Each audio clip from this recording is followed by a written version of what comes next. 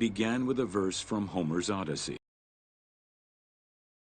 In front of Egypt, in the sea with many swells, an island called. Guided by these clues, Alexander the Great founded his future city at the western end of the Nile Delta.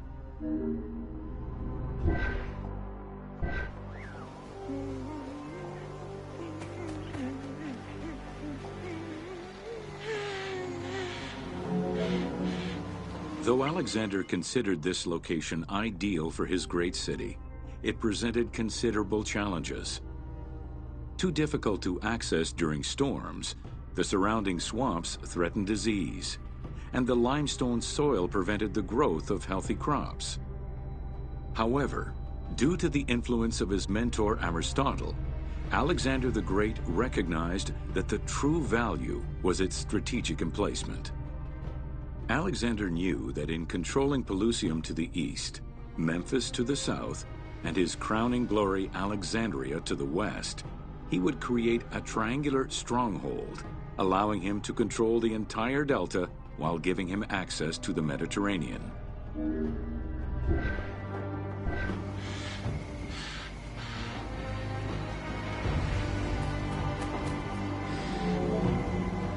The Great Walls of Alexandria had a humble beginning. Lacking chalk to outline the future city's foundations, architects were forced to use flour instead. Clouds of migrating birds swept down and ate the flour, erasing the plans. This prompted Alexander to seek guidance from the oracles, who reassured him that his future city was destined to feed a large population.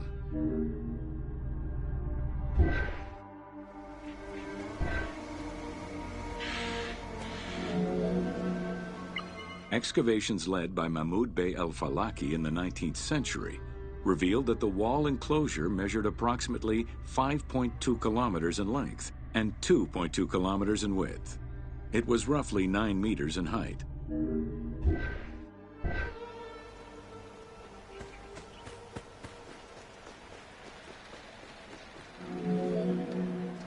These formidable ancient walls would resist a number of attacks, including fending off the king of Syria in 169 BCE. It wasn't until 295 CE that they eventually fell to Roman Emperor Diocletian, and this only after 8 months of relentless assault.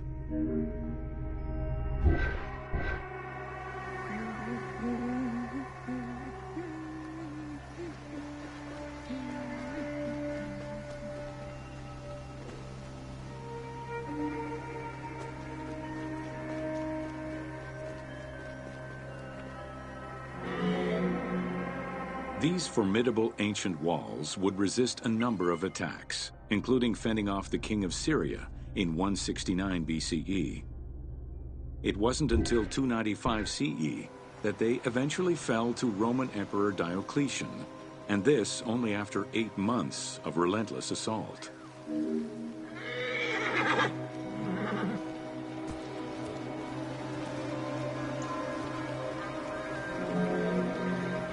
Alexandria's principal architect, Dinocrates, chose a Hippodamian grid plan. The grid maximized functionality, with wide, straight roads and canals running beneath them. Alexander recognized the military value of the city's design. The wide, parallel streets gave him optimal surveillance of the city, while allowing the unobstructed flow of troops.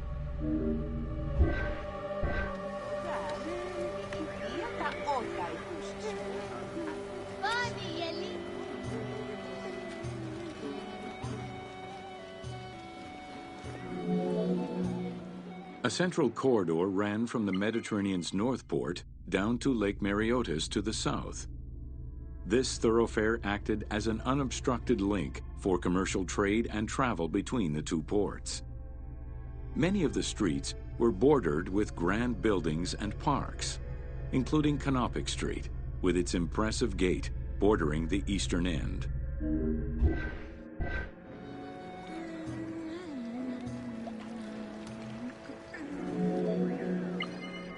Alexandria was most likely built upon an already existing Egyptian village.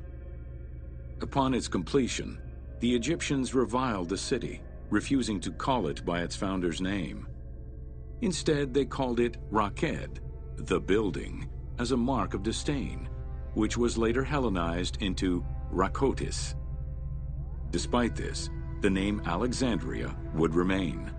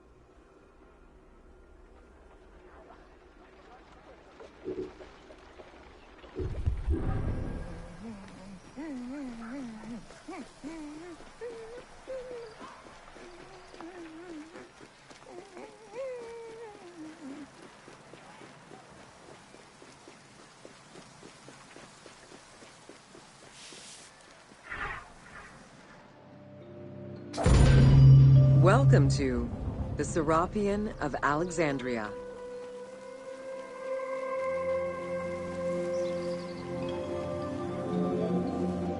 In a city of numerous magnificent attractions, the Serapeum was considered to be the most beautiful temple of Alexandria.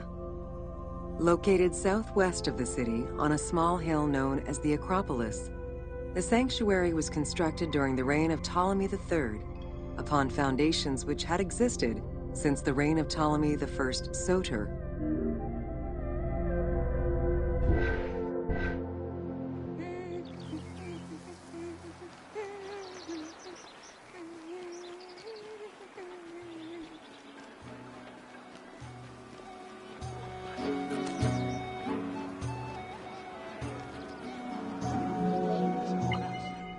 Visitors of the Serapeum climbed 100 steps to reach the courtyard.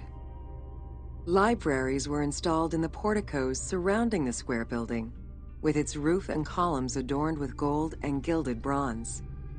Pharaohs were generous to the temple, as were several Roman emperors after Egypt's conquest. An inner temple housed the statue of Serapis, dedicated to healing the sick.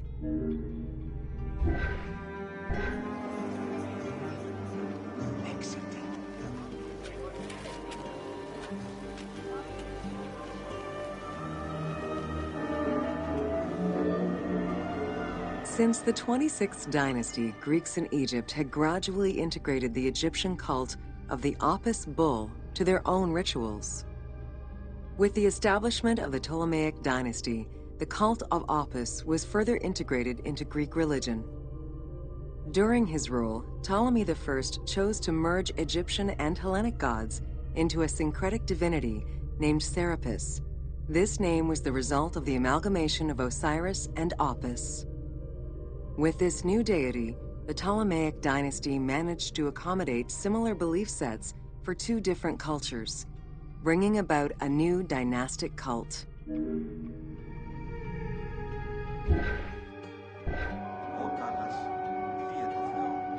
προσεύχου δια την νίκη του στρατού.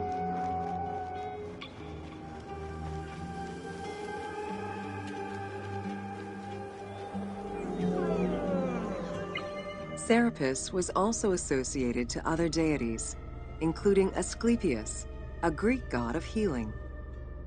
It is possible that, as with the Serapis Temple of Canopus, the sick would visit this sanctuary, sleeping there overnight in the hopes of being healed within its hallowed halls.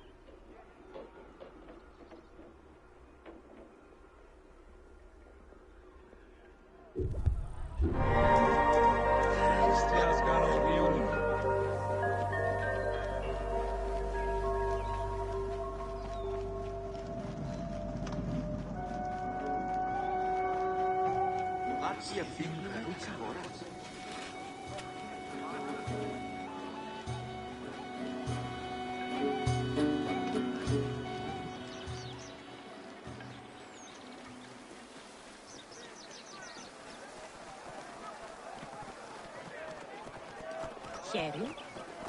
Λαμπρός έχω. Εσού ελάβνην ούκη γνωσκόμην γε. Εις βέλτιστος.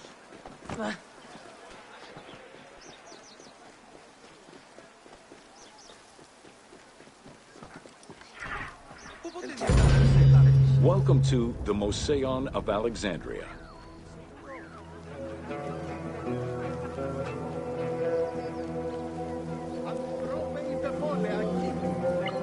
The Mouseion was a sector of the city commissioned by Ptolemy I to rival Athens' Academy as an institute of intellectual pursuit.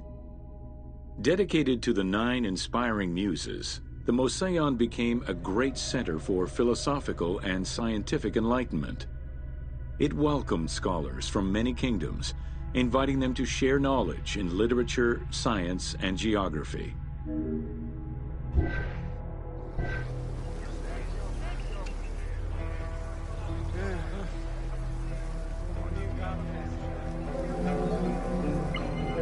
The Mouseion was designed so that its buildings and grounds would accommodate free thinking, debate, and presentation. Meeting spaces and theaters surrounded a main courtyard. Expansive gardens were filled with exotic plants that aided in the study and supply of herbs and medicines. A zoo offered the study of animal behavior and physiology. Also among the Mouseion's many star attractions was its astronomical observatory.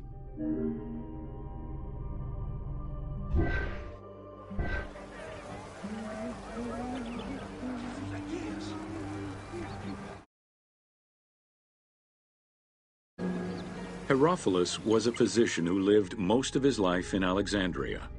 He was able to perform the dissection of human cadavers on a large scale due to the permissiveness of the city in such matters.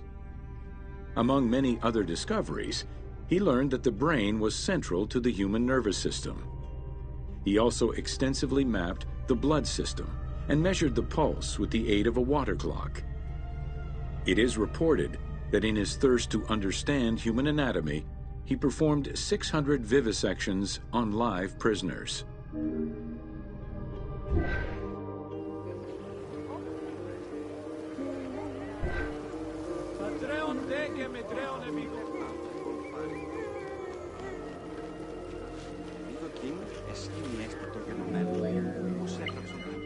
In order to be free to pursue their research, scholars were fed and housed at the Mouseion at the government's expense. This freedom provided Alexandria's scholars a meeting space for intellectual pursuits and a haven for spiritual peace. Though nothing remains of the original Mouseion, it lives on as the legacy of our modern museums.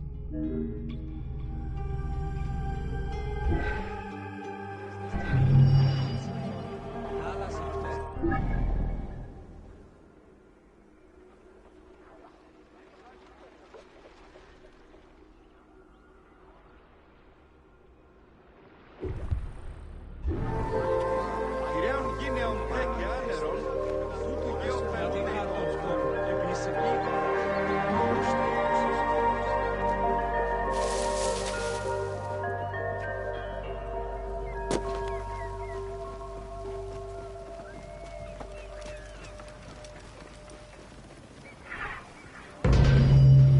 Welcome to the Islands of Ferris.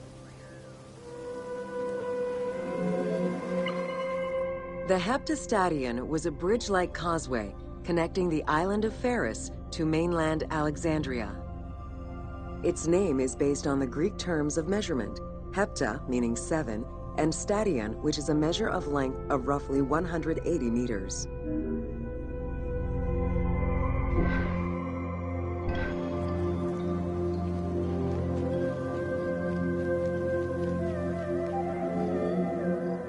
Since its construction would separate the Grand Port to the east and the port of Eunostos to the west, it was designed with channels at each end. These openings allowed passage from one port to the other.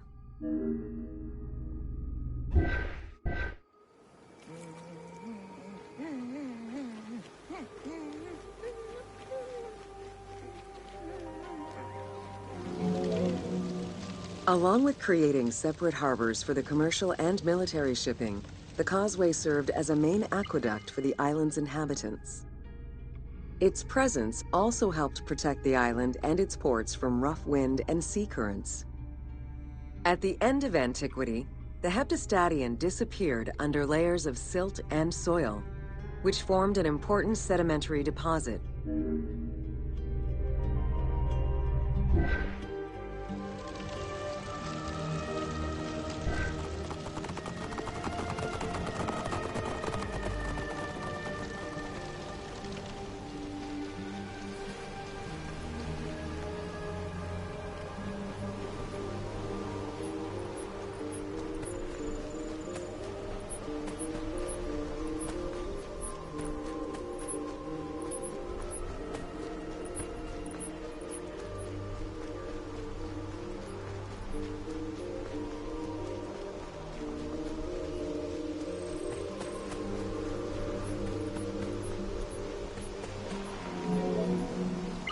While the Serapeum was the most celebrated of the temples in Alexandria, many other temples were built within the city. Most of these structures have been completely erased over time, and there is no way to discern how many existed. However, research of ancient papyri offer tantalizing hints as to the possible location of at least some of the temples.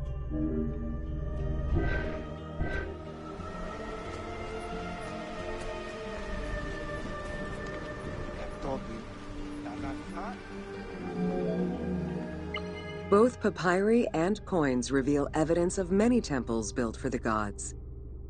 Poseidon, the god of the sea, likely had an edifice in his honor west of this island, as well as on the mainland. This temple next to you is dedicated to Isis Pharia, the divine protector of the lighthouse. This location hosted annual celebrations in the month of April, known as the Sacrum Pharia, in connection to the lighthouse. In her incarnation as Isis Fortuna, the goddess carries a rudder and a cornucopia, both symbols of good luck for navigators.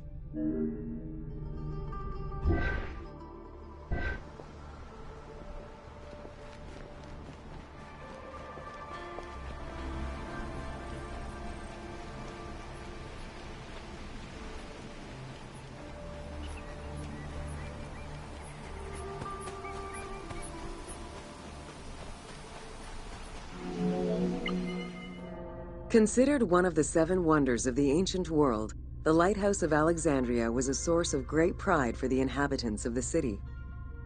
Construction began under Ptolemy I's reign and lasted 15 years. It was completed during his son's rule. Once completed, the lighthouse was dedicated to the gods for the salvation of those who sail the sea.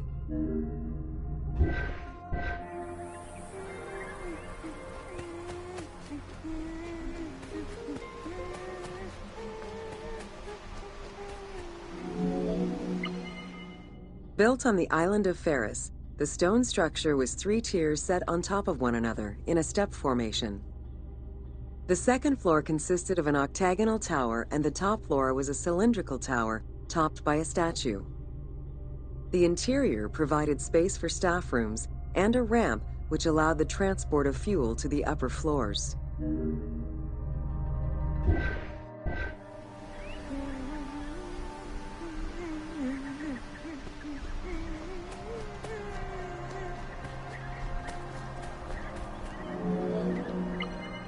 Essential to safe navigation through the rifts and shallow waters, the Pharos was a functioning lighthouse, with a beam reportedly visible 50 kilometers away. It's unclear what kind of fuel was used or how much. Any other details of how the light worked remain a mystery.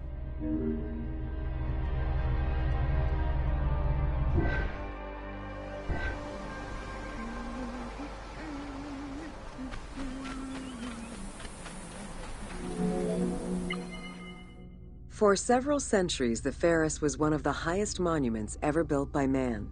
It measured roughly 110 meters in height, compared to the Pyramid of Giza, which was around 140 meters tall.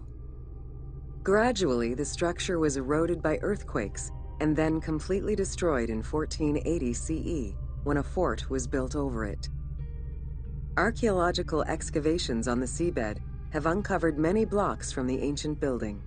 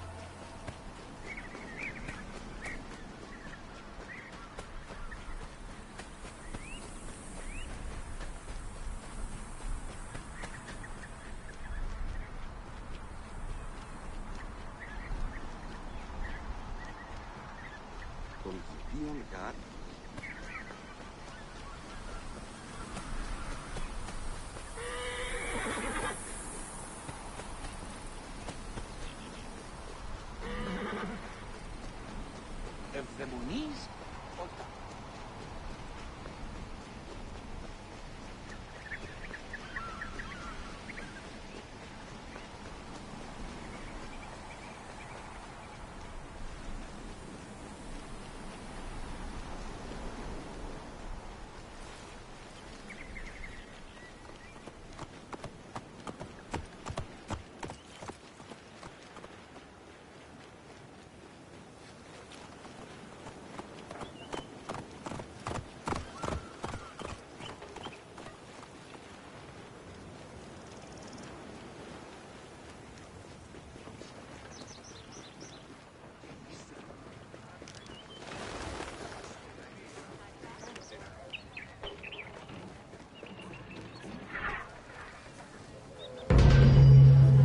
Welcome to Education in Alexandria. The education of young Alexandrians did not differ from the one generally dispensed elsewhere in ancient Greece.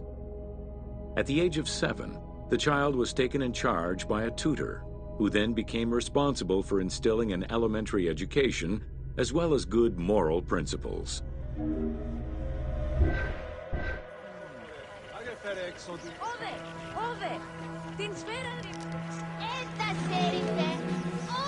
Teaching was generally done outside, in the open air. Taught not only sports, but also topics such as rhetoric, philosophy, music, and poetry, all things deemed essential to one's education at the time.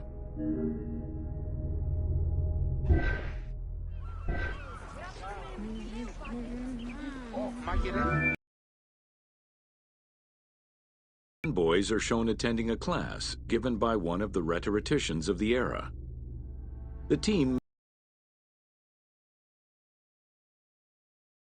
game world, even though it is historically inaccurate. The team felt it was not necessary to prioritize historical sexism over inclusive gameplay.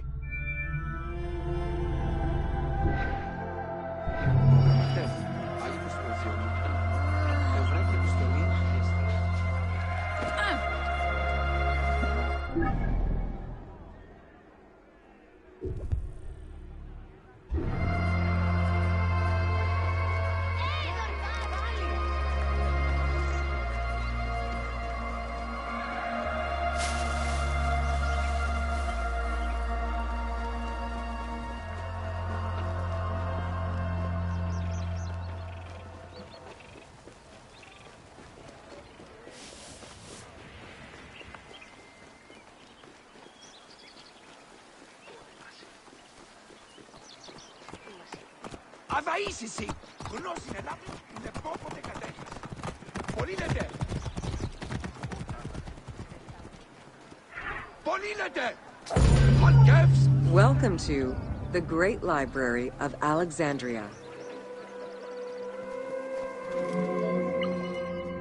Near the district of royal palaces and within the Moseon was the most famous library of all antiquity.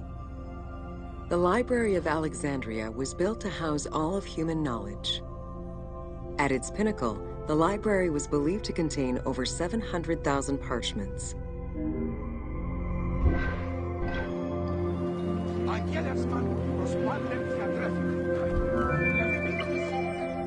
Throughout the centuries, fires and wars between Christianity and paganism destroyed the library, leaving nothing behind.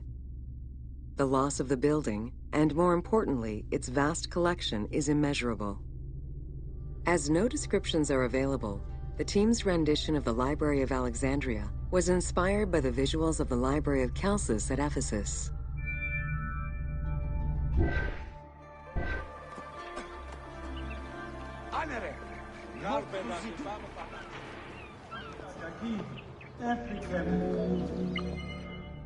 While much of the collection was purchased at the government's expense, the library also obtained books through other means. Any books owned by travelers coming through the city were seized to be copied for the library. The copy would then be returned to the owner, and the original entered into the library's collection.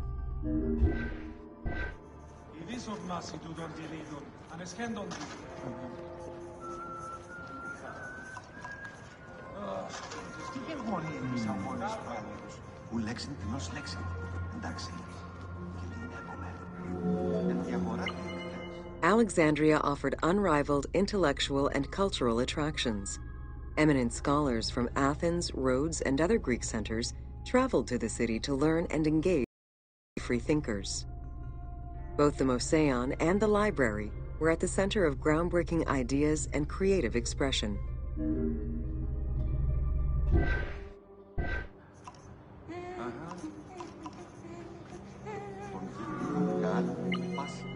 The great minds of antiquity were usually well-versed in many disciplines, which were often associated to specific schools of thought.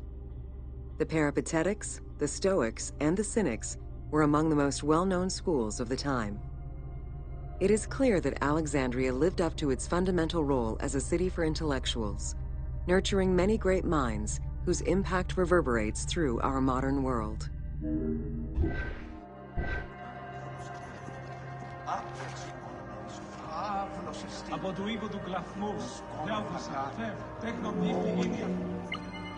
Hypatia of Alexandria was a Greek mathematician, philosopher, astronomer, and inventor. Though born in Greece, she eventually migrated to Alexandria, like many great minds of the time. It is there that she became the head of the Neoplatonist school of Alexandria. From most accounts, she was highly respected by her fellow Alexandrians, both as a teacher and a philosopher. Ancient scientific discoveries came to an end.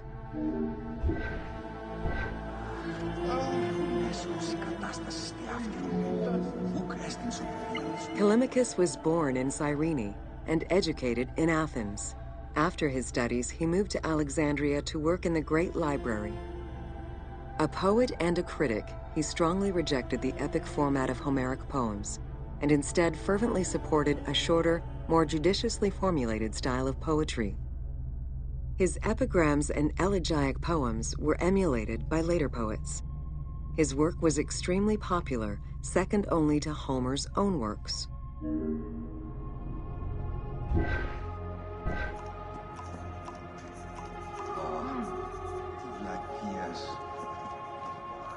Δόξα της Θεής, τετέλεστε επιτέλους.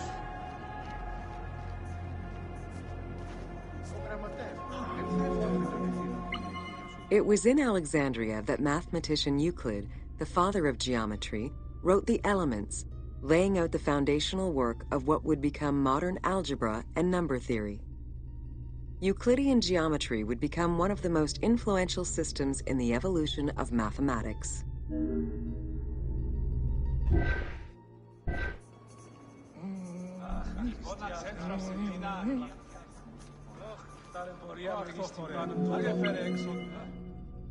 How do you calculate the circumference of the Earth with a camel, 2 sticks, and shadows cast by the sun? This is what Eratosthenes of Cyrene described in his principal work, Geography, while he was director of the Great Library of Alexandria. He is credited for the invention of the armillary sphere around 250 BCE.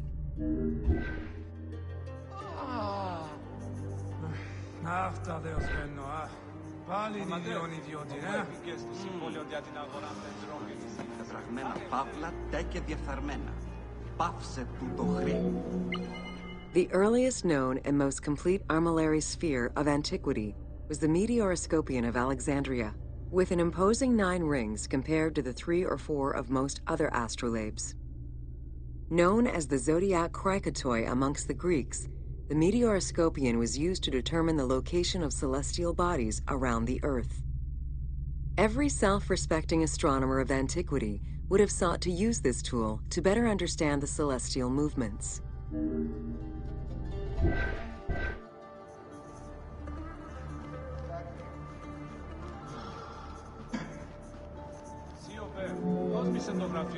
Pythagoras of Samos was a well-known and respected philosopher and mathematician. He is best known for the Pythagorean theorem. However, there is proof that the theorem existed in Babylonia and India long before Pythagoras was born, casting some doubts as to who exactly originated the theorem.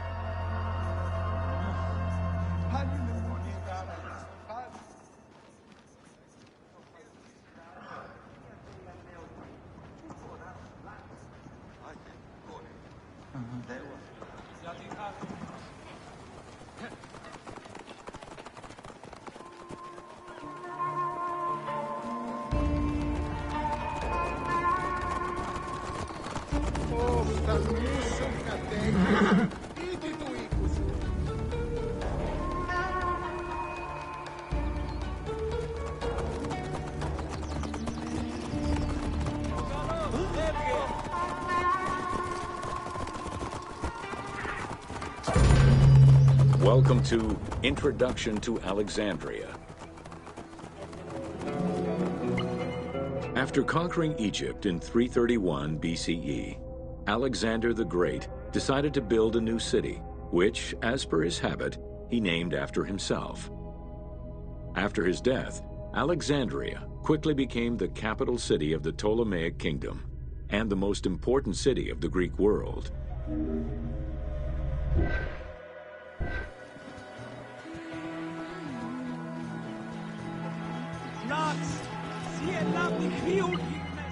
The city was built between the Mediterranean Sea and Lake Mareotis, which resulted in Alexandria becoming a crucial cultural hub and trading center.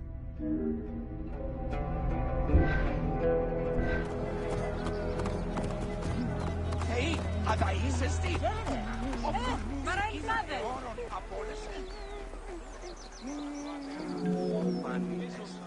Sumptuous buildings could be seen wherever one turned their gaze. The royal palaces, the many temples, the gymnasium, lush public gardens, and large avenues.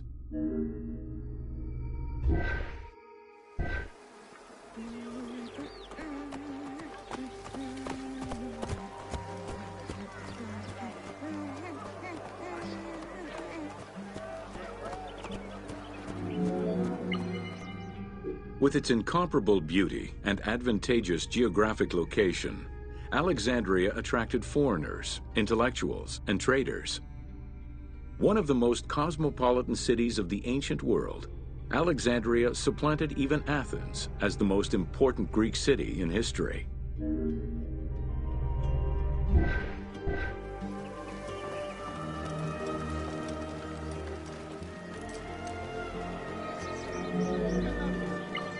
Egyptian obelisks were highly prized by Roman architects. While Roman design previously favored the use of a single monument, Egyptian obelisks tended to come in pairs and were generally located at the entrance of temples. Several ancient Egyptian obelisks are still in existence today, though many are spread out across the world in locations such as Paris, Rome, New York, and London. All of this shows that Alexandria was significantly influenced by the rich past of Egypt.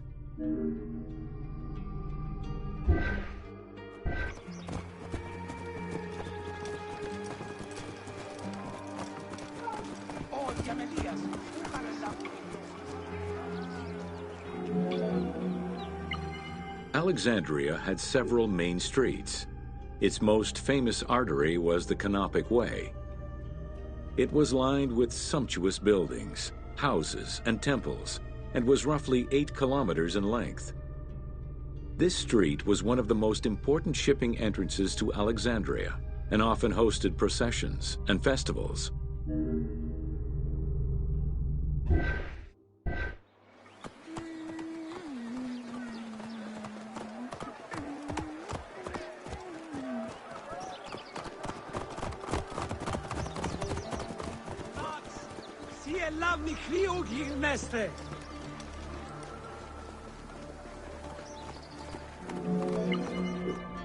The width of the street, 30 meters, was abnormally large even by Greek standards.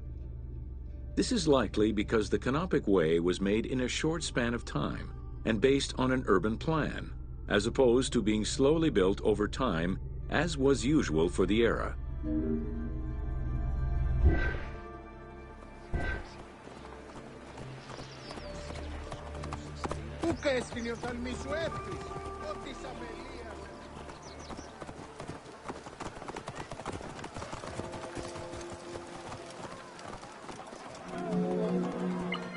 The Canopic Way originated in the western cemeteries, skirted the gymnasium, and then exited the city to head east through massive doorways towards Canopus. This structure was known as the Canopic Door.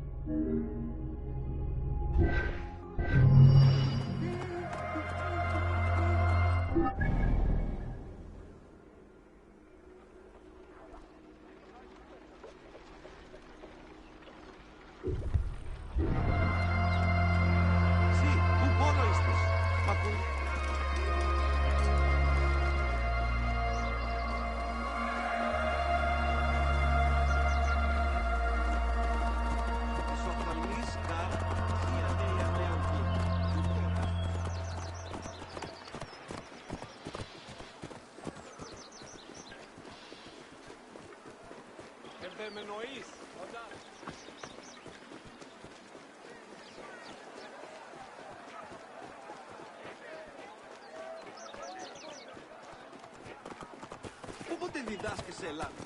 Τι χρόνια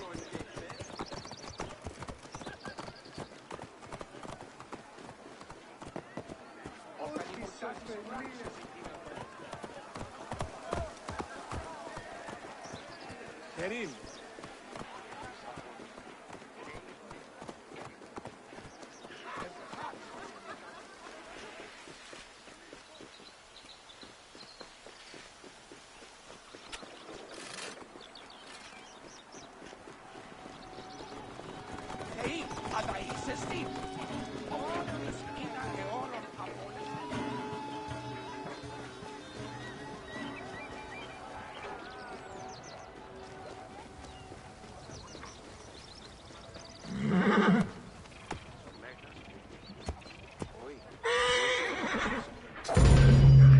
Welcome to the Siege of Alexandria. Among the collection of writings attributed to Julius Caesar are his descriptions of the Siege of Alexandria, the Gallic Wars, and the commentaries on the Civil War. These archives contain information on different campaigns, the Wars of Alexandria, Africa, and Spain. Each of them recounts Caesar's military activity from 58 BCE to 45 BCE. Though Caesar's documents remain a main source of information, it's important to note that the perspective is limited. It is necessary for other historical documents to be taken into consideration to provide a better understanding of events.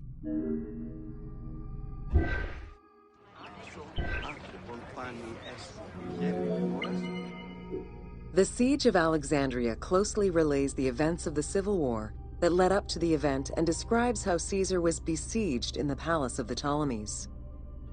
Other ancient authors have left equally valuable and sometimes contradictory information.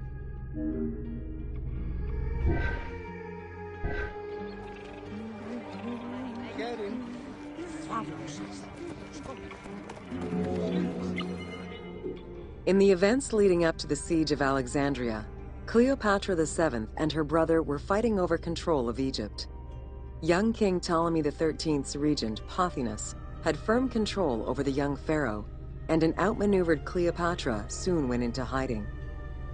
This set the stage for Pompey's arrival in Alexandria.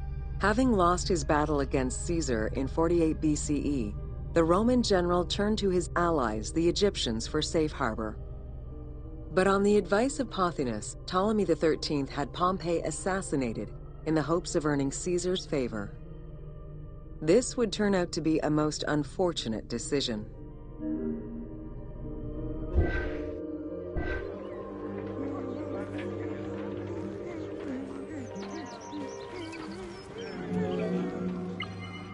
Upon his arrival in Alexandria, Caesar was presented with Pompey's head.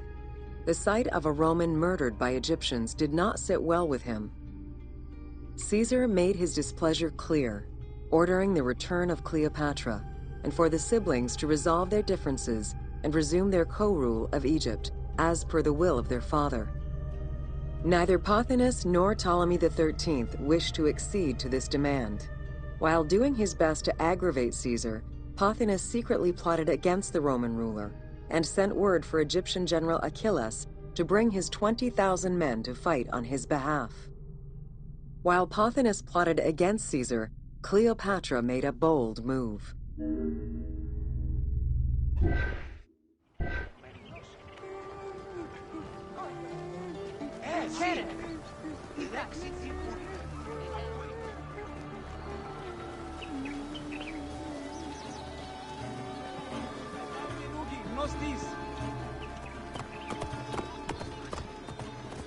Καλάτε σου! Χορέψε! Τι πράγμα? Άβλος εσύ.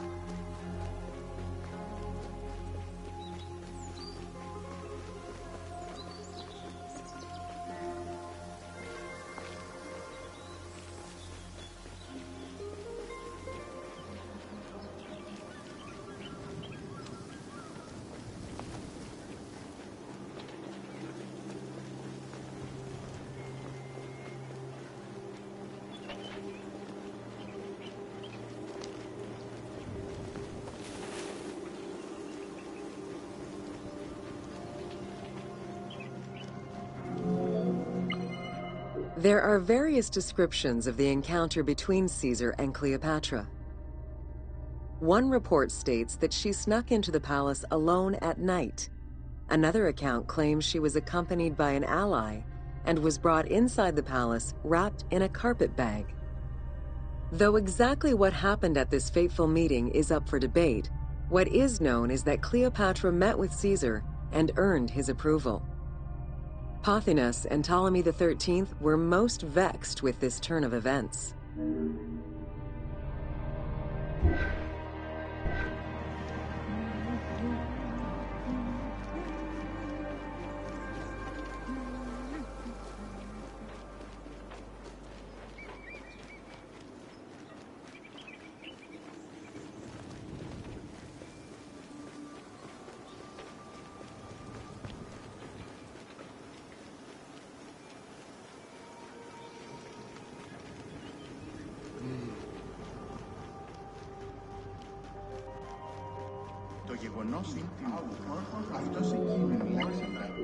With Cleopatra finally present, Caesar chose to act as mediator between the siblings in the hopes of a peaceful resolution.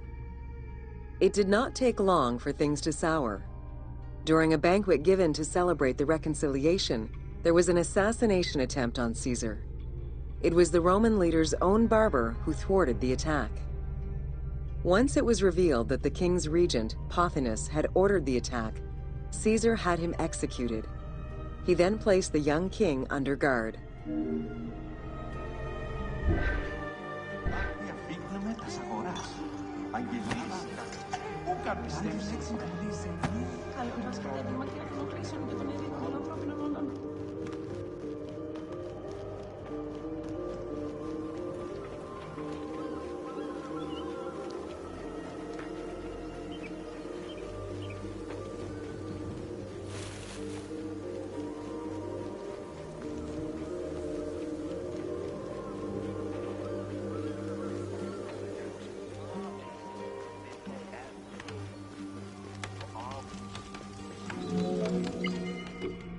Caught within the palace with roughly 4,000 troops, and with the knowledge that the arrival of enemy forces was imminent, Caesar sent for help from Syria, Rhodes, and Cilicia. He ordered his men to dig a ditch around the palace and build a wall leading to the harbor. This would ensure Caesar's access to the sea. When Egyptian General Achillas arrived in the city with 20,000 men, the battle for Alexandria began.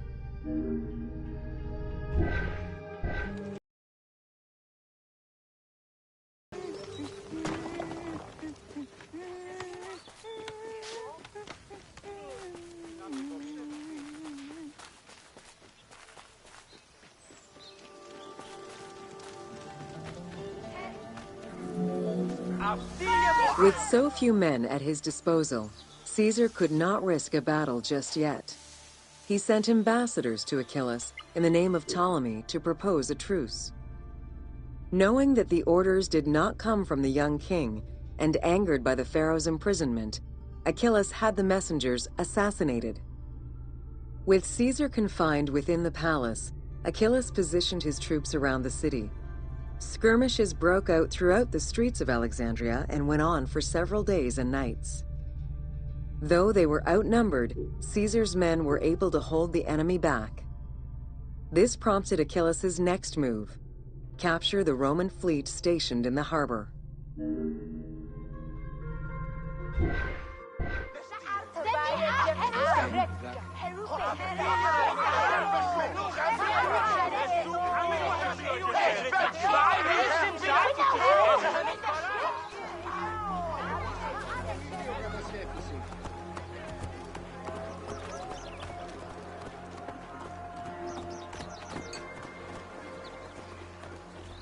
Παύλε, αμελή άνθρωπε, πού κοράν δίνασε.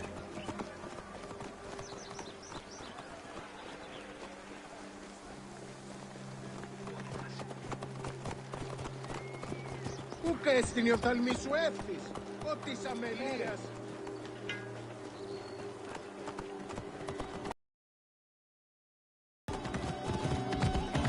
Allah kere.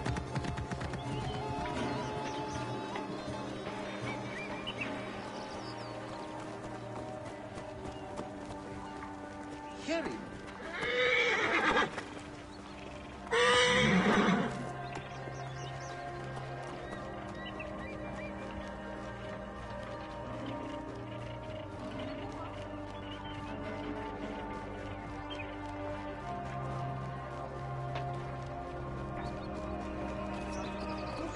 Sinoskis Fable. Although the palace offered protection, losing the port meant the end of help and supplies. Caesar knew he had to protect the fleet. While he and his troops succeeded in regaining control of the port, he knew it would be impossible to sustain. Caesar ordered the burning of the ships. With passage back to the palace closed off, he headed for the lighthouse of Alexandria.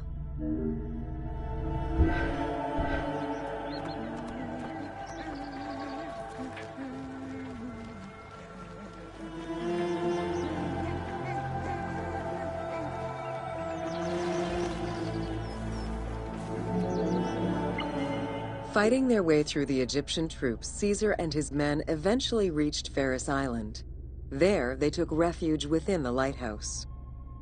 With easy access to the open sea, Caesar was able to send messages to his allies requesting reinforcements and more supplies.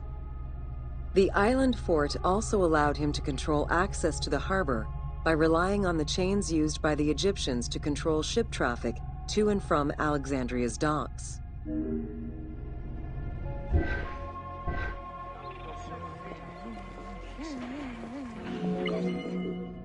The exact chronology of events during the war in Alexandria remain imprecise. Conflicting accounts raise questions as to when, and even if, the Great Library of Alexandria was burned down at all. One account states that during the fighting, docks and warehouses were burned, and this was the fire that spread to the library. In another account, when Achilles cut off the harbor, Caesar had to leave the safety of the palace to defend his ships. As the enemies battled across the port, their arsenals set ships ablaze, and this destruction spread to the library.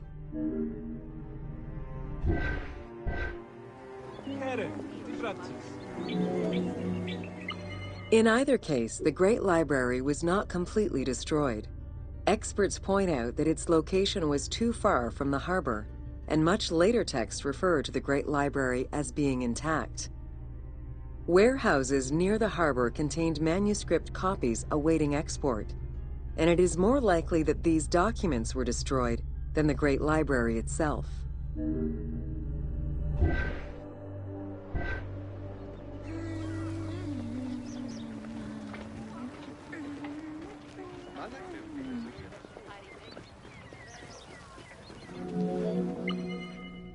The destruction of the Great Library may have been due to a number of fires over the ages. Its end was probably closer to the 4th century CE, when the Christian Emperor Theodosius I ordered the closure of all pagan temples. While some documents survived after being moved away, it remains unclear just what knowledge may have been lost.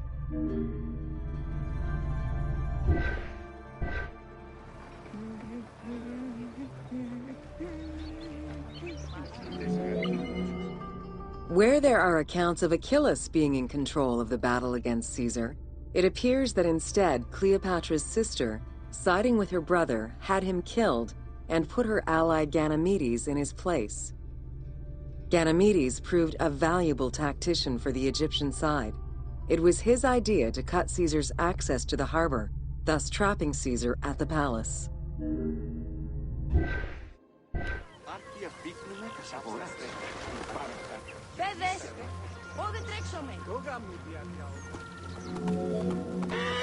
During the time of Ptolemy I, canals had been dug throughout Alexandria to provide fresh water. Ganymedes had his men take control of these canals. After isolating their own water supply, he had his men pour salt water into the canals and cisterns that led to Caesar's camp.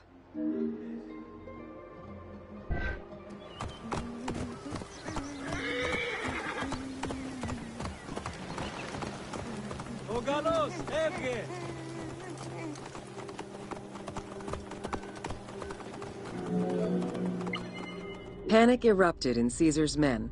They wouldn't last long without fresh water. Recognizing that the porous limestone could help them, Caesar and his men dug wells to restore their water supply. Days later, the 37th Legion, comprised of Pompey's soldiers, arrived by ship. Unable to come ashore due to the winds, Caesar risked going out to meet them on the peninsula, Cape Chersonese. When the enemy learned Caesar's location, they rushed to intercept. Despite an obvious advantage for the Alexandrians, Caesar, with a Rhodian ship full of skillful sailors, emerged victorious.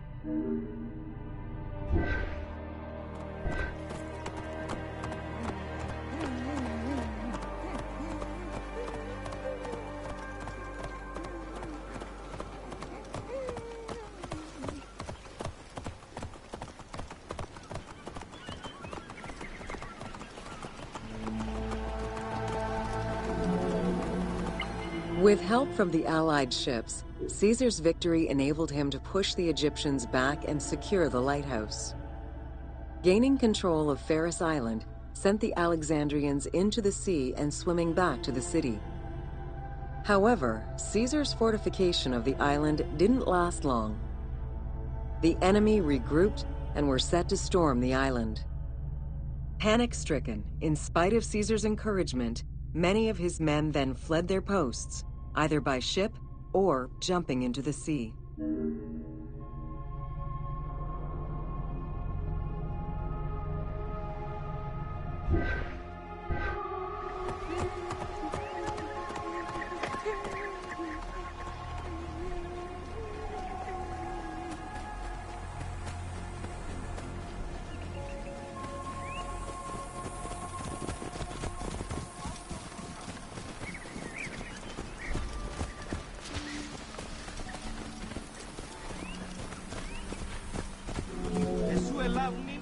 Caesar attempted to retreat, but Port Eunostos' harbor was overrun with enemy ships, preventing escape. Reportedly, Caesar gathered his papers and leapt overboard in an attempt to swim to an Allied ship farther out. Historian Cassius Dio claimed that Caesar would have drowned if he hadn't been able to remove his purple garment. Still, he managed to swim the distance and survive. The Alexandrians recovered the cloak and used it as a trophy to commemorate the Roman debacle.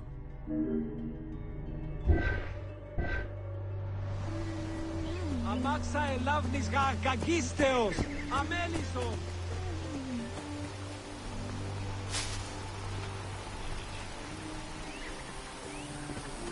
Ιδιώτη, ελάβνην ούκη. Unhappy with Ganymedes and wanting their king restored, the Alexandrians approached Caesar with a compromise. Caesar agreed to release Ptolemy XIII after entreating him to spare the kingdom and remain loyal to Rome. Once freed, however, the king defied the agreement and continued the war.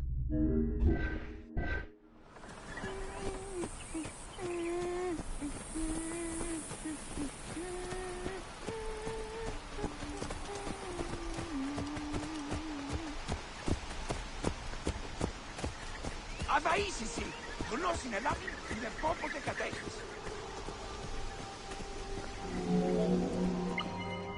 By this time, a faithful ally of Caesar's, Mithridates, arrived in Egypt, clashing with Ptolemy's troops at Pelusium.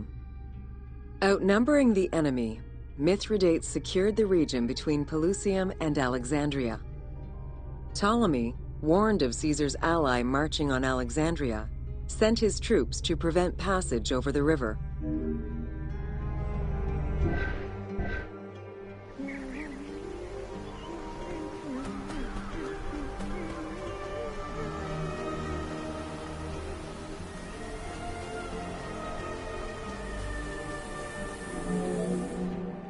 Mithridates warned Caesar in time, and the two groups confronted the armies of Ptolemy in the Delta.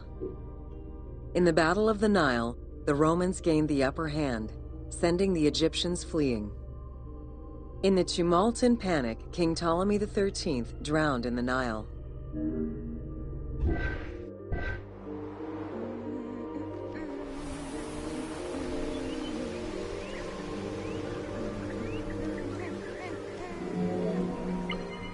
After the siege ended, Cleopatra VII married her younger brother, Ptolemy XIV, enabling her to reign over Egypt until 30 BCE. Under her rule, Alexandria settled into its position within the Roman Empire and eventually surpassed Athens as one of the most important cities in the Roman Empire. Julius Caesar remained in Egypt for a short time. He and Cleopatra would later have a son named Caesarion.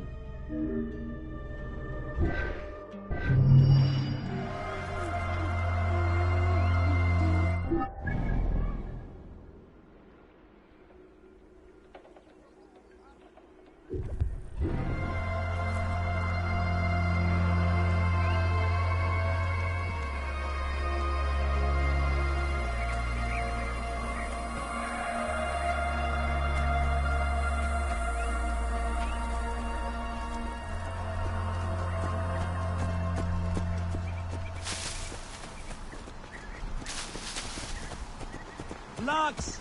See a lovely field here, Neste!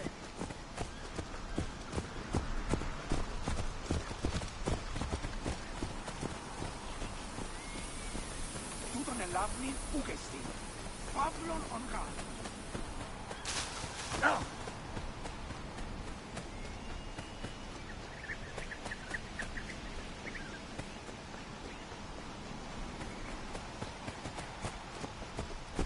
Της οφθαλμής γάρ διανέια νέωτη.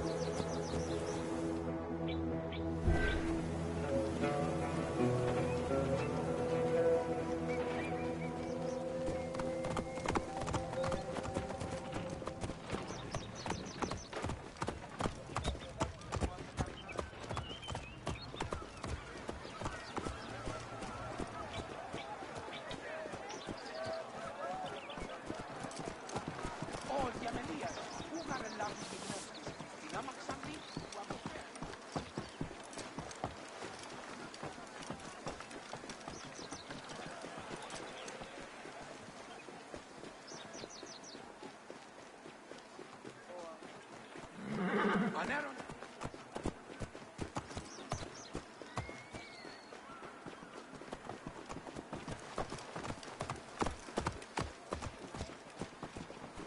Όποτε διδάσκεσαι Ελλάδα.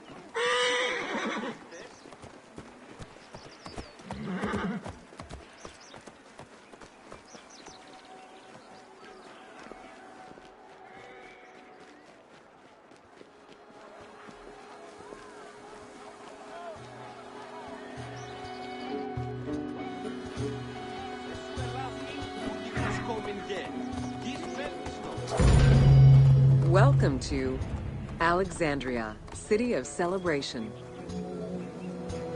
Like most Greek cities, Alexandria offered multiple forms of entertainment. Most were related to cults, religious practices, and the festivities surrounding those practices. Among those festivities, the most important ones were the dynastic celebrations, instituted in honor of the deified Ptolemaic kings and queens. These celebrations could go on for many days and included sacrifices, offerings, processions, and public banquets.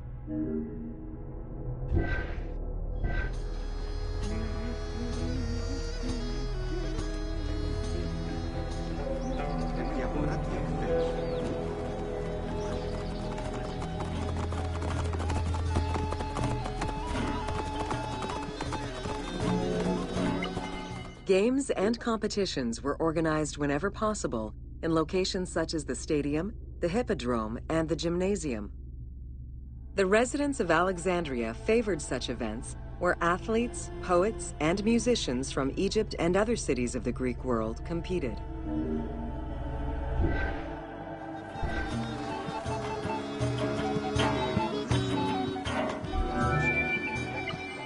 Like all good Greek cities, Alexandria had a theater.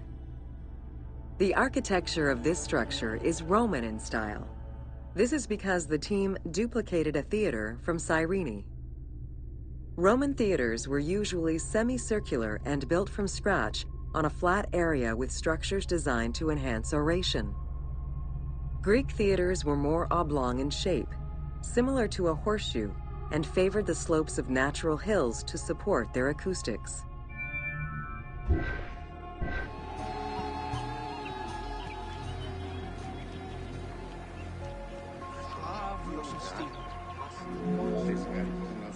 At the theater, one could witness the plays of contemporary comic and tragic authors. The play you are witnessing below is Menander's Dyskolos, more commonly known as The Grouch, a late and popular entry in the Greek comedies.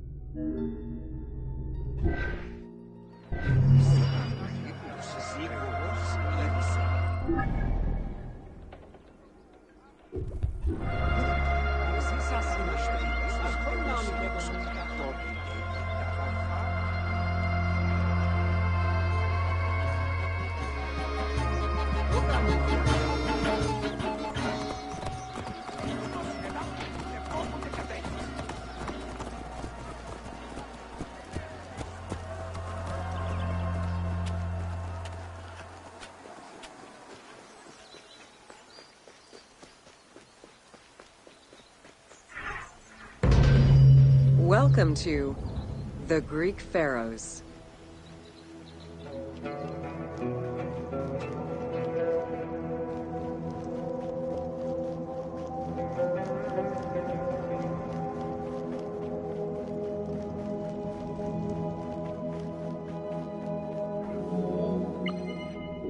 Pharaohs were considered divine incarnations of the gods.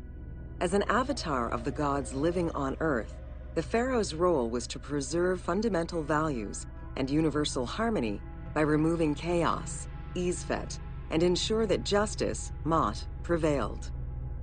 The pharaoh, by divine ancestry and through multiple offerings, was the bond that unites the world of men to the world of the gods and allows the maintenance of the cosmic order.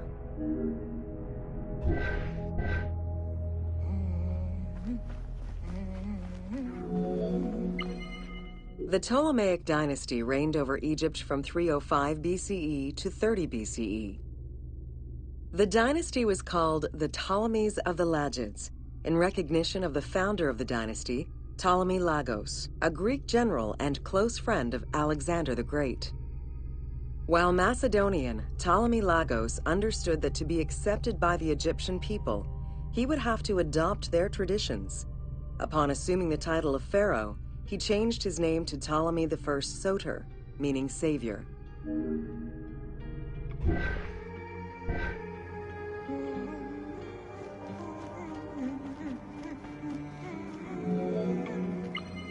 Born in 356 BCE, Alexander the Great went through a hasty education in the affairs of the kingdom before integrating into the Macedonian army, where he quickly rose through the ranks. After his father's assassination in 336 BCE, which some believed was orchestrated by Alexander himself, he became king of Macedonia. Ruler of a unified kingdom and leader of a large army, Alexander set his sights on conquest.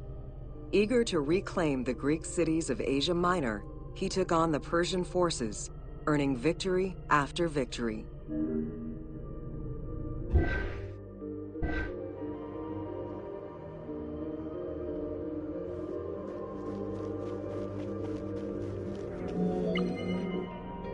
Ever victorious, Alexander the Great marched on, laying siege to city after city until he reached Egypt, where the Persians were defeated yet again.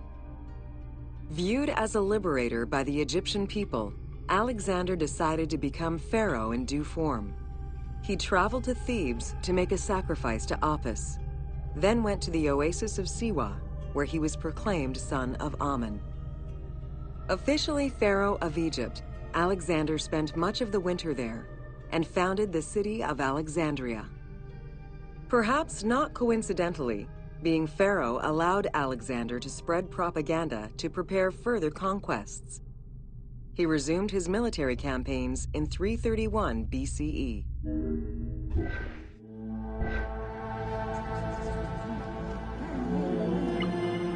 On his deathbed in 323 BCE, Alexander the Great gifted the satrapy of Egypt to Ptolemy Lagos. Perfectly aware of the value of Egypt, Ptolemy ensured not only the stability of the country's borders, but also its economic and military development. At the same time, he worked with the Egyptian elite to maintain the internal order of the country.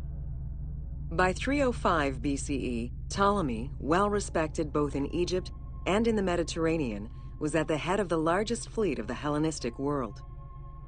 Ptolemy officially took the title of Pharaoh of Egypt in January 304 BCE, on the anniversary of Alexander the Great's death.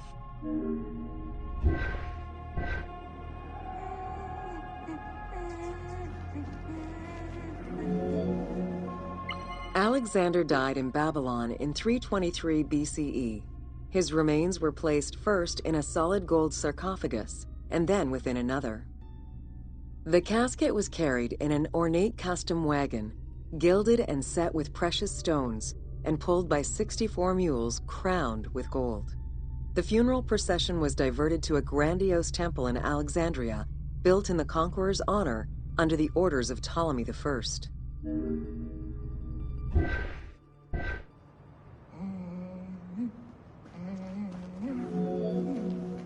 Julius Caesar visited Alexander's tomb at the capture of Alexandria, and the Roman Emperor Augustus reportedly placed flowers there. However, though many powerful leaders claim to have visited it, the tomb's location has gone missing from history. Some accounts do state that the golden coffin was replaced by a glass sarcophagus, probably by Ptolemy X. It is also implied that Cleopatra may have plundered the tomb in a time of financial crisis.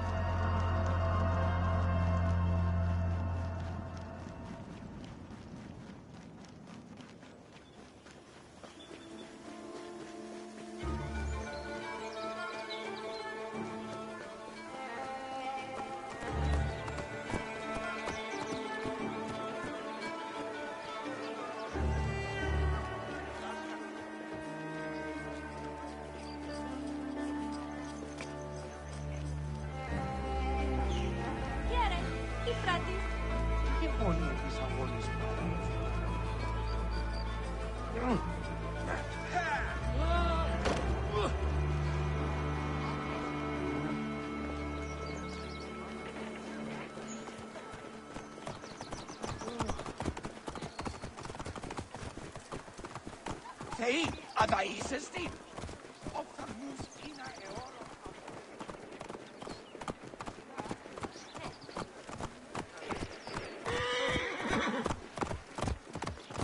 Αδα είσεστη.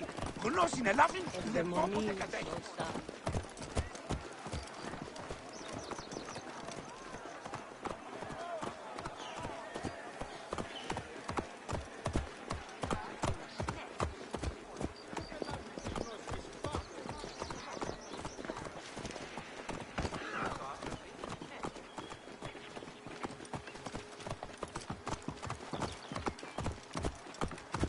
Παύλε, αμελή άνθρωπε, ου κοράν δίνασε.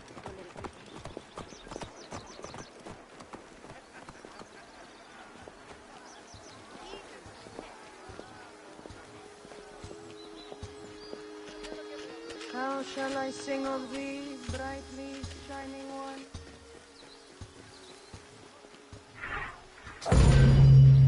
Welcome to the Panean. The Panean was a temple built in honor of the god Pan, divinity of nature. This Greek god, often represented as a half-man, half-goat, with a beard, horns, and goat's hooves, was considered the protector of shepherds and herds.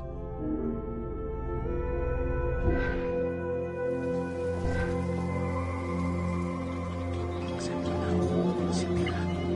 Pan's attribute was his namesake musical instrument, the pan flute. His temples were usually located in caves and on high mountains, and were frequented by shepherds. It is likely that Mediterranean cults adopted the imagery of Pan to symbolize the Christian devil.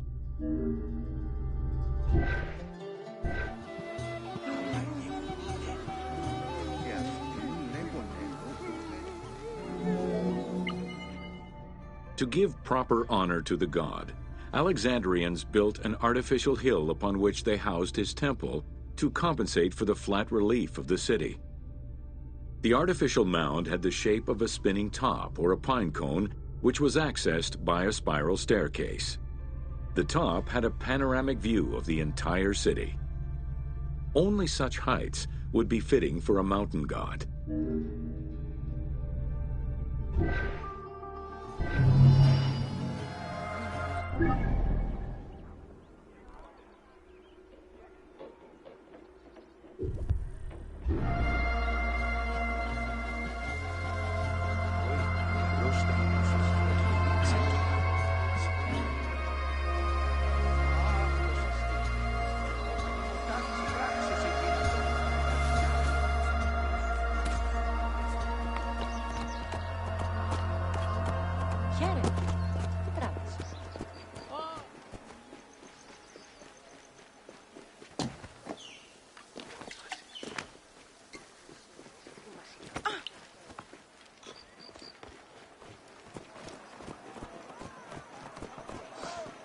Πού πες την ορθαλμή σου έφτους, ό,τι σ' αμελία.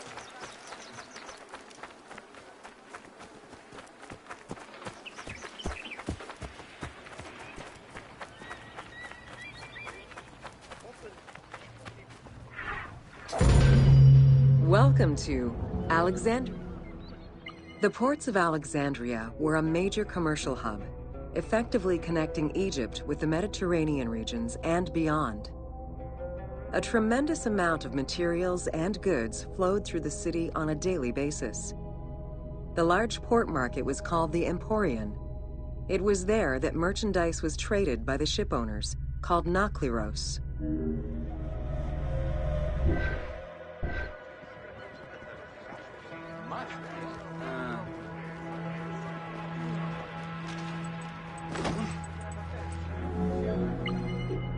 Food and other artisan work streamed out of Egypt.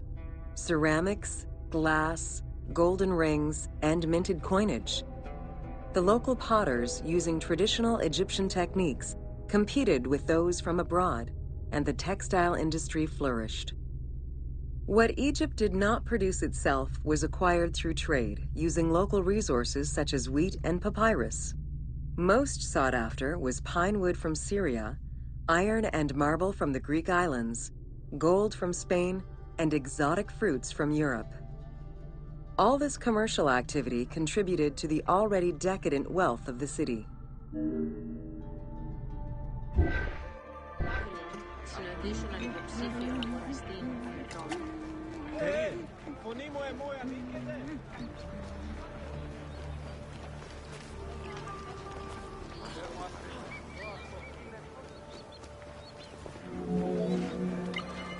The wood imported to Port Mareotis through Alexandria's seaward ports was used in the nearby shipyards, where most of Egypt's ships were built.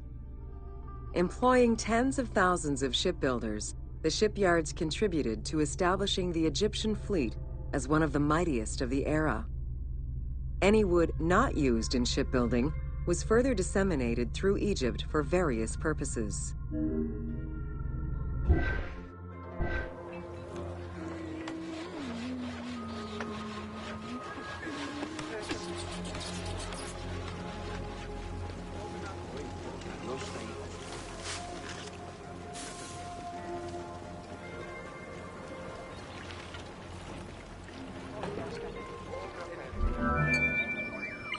The southern port of Lake Mareotis was the biggest in Alexandria.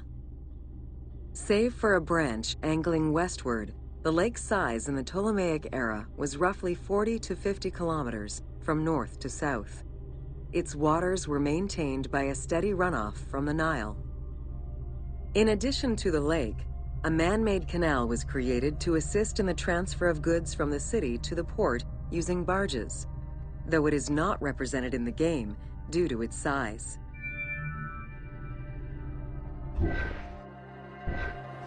Ευδαιμονείς, ο Κάρ.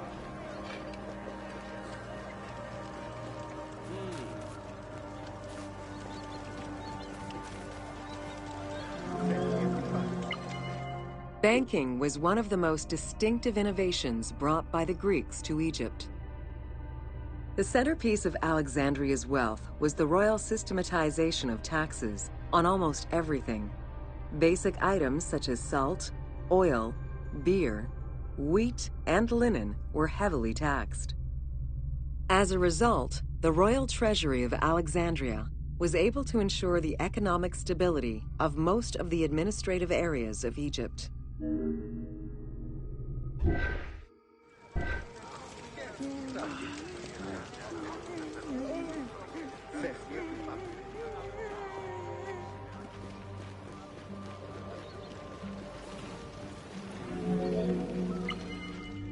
By the late 12th century, the channel feeding the lake from the Nile silted up.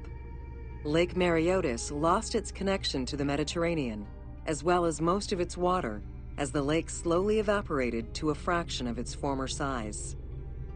In modern times, Lake Mareotis is being kept alive through irrigation.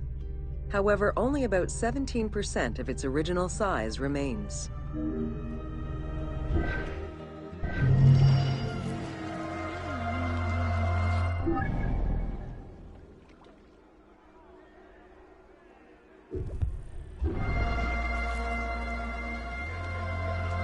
Ευδαιμονείς, ο Κάρ.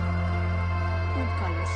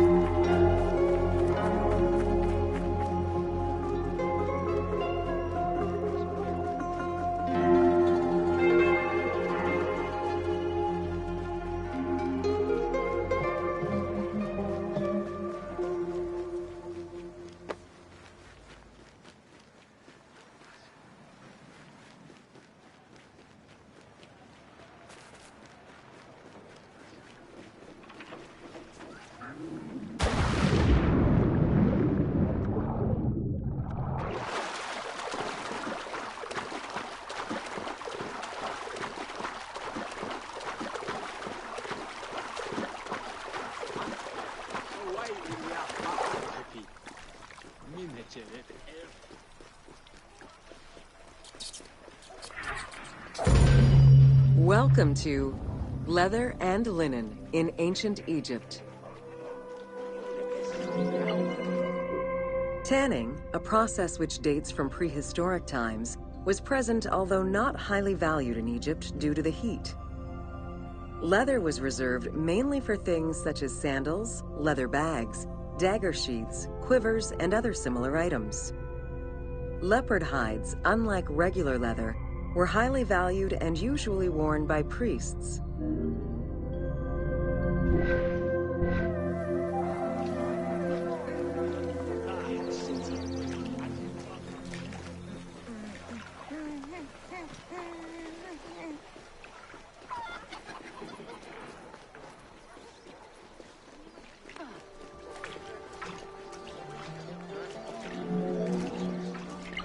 Valued for its coolness and freshness in hot weather, linen was the fiber most commonly used for fabrics and textiles. It was produced from flax, which was plentiful in Egypt. Fibers were usually dyed before weaving.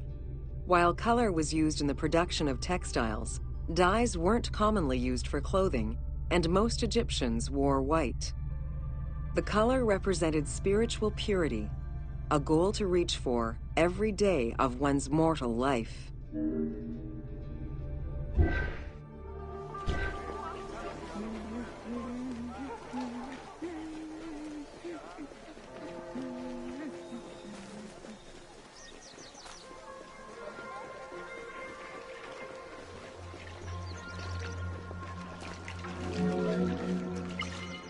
Various shades were achieved using woad, a dye produced from the leaves of Isotis tinctoria. The plant was cultivated for this purpose within the Nile Delta and allowed for the creation of various colors. For example, different maceration times of the leaves would result in colors ranging from red to green, while adding in limestone shifted it to blue. During the Greco-Roman period, other ingredients were found, resulting in a wider range of colors.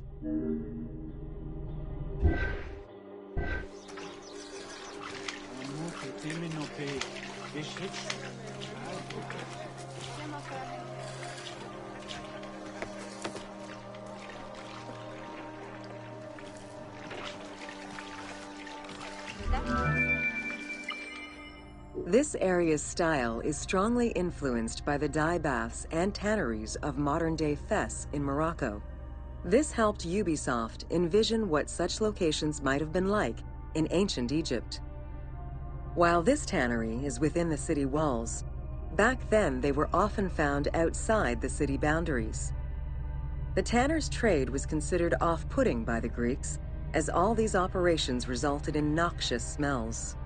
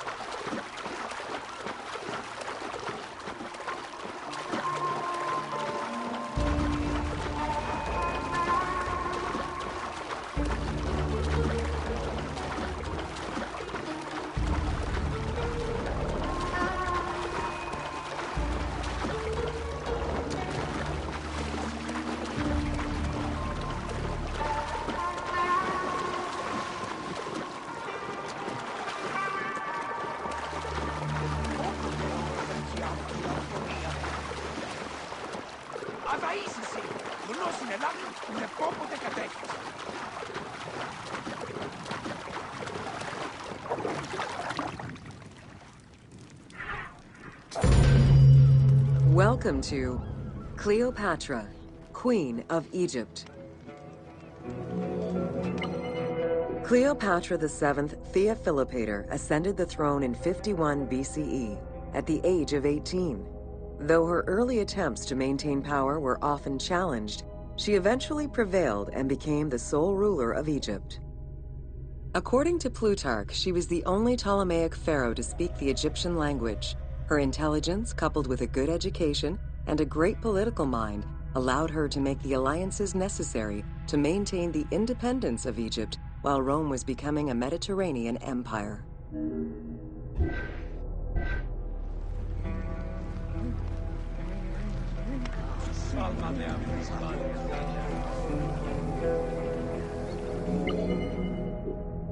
It is important to understand that Cleopatra's knowledge of Egyptian language and keen understanding of the culture allowed her to make powerful ideological reference that resonated with ancient Egyptians.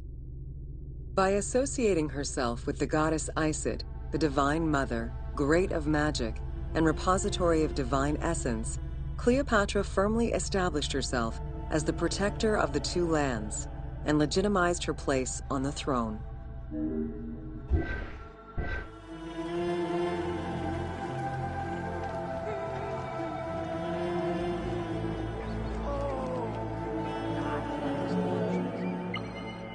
Upon his death in 51 BCE, Ptolemy XII Aulus bequeathed his kingdom to his daughter and eldest son, Cleopatra VII and Ptolemy XIII.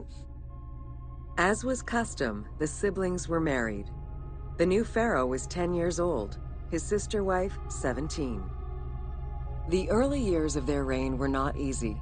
Between 50 and 48 BCE, droughts and floods aggravated Egypt's problems. General Achilles and the royal advisor Pothinos kept intervening in the young ruler's political decisions, and eventually colluded to turn Ptolemy XIII against Cleopatra. By 48 BCE, Cleopatra was in exile.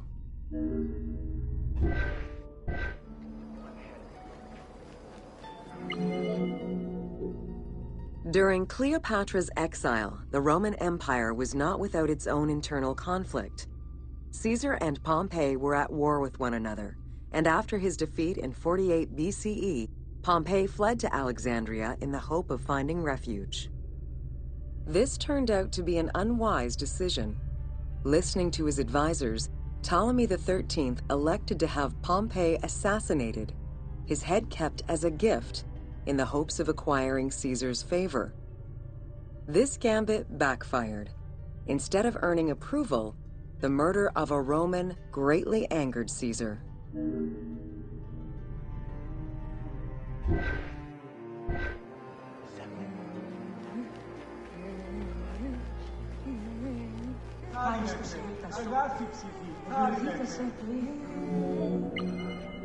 Cleopatra, aware of Caesar's anger against Ptolemy for the murder of Pompey, decided to take advantage of the situation. She returned to Egypt in secret, hoping to establish an alliance with one of the most powerful men of the time. Outside of the legend, where she had herself smuggled into his quarters in a carpet, what exactly happened during that fateful meeting remains a mystery. However, Caesar seemed to see a better ruler for Egypt in Cleopatra than in her young and too easily influenced brother. Invoking Ptolemy XII's will, Caesar attempted to mediate peace between the siblings.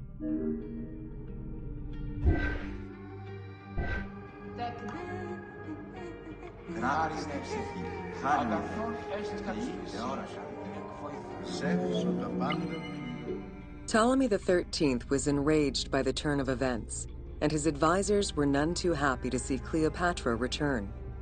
Urged on by General Achilles and Pothinos, the young pharaoh plotted against Caesar and Cleopatra, resulting in the siege of Alexandria in 47 BCE. It was in March 47 BCE that Caesar defeated Ptolemy XIII's forces. The young pharaoh drowned in the Nile after having fled the battlefield. With her opponents dead or powerless, Cleopatra married her other much younger brother, Ptolemy XIV, and finally claimed the throne of Egypt for good. The end of the Alexandrian War also cemented the romantic and political alliance between Cleopatra and Caesar.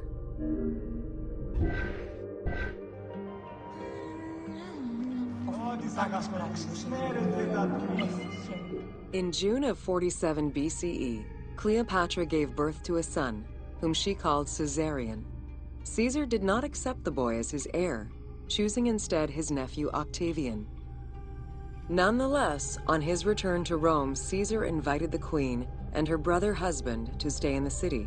Her presence still drew much disapproval from the Senate. Always a strategist, Caesar left 4 legions in Egypt and a man he trusted to direct Egyptian affairs, giving him control of the wheat supplies essential to Rome. Cleopatra and her entourage remained in Rome until March 44 BCE, when Caesar was murdered.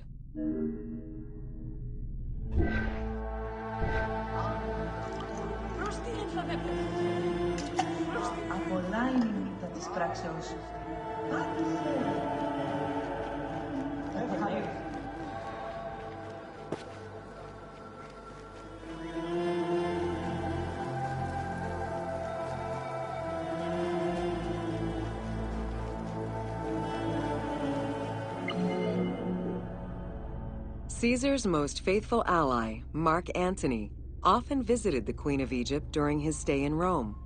Unlike most, he recognized the legitimacy of Caesarion, the natural son of Caesar. Antony knew he would need the riches of Egypt in order to fight Octavian and claim the Roman Empire. Cleopatra, in return, saw a powerful ally. In the winter of 41 BCE, she arranged a sumptuous tour of Egypt by boat to show Antony the wealth of her country and the power she held as its ruler. A romantic and political relationship followed. The Roman Senate was once again most displeased. To calm spirits in Rome, Antony married Octavia, sister of Octavian.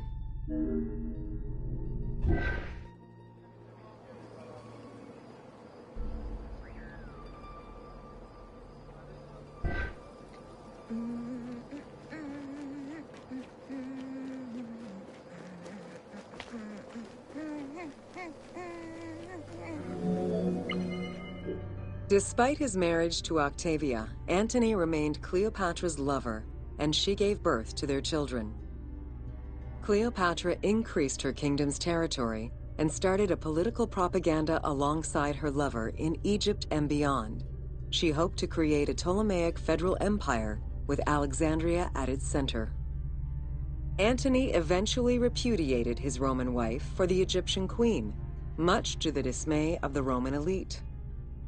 However, while Mark Antony focused on Egypt, Octavian carefully gained military and political ascendancy over him in Rome.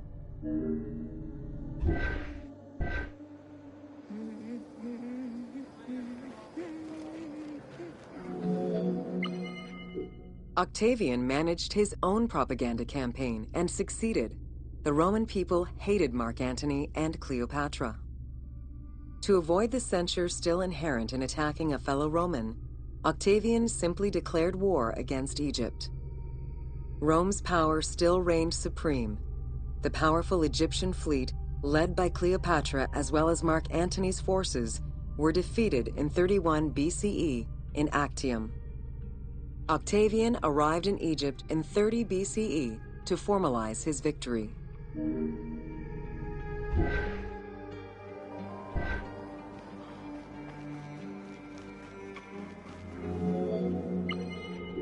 The following events remain difficult to confirm due to the many versions and legends around them.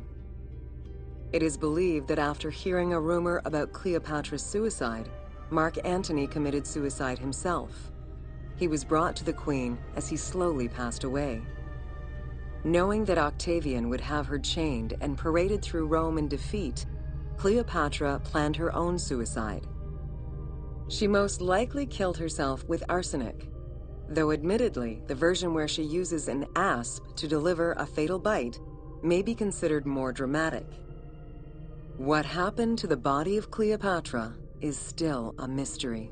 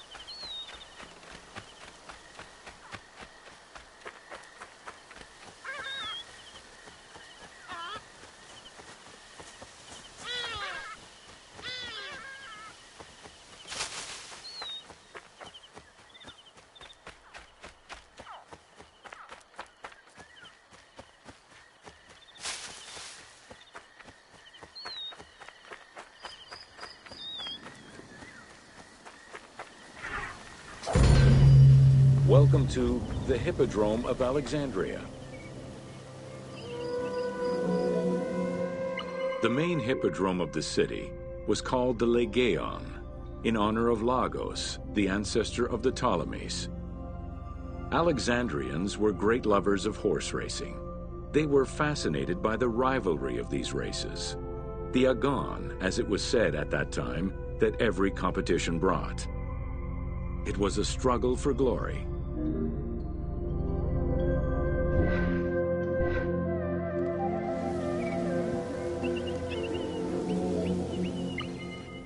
The most important chariot race was the Tethrypon. Using 4 horses with the quickest harness to the front right, the charioteer would race for 12 laps, with sharp turns at either end of the hippodrome. The victors were crowned with garlands of olive and received prize money, but the most sought-after reward was to be acclaimed by the works of poets, such as Callimachus and Pindar.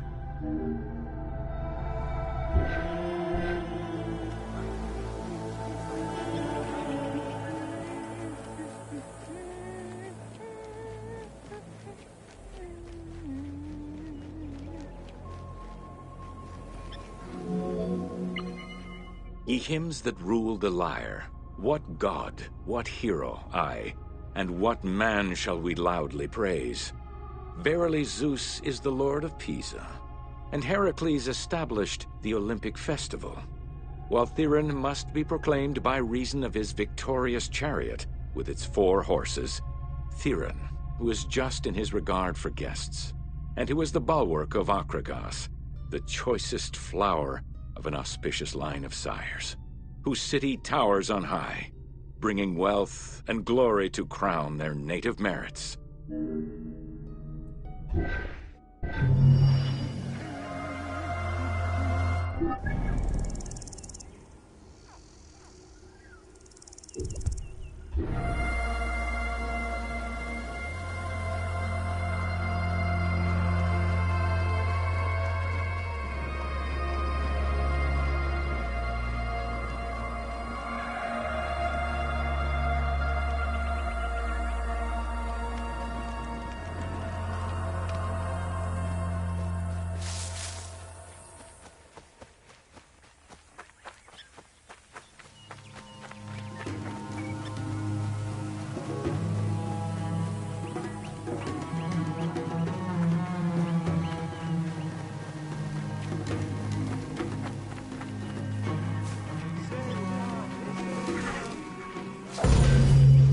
Welcome to Wine in Ancient Egypt.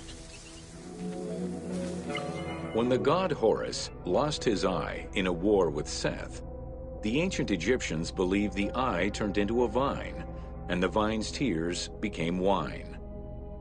Early texts, dating back to 3150 BCE, contain the hieroglyph for vine. Regarded as extremely valuable, wine was highly sought after by the elite. It was also an essential part of many religious ceremonies.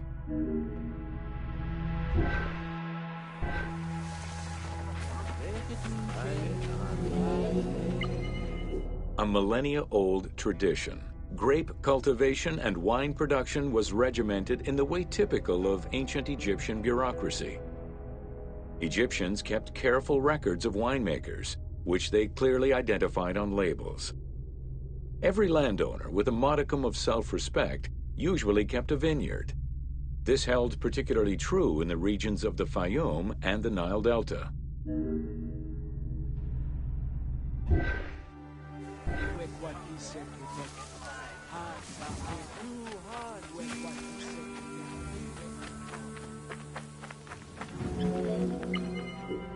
Documentation shows that only certain craftsfolk were allowed to provide the containers required to store and transport wine. That and rigorous quality control checks established for every step of wine production shows that ancient Egyptians knew that the quality and longevity of wine could easily be affected by any number of variables, which they paid careful attention to.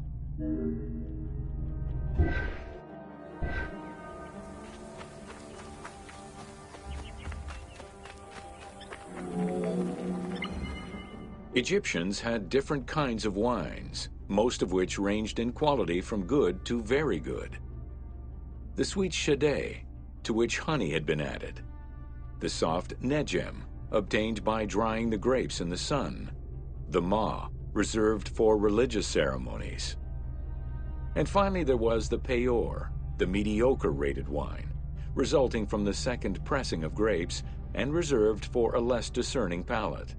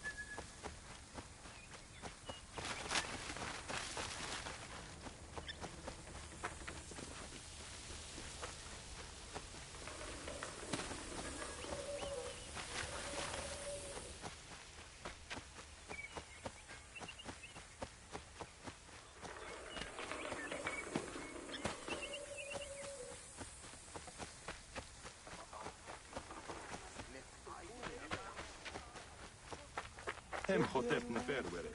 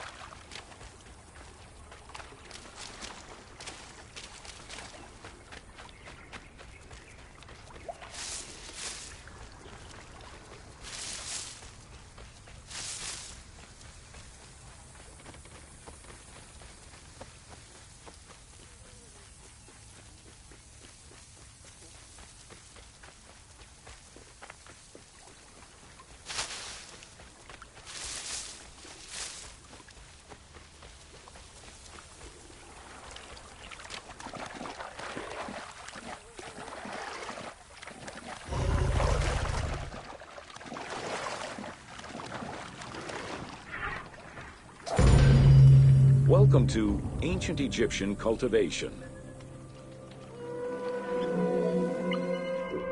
The new grain types of the Ptolemaic period required a great deal of water. Farmers needed to ensure they had effective, consistent irrigation. The Nile's rising and receding waters naturally irrigated most of the crops.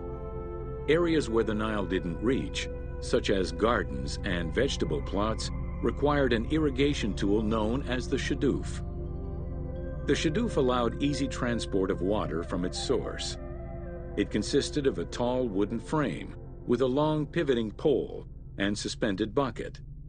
The system could be raised and lowered with little effort.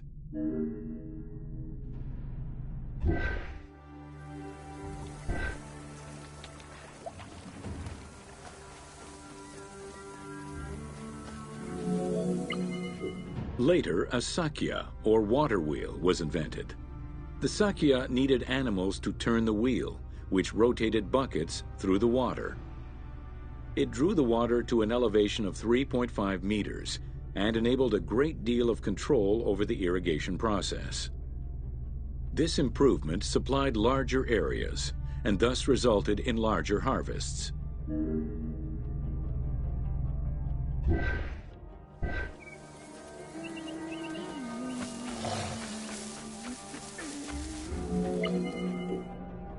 threshing process separated the grain from its husk. Workers would spread the ears on clean ground. Oxen, cows, or donkeys were then guided back and forth to trample the grain. This continuous movement worked the grain loose while preventing the animals from eating it. Unwanted chaff and straw were swept away, or gathered and added to the mud used to make bricks, to make them stronger.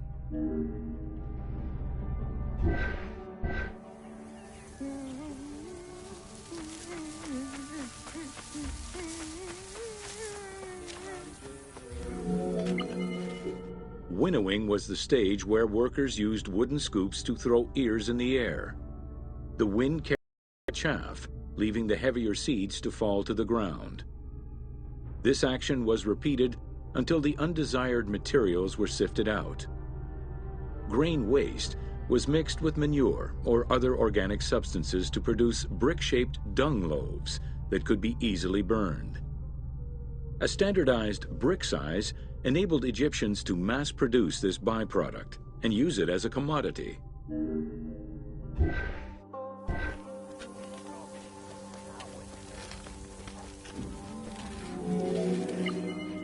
Transporting large amounts of grain required ships equipped to carry heavy loads. These goods were moved during the Nile's flooding season, when the river was deep enough for large ships.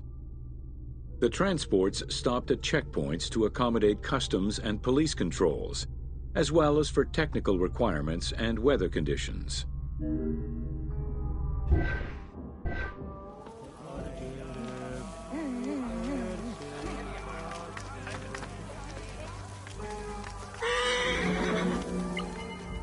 Having reached Alexandria's inner harbor, the wheat was unloaded under the supervision of a civil servant in charge of wheat management. Portions were distributed to Alexandria's city market, and the remaining stockpile was either exported or stored in warehouses.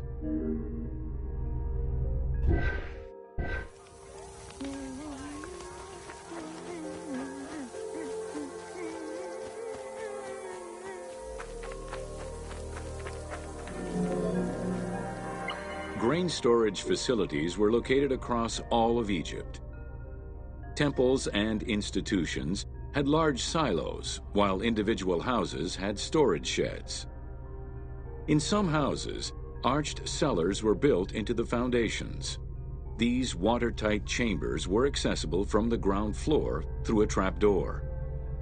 Royal granaries acted as the storehouse and distribution centers, and managed state payments to civil servants, soldiers, and the police. Though plastered on the inside, silos weren't completely sealed, and so remained susceptible to mice infestations.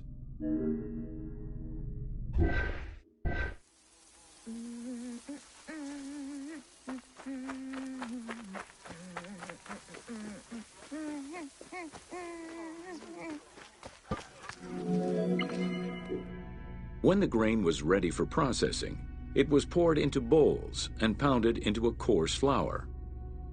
That flour was then passed through a sieve to make it of finer quality and further ground between stones. Ancient Egyptians did not stock flour. Instead, fresh grain was portioned out each time to produce flour as it was needed.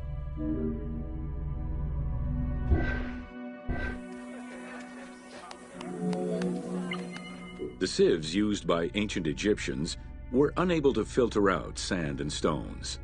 Grit often passed into the flour, causing long-term tooth abrasions among all classes of Egyptians.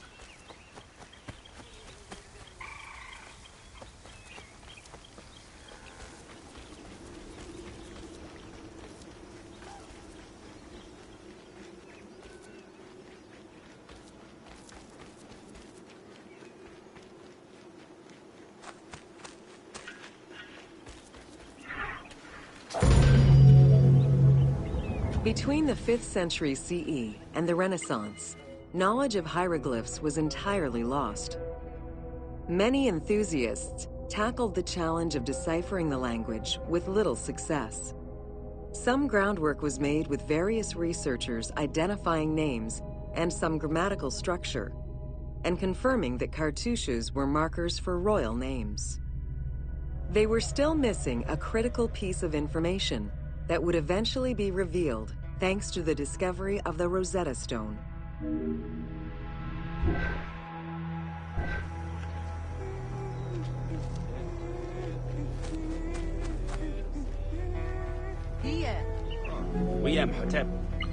The Rosetta Stone was found in 1799 by Bouchard, a soldier in Napoleon's army. The stela dates from 196 BCE, written in ancient Egyptian and Greek with 3 scripts: hieroglyphics, Demotic, and Greek alphabet. Following the defeat of Napoleon Bonaparte in 1801, the English took possession of the stone. It has been at the British Museum since 1802 and remains the most visited object of the museum to date.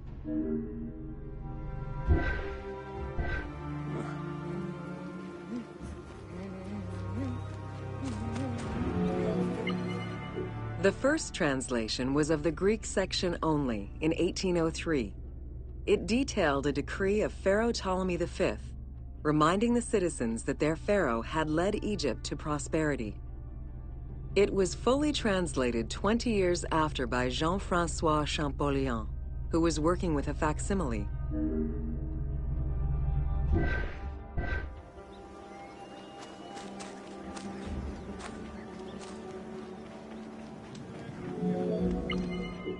Through his studies of the stone, Champollion was able to make a critical observation that would unlock the whole mystery: that hieroglyphics were not only ideograms, but also phonograms. Hieroglyphs consist of phonetic glyphs, single characters, and logograms. Essentially, they are a combination of phonetics, alphabet, and full words, which in total form a language.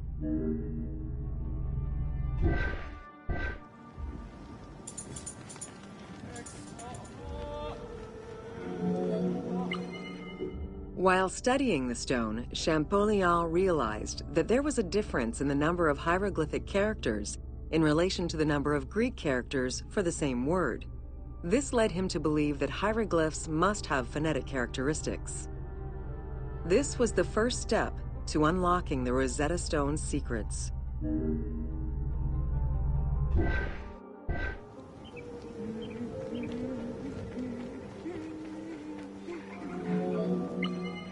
To prove this theory, Champollion began identifying Egyptian rulers' names and then compared their phonetic pronunciation to the Greek version.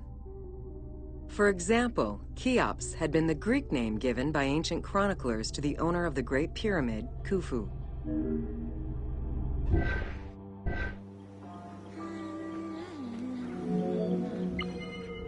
The next step for Champollion was to confirm that his approach was verifiable by using the Philae obelisk as an additional reference. Engraved in the obelisk are 2 inscriptions in Egyptian hieroglyphs and Greek. Once he confirmed the names of Ptolemy and Cleopatra within these texts and confirmed the same phonetic patterns as on the Rosetta Stone, Champollion knew he was on the right track.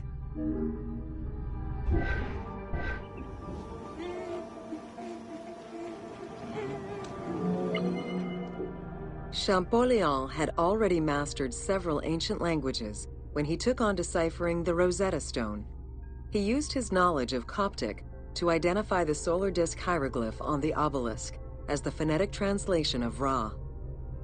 Further translation only strengthened his conclusion. Egyptian hieroglyphs encompass the alphabet in both phonetics and determinative ways, which means that the symbol represents the word itself.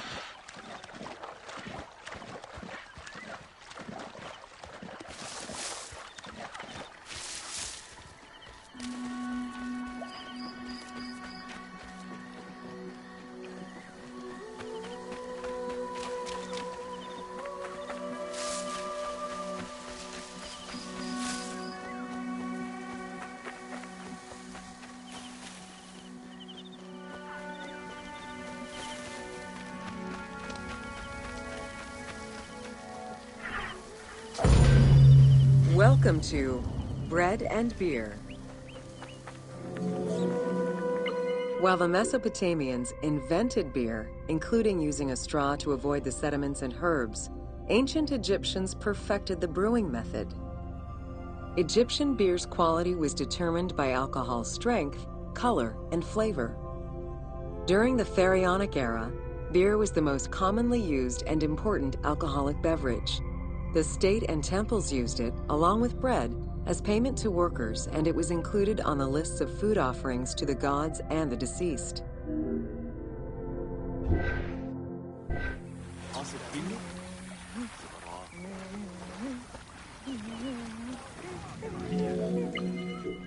Beer was the popular drink of ceremonies and festivals. The Festival of Drunkenness was even dedicated to it. Considered to be quite nutritional, beer was also significant in the day-to-day lives of ancient Egyptians.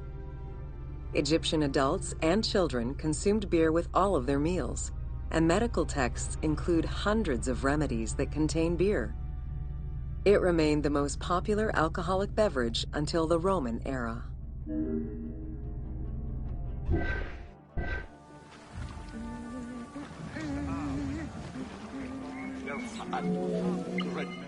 Recipes for beer varied over time and depended on the quality of the materials. Bakers and brewers typically worked alongside one another at the same workshop or house. Many families often produced the quantity appropriate to their own consumption, with better quality beers produced for festivals and other special occasions. The most basic recipe used malted cereal as the main ingredient. Fruits such as dates were added along with honey and spices.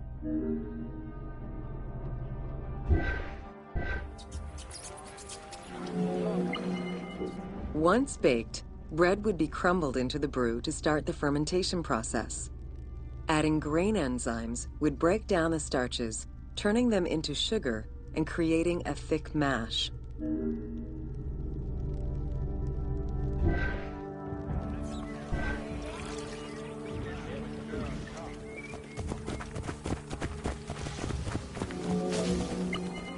Once ready, the bread and grain mixture was compressed and then strained through a sieve with water into the mix of malt beer. Once fermented, the beer mash was transferred to large containers and again compressed by foot or with pestles.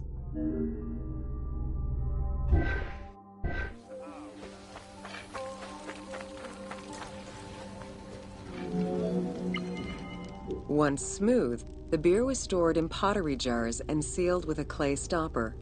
It probably couldn't be kept for long and likely had a thick, pasty appearance and texture. Very little was wasted. Leftover grains were reused to make sourdough bread or combined with the next batch of beer.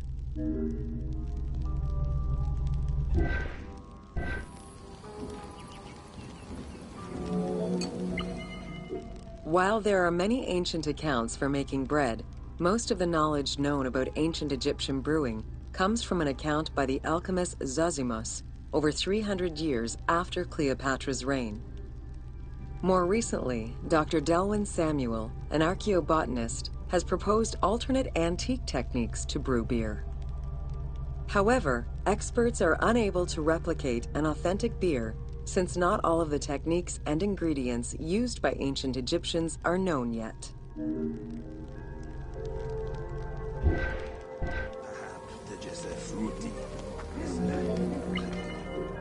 Food was prepared on the floor until the Middle Kingdom, when cooking benches were introduced. The introduction of durum wheat improved bread quality, meaning that the upper and middle classes ate better. The poor, however, still made do with a diet consisting of a gruel made of vegetables, softened bread, or barley.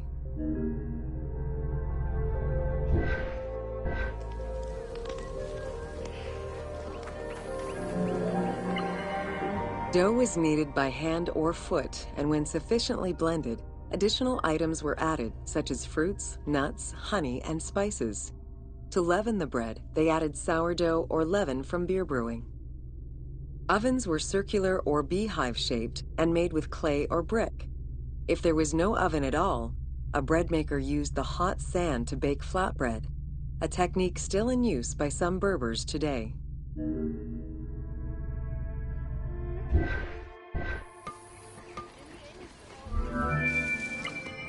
Ancient Egyptians always had to fight off the omnipresent sand particles that were blown towards them. Despite their best efforts, sand regularly made its way into their food. Additionally, particles from the grain-grinding stone tools and ovens they used also contributed to attrition and prematurely worn teeth. The team tried to portray this through toothache animations and commoners sweeping sand off.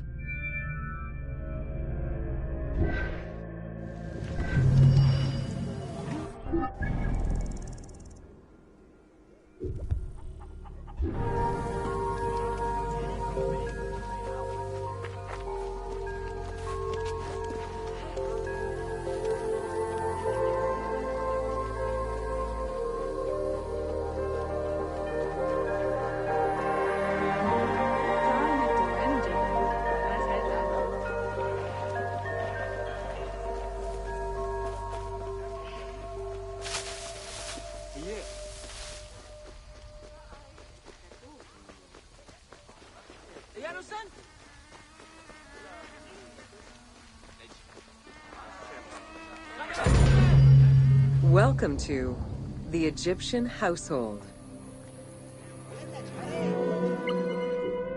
In pre-Greco-Roman culture, women were considered equal to men in many matters. They owned property, testified in court, could divorce and inherit. Until the Greeks and Romans restricted their rights, Egyptian women could take over their deceased husband's trade. Marriage contracts included mentions of allowances and items of value brought to the marriage by the woman, which would forever belong to her.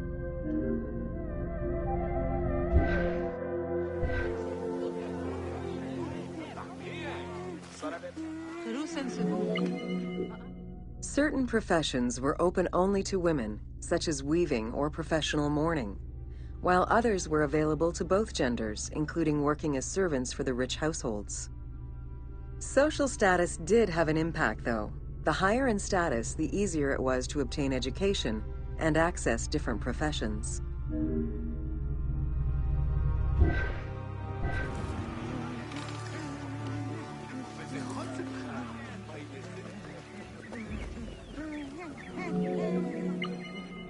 Homes were generally composed of 3 rooms.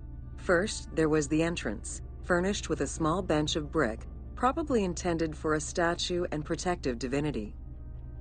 Then there was the ceremonial room, meant to receive guests. The last room was either a bedroom or kitchen. Furniture consisted of basic chairs, chests, and storage.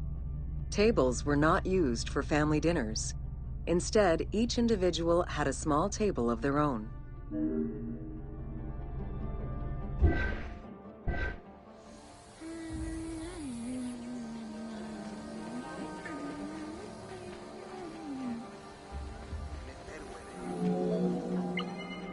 Marriages were a social contract rather than a religious construct.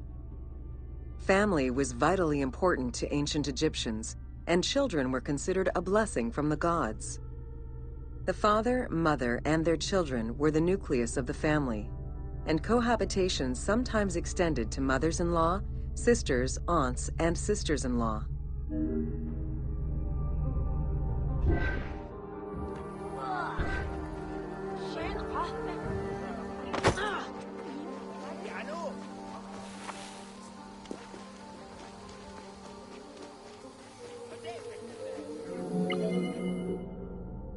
Status and wealth played a large role in the style and size of ancient Egyptian homes. Commoners' houses were built with sun-baked mud bricks. Wealthier homes were often painted in white and decorated with various motifs.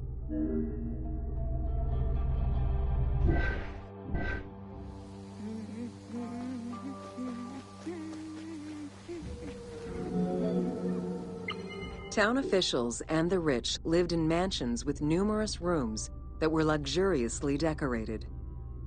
Only temples and tombs meant to last for all eternity were built with stone.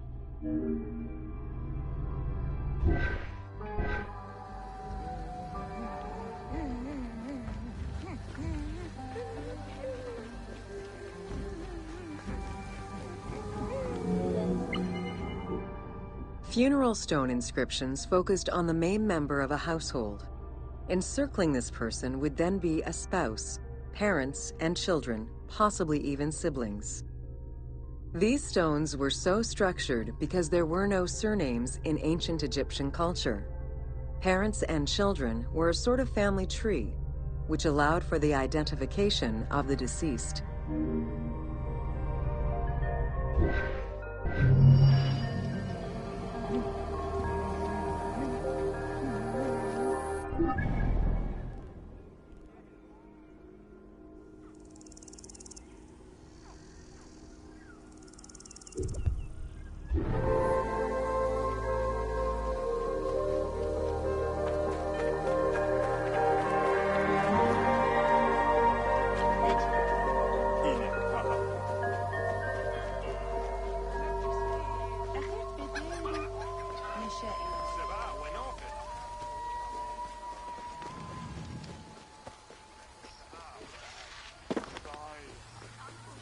إيه خاتب آسف سمس سامو.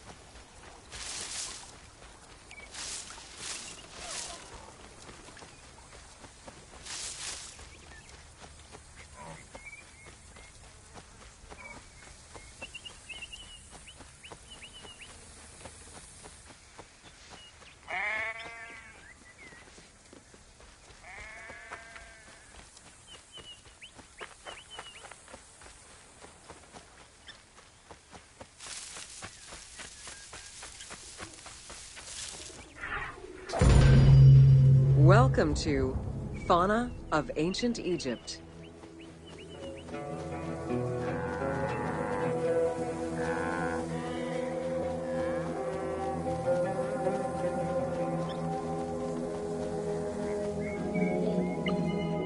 Both domesticated and wild animals were features in ancient Egyptian bas-reliefs as early as the First Dynasty.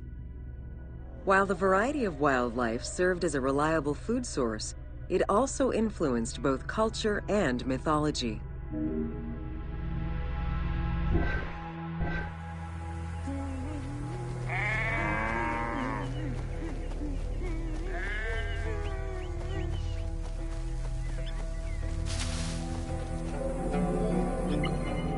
Egypt's terrain allowed for a diverse range of animals, including panthers, rhinoceroses, elephants, and many variations of antelopes.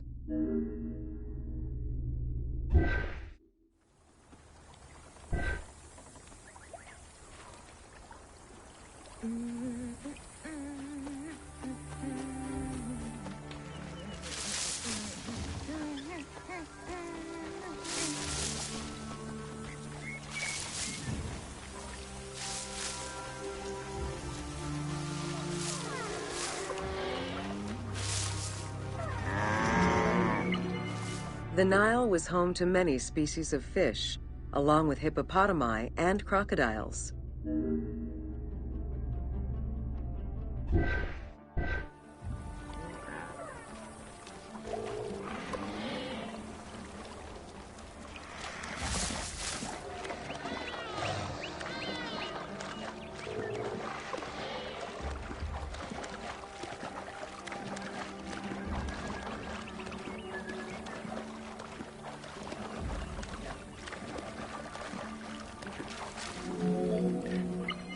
The wide variety of birds that populated the riverbanks, from raptors and waterfowl to songbirds, were all cataloged within Egyptian hieroglyphic signs. Encounters with reptiles and insects, such as cobras, scorpions, and scarabs, influenced hieroglyphs and art.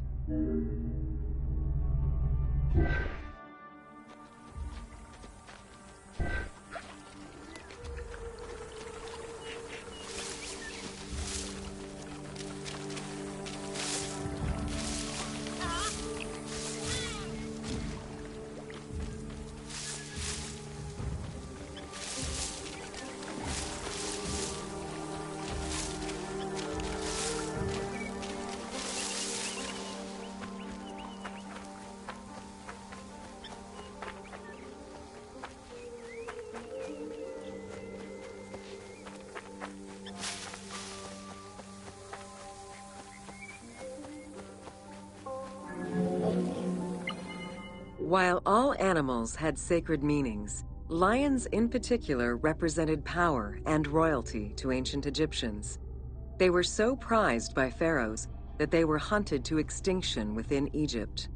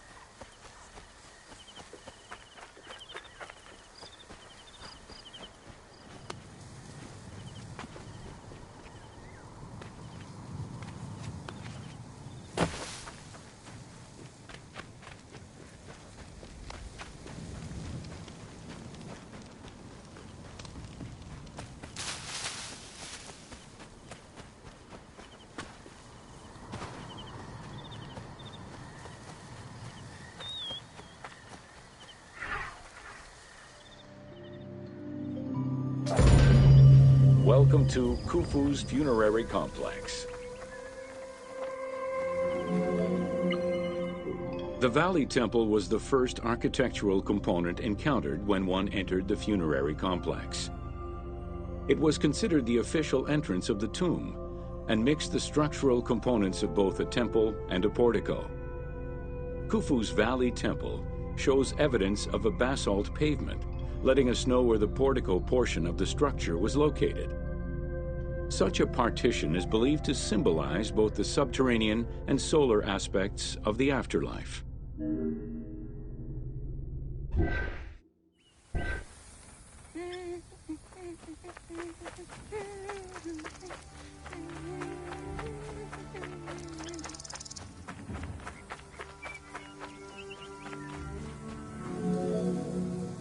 Khufu's causeway ran from the floodplain up to the plateau, linking together the Valley Temple and the Mortuary Temple. A traditional causeway presented itself as a paved path, enclosed by walls and often roofed.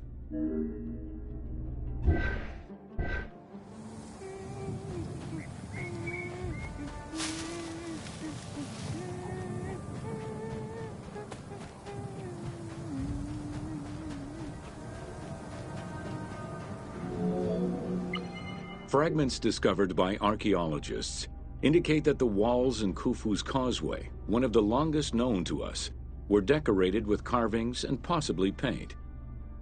Depictions show a great variety of themes: stars on the ceiling, accompanied by scenes of battles on the walls. Other engravings depicted the creation of the complex by illustrating craftsmen at work.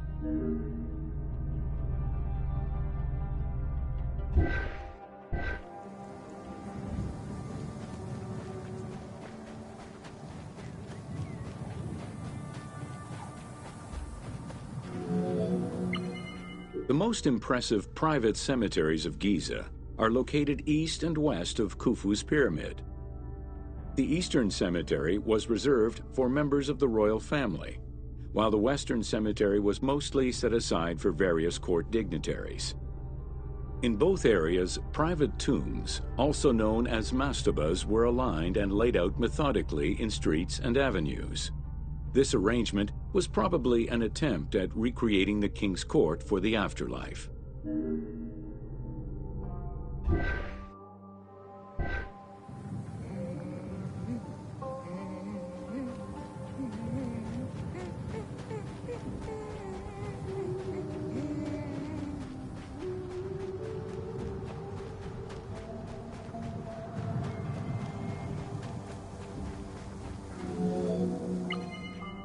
To the east of Khufu's pyramid reside three smaller constructions, the three Queen's Pyramids. A sloping passage led from the ground surface to a burial chamber, cut out of the bedrock and lined with masonry. If it seems quite certain that these monuments were intended for Queen's burials, the identity of the original occupants is hard to assess.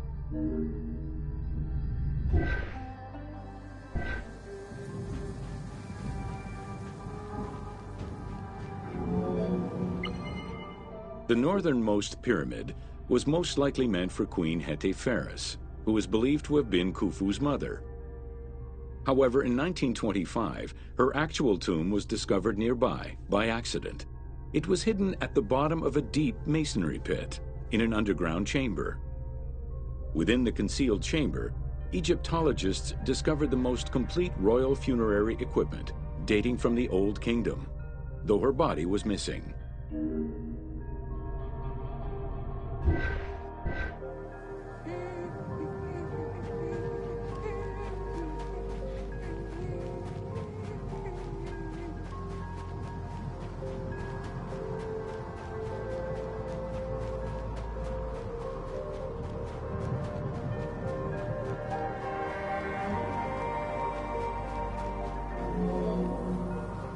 Within the vicinity of Khufu's pyramid, Egyptologists have uncovered 7 boat pits.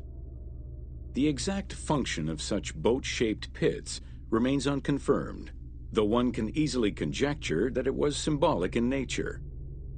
The boat pits being located at the eastern side of the pyramid at the precise spot where the resuscitated king was supposed to reappear could constitute evidence to support such an assumption.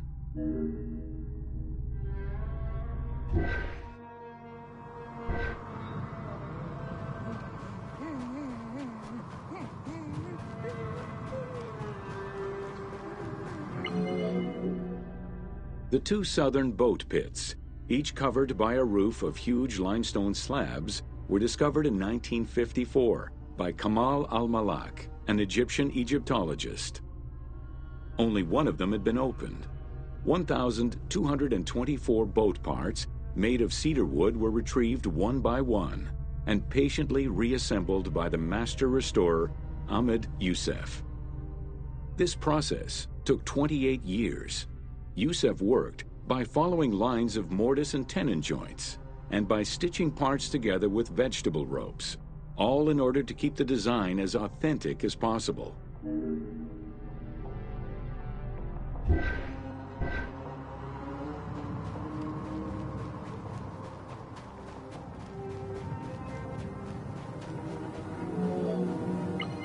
The Greek term pyramidion refers to the capstone of a pyramid or the tip of an obelisk. In ancient Egyptian, both components were called benben. This word was also used for a specific kind of food, a cone-shaped offering made of bread. The pyramidion was intended to be a miniature reproduction of the pyramid, making it equal to the monument itself in symbolic importance.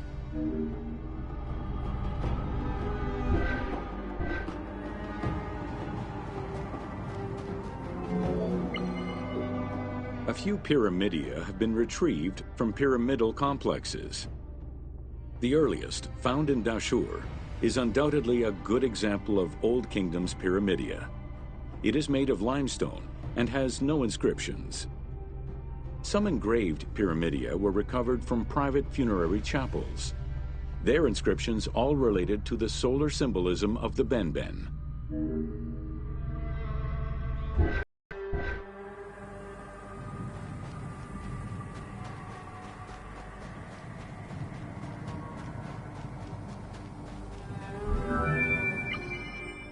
The pyramidia of the pyramids of Giza were never recovered.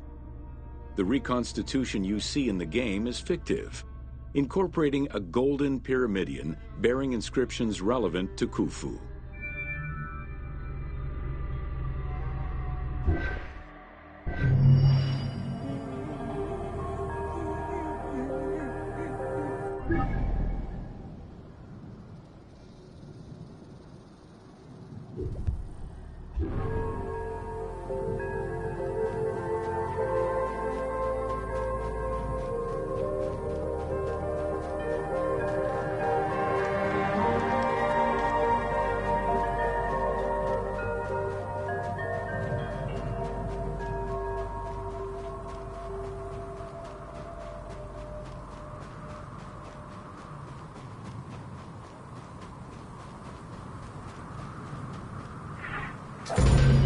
Welcome to Khafre's funerary complex.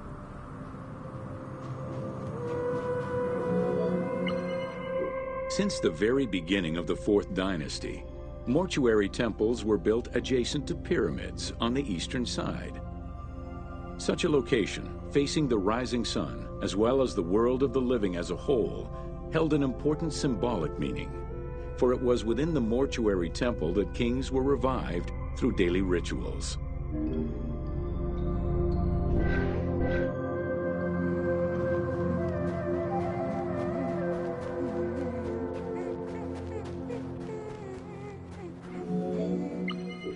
In its standard form, a mortuary temple was divided into two parts: a front area which consisted of a vestibule and a courtyard, and an area in the back, where all sacred elements were located.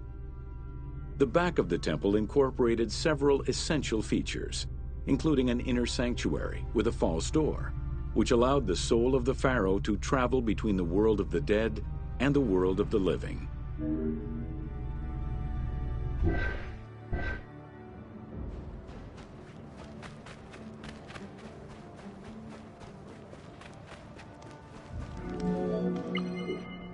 The largest of all such structures, Khafre's mortuary temple was entirely built with megalithic blocks of limestone from a nearby quarry and encased with granite.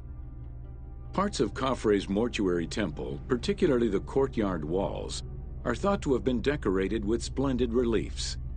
However, not a single image of the king has been discovered inside the mortuary temple.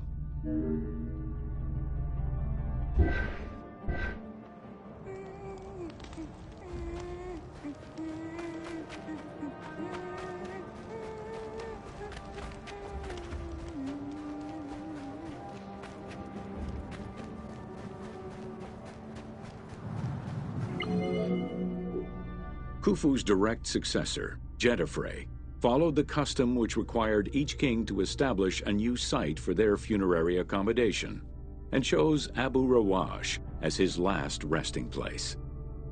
When the time came to build his own funerary complex, Khafre, also one of Khufu's sons and the successor to Jedefre, broke with tradition and returned to Giza.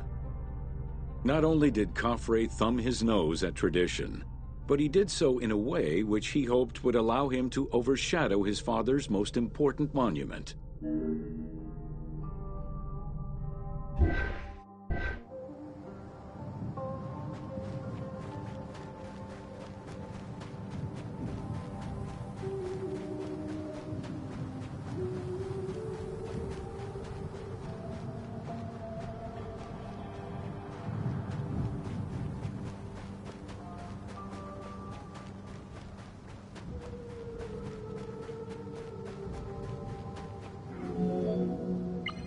Though Khafre's pyramid is smaller than Khufu's, it was cunningly built on a more elevated bedrock layer than the Great Pyramid, making it appear higher than any other pyramid at Giza. Today, Khafre's pyramid is the only one among the three at Giza that still has the upper part of its limestone casing.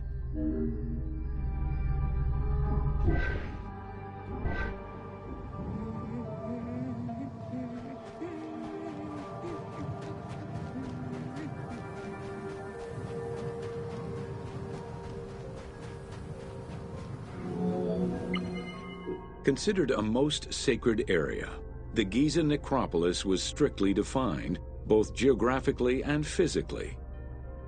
An 8-meter-thick Tura limestone wall completely surrounded the Great Pyramid.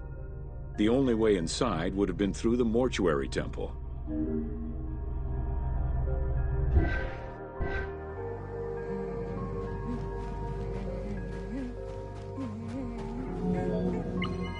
From the reign of Sneferu and onwards, the subsidiary pyramid became a common feature within the pyramidal complex.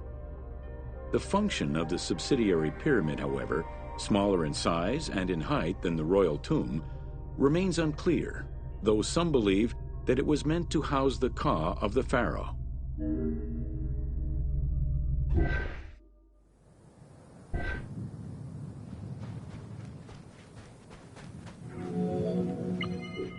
In mainstream media, the ka is often defined as the soul of the deceased. The truth is a bit more complicated. Within the ancient Egyptian funerary belief system, the ka was a component of a living person, which separated itself from the body at the time of death. It represented the deceased's vital essence. In order for the deceased to ascend to a new life, whether in this world or the next, the ka had to be embodied in a statue, and its existence maintained through offerings and rituals.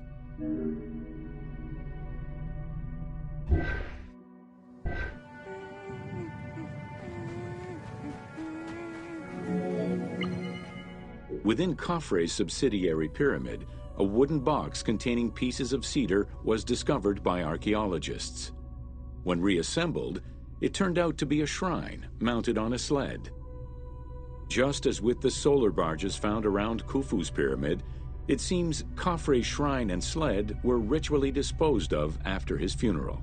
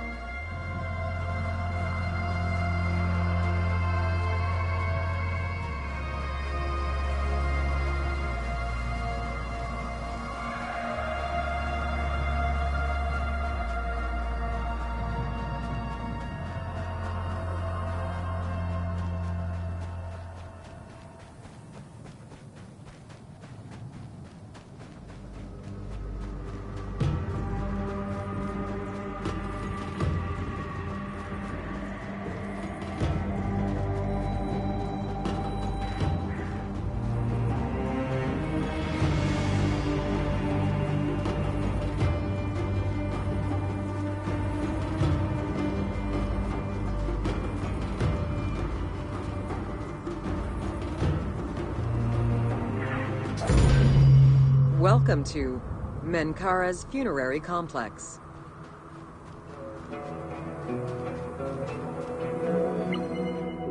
The dimensions of Menkaura's pyramid are much less grandiose. However, unlike its predecessors, Menkaura's pyramid shows a great deal of complexity in its internal and external finish. The outside was partially covered in red granite, while the internal walls were richly decorated. This latter innovation would not catch on until the end of the 5th dynasty, when pyramid texts began to adorn the walls.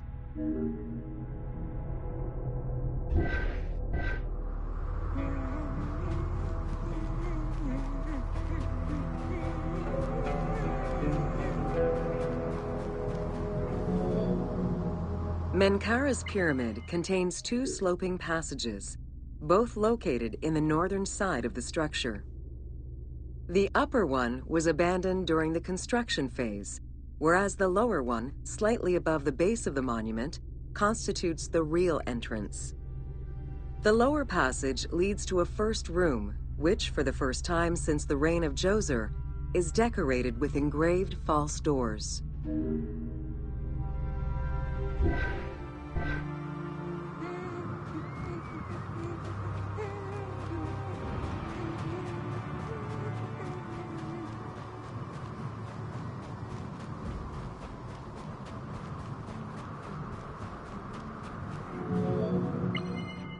While Menkaura's pyramid complex was unfinished at the time of his death, it was hastily and somewhat shabbily completed by his successor, Shepseskaf. Even so, this funerary structure marks a watershed in the history of this kind of monument. From then onwards, the pyramid shrank, whereas the mortuary temple expanded both in its quantitative and qualitative aspects. Of particular note, it is within Menkaura's mortuary temple that one can find the heaviest block of limestone ever used for a pyramid complex, weighing in at over 200 tons.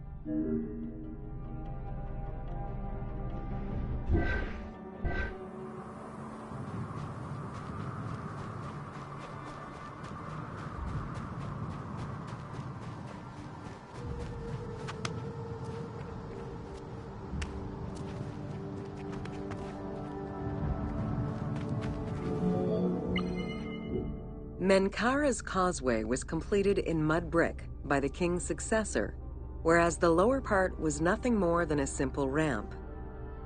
As for the Valley Temple, it was built in 2 phases. The foundations were first laid out in limestone during Menkaura's reign, but the temple itself was completed in mud brick afterwards. As such, the Valley Temple was soon damaged and ended up being completely rebuilt during the 6th dynasty.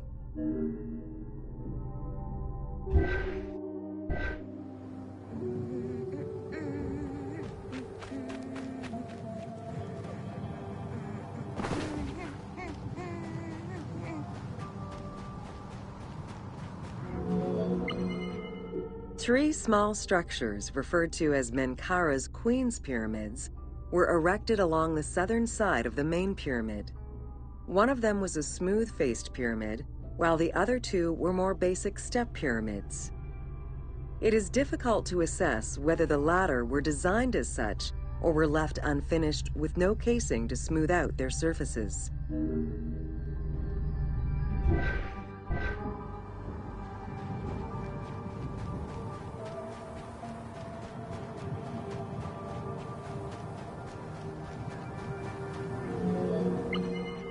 The easternmost pyramid was built with the traditional rooms and corridors found within a satellite pyramid meant to house the king's ka. However, a granite sarcophagus was found within, leading to the conclusion that it was used as an actual tomb rather than as a symbolic cenotaph. Drawing on these observations, some assume that this pyramid was first built as a satellite pyramid for the king's ka, before seeing its purpose change to that of a queen's tomb. Which queen, however, remains a mystery.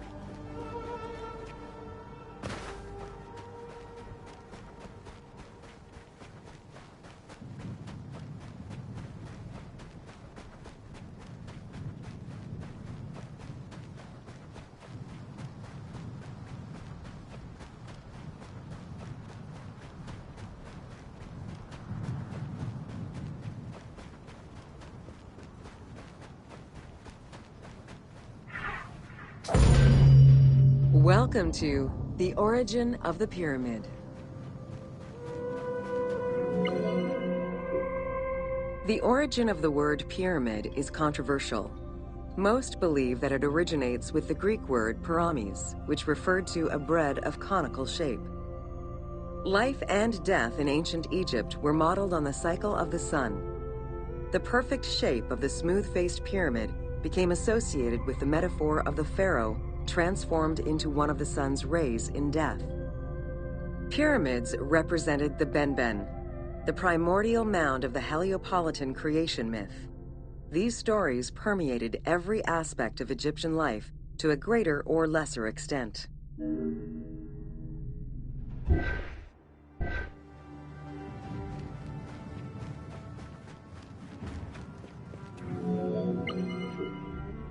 During the pre-dynastic period, the development of funerary practices was different depending on whether one was located in Lower Egypt or Upper Egypt. Well before the pyramid, there was the burial pits. It is on the site of Merimde Beni Salame in Lower Egypt that we find the oldest funerary site, dating back to 5000 BCE. Study of the tombs revealed that the bodies of the deceased were deposited in a shallow grave in a fetal position. Though a few objects were recovered from these graves, they offered no insight as to the social class of those interred within.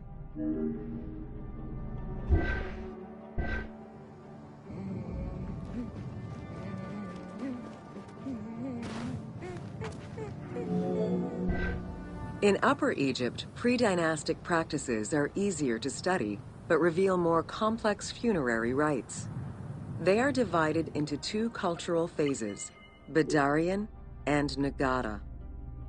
The Badarian phase ranged from 4400 BCE to 3800 BCE. Small necropolises were discovered on the outskirts of villages, revealing the emergence of a funerary cult. The bodies of the deceased were lowered into an oval grave and covered with goat or gazelle skins. Items needed in everyday life were added alongside the body.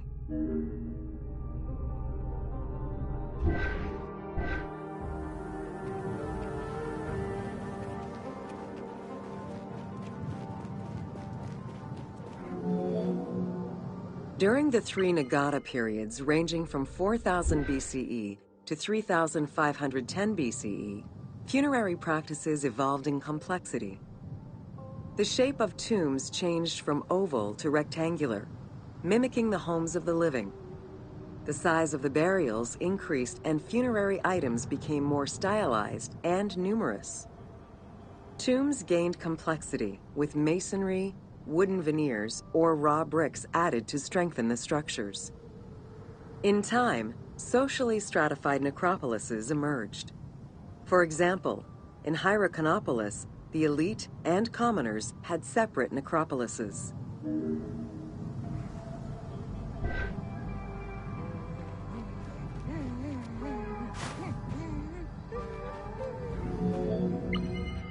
The term mastaba, meaning massive bench in dialectal Arabic, refers to a form of funerary architecture that was present in Egypt from the Archaic period to the Middle Kingdom. An evolution of the burial pit, mastabas were generally composed of two parts.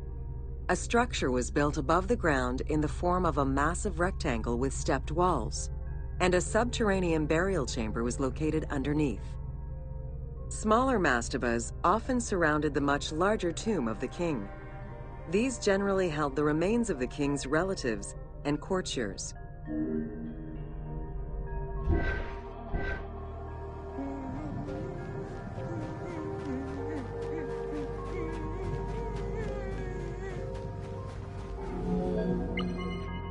The arrangement of the substructure of the mastaba evolved during the course of the Old Kingdom.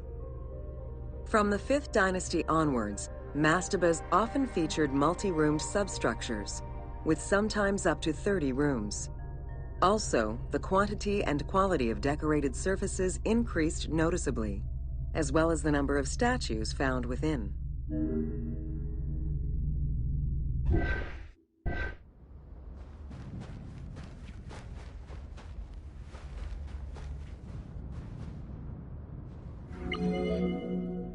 The 6th dynasty would see art used to its utmost. The entire surface of a mastaba would be covered in scenes of daily life, illustrating the prosperity of those lucky enough to comfortably spend eternity near the pyramid of a pharaoh. The best example of this type of mastaba is the tomb of Mereruka in Saqqara.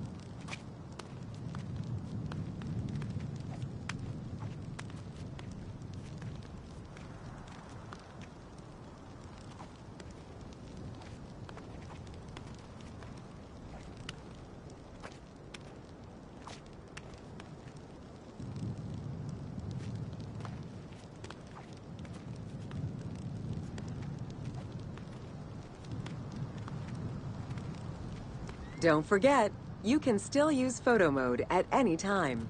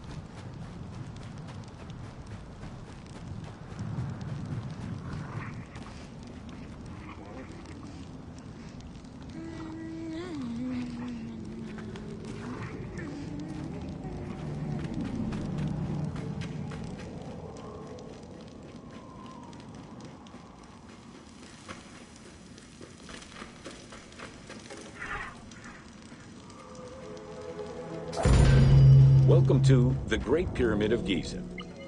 At the entrance of the ascending passage are 3 granite flagstones estimated to weigh up to 25 tons each.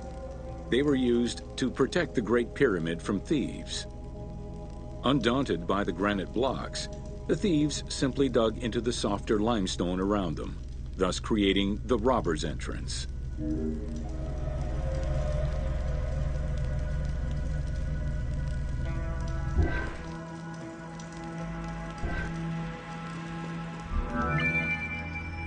While in reality the robber's entrance is one single cavity which leads to both passages, in the game, the team created individual accesses to either passage.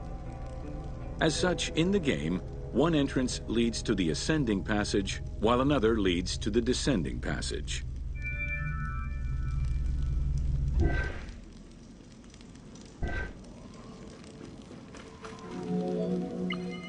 The ascending passageway of the Great Pyramid provides a direct path into the Grand Gallery and is accessed 30 meters from the entrance along the descending corridor. Both corridors have similar dimensions and are designed with the same 26-degree incline.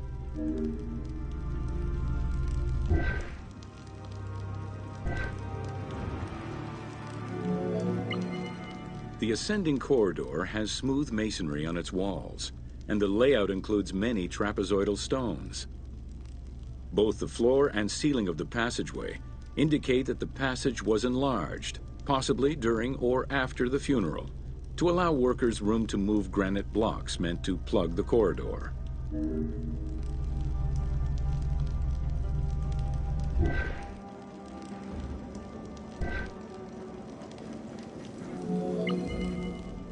The Grand Gallery's purpose is still debated among experts.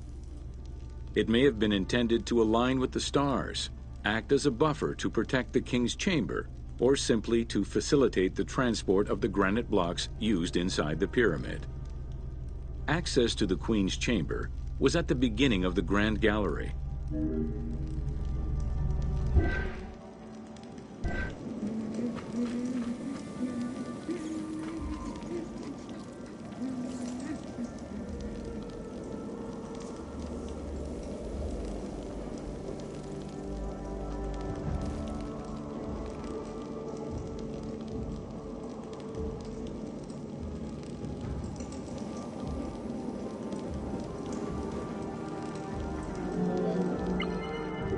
Though this room is referred to as the Queen's Chamber, it is believed that there was no queen buried here. Based on their knowledge of earlier pyramids, Egyptologists believe it was more likely intended as the king's serdab, a chamber meant to contain the Ka statue, which would in turn house the king's spirit.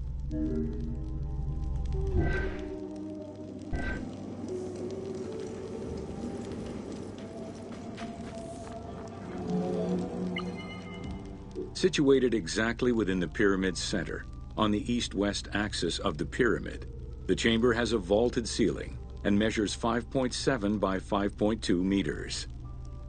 In the eastern wall, there is a niche tucked away in a small corbelled archway, which may have originally held the Ka statue. Behind this niche is another smaller hole, possibly dug out by thieves in search of further treasure.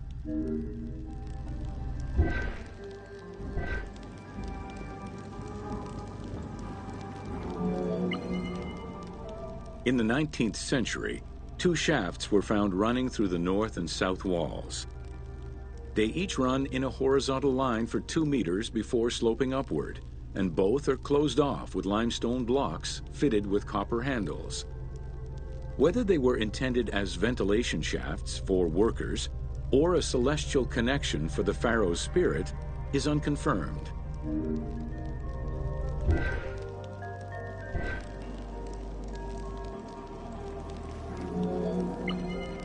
A recent scan of the room indicated the presence of an unknown cavity hidden behind the north face of the walls over the descending corridor.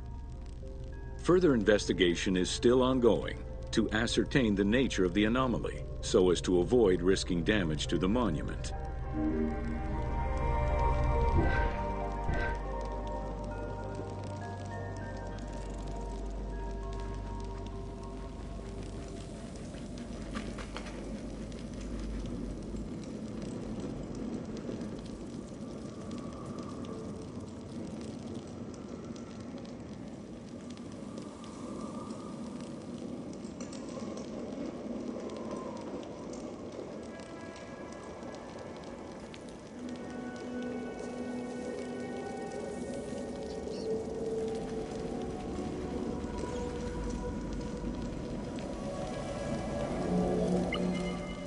Khufu's architects were possibly influenced by earlier rhomboidal pyramids when designing the gallery.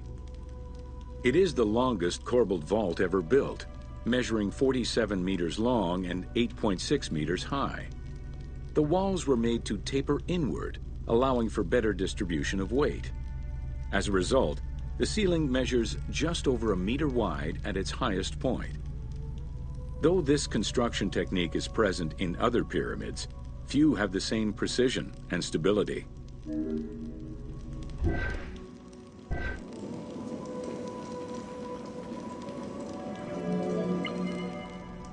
While the space is visually dramatic, the gallery seemed to serve a practical function, though what exactly remains uncertain. Still, the wall design was undoubtedly meant to contribute to the stability of the structure, and its floor may have helped workers move the materials. A channel runs along the middle of the room. A movable floor originally rested in this central recess.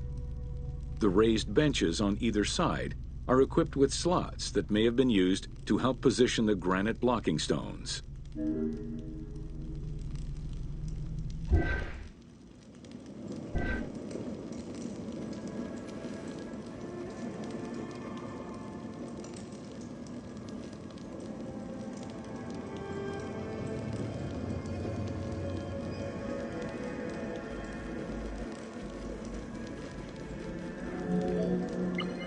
At the end of the Grand Gallery is the entrance to the antechamber leading to the King's Chamber. Directly above, there is another narrower horizontal passage that connects to the top of the King's Chamber and allow the workers access to the weight relief rooms.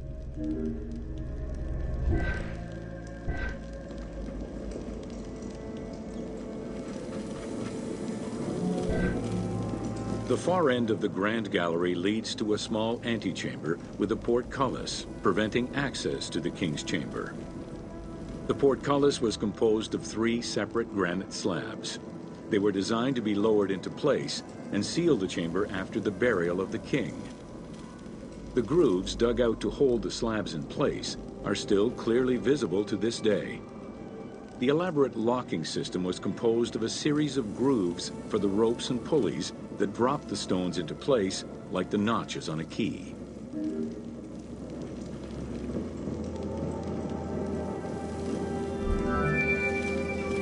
For the purposes of the game, the team elected to remove the portcullis slabs in order to grant the player access to the King's Chamber. In reality, workers would have backed out of the room after the funeral, lowering each slab into place behind them one at a time. Each of the 3 stones were smashed by looters centuries later, and evidence of their break-in is still evident.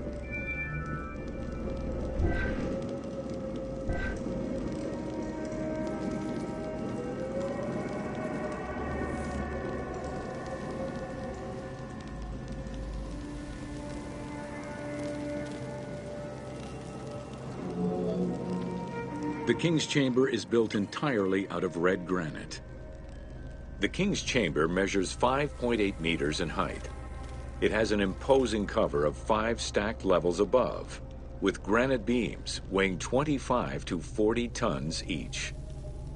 The uppermost level is surmounted by a vault of stones, arranged in chevrons to bear the enormous structural load.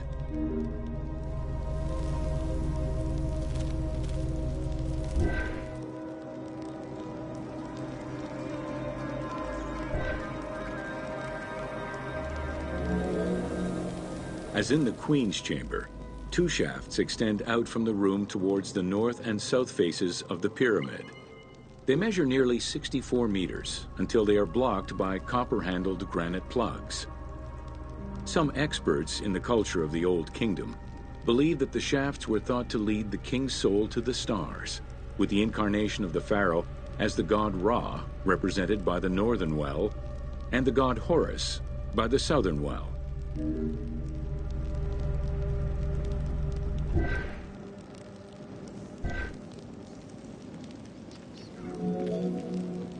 There is a granite sarcophagus at the west end of the room. But it is the concealed construction inscriptions left by workmen on the roof's stones which verify this as the resting place of Khufu. The sarcophagus was recorded as being empty when it was discovered, and its design indicates that there was once a lid in place. It's possible that this sarcophagus is only a cenotaph in memory of the pharaoh, but was never actually meant to receive the body.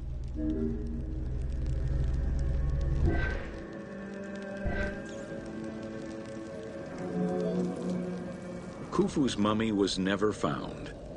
It is hoped that as of yet undiscovered hidden rooms and shafts of the pyramid may provide an answer as to its location.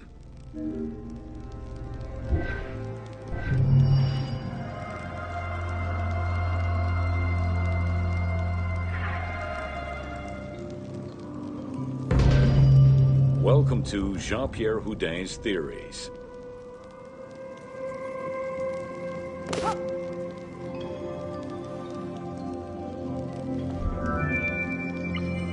The team wanted to provide players with a sense of exploration and discovery, particularly within the Great Pyramid. As such, a decision was made that the internal design of the monument in the game would reflect Jean-Pierre Houdin's theories. While the antechambers of the king's tomb have yet to be discovered, Houdin posits that this is merely due to a unique design, placing the pharaoh's tomb at the center of the pyramid. The entire tour you are about to take was designed along Houdin's hypotheses.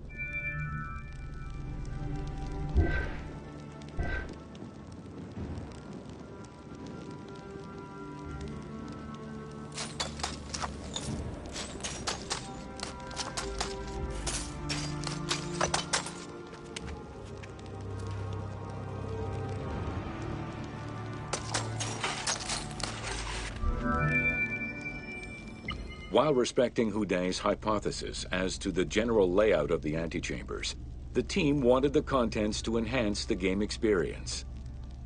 In regular royal tombs, the antechambers were filled with all the material goods needed by the pharaoh in the afterlife.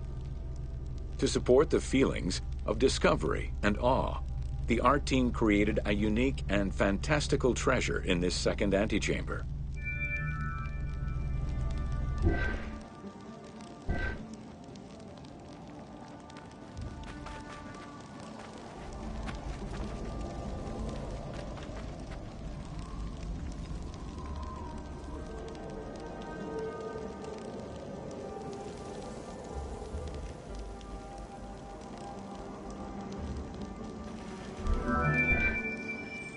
Houdin theorized that the ascending corridor and the Great Gallery were used by the workers to haul hoist the heavy beams above the king's chamber. He called it the service circuit. The corridor you are in now was created by the team following Houdin's theory and is referred to as the Noble Circuit. It is through this corridor that the wooden sarcophagus containing the pharaoh's mummy would have been transported to its final resting chamber.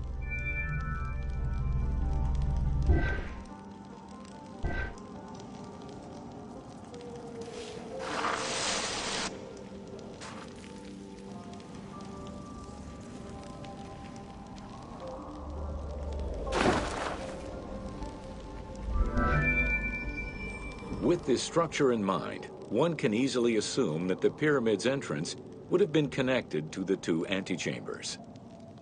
Modern research has revealed that a cavity might be located behind the north face chevrons of the pyramid. As such, the team chose to create this area for the player to explore. Here is where Houdin believes that the priests and nobles would have exited the pyramid after the burial ceremony.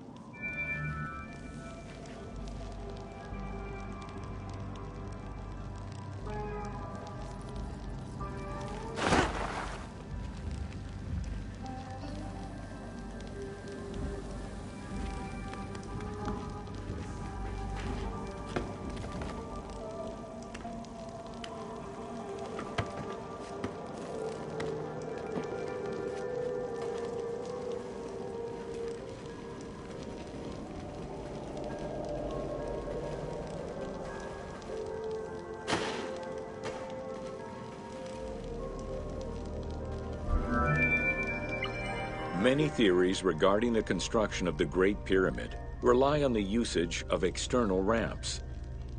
However, Houdin believes an external ramp would have been too steep for the upper portion of the pyramid. This is why he posits that there were two ramps. An external ramp for about half of the height of the pyramid, which then became an internal ramp for the second half.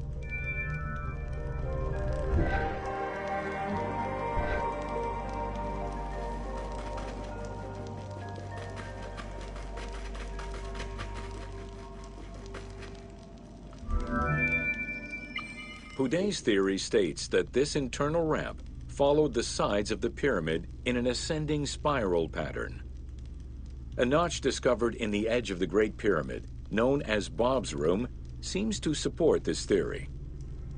Located at the corners of each edge of the pyramid, these large rooms would have allowed workers to turn the stone by 90 degrees, allowing them to continue the ascent. The team chose to create rooms such as this one, bringing Houdin's hypothesis to life.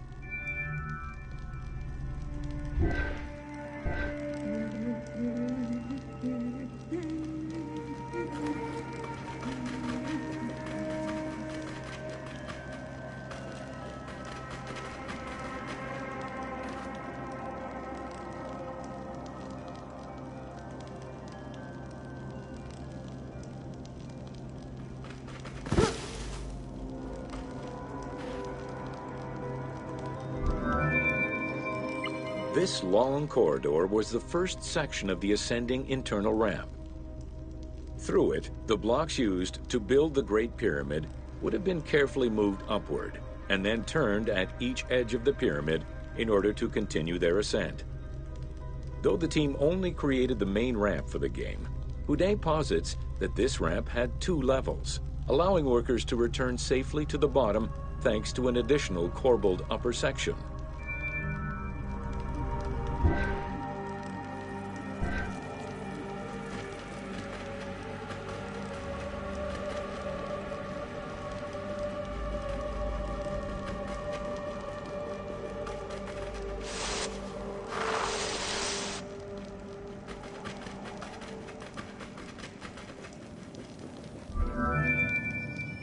According to Houdin, the start of the inner ramp was located at the base of the southeastern face of the pyramid.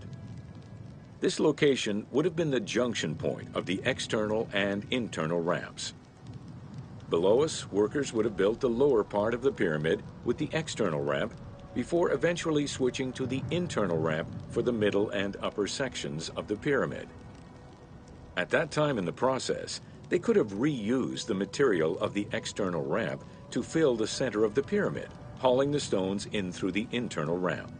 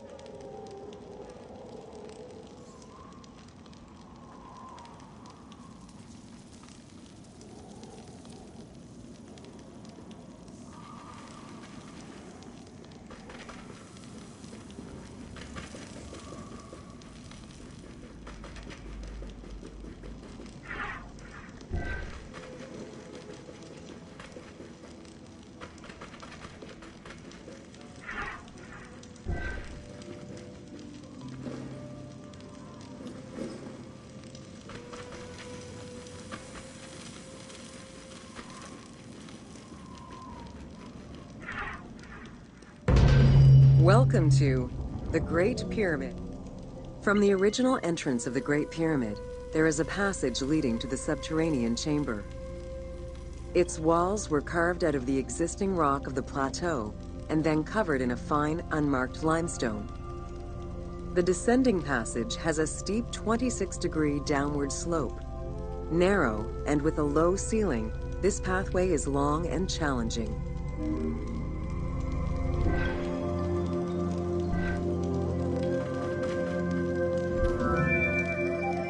While the original passage was 145 meters long, the team reduced its length and made it both wider and higher.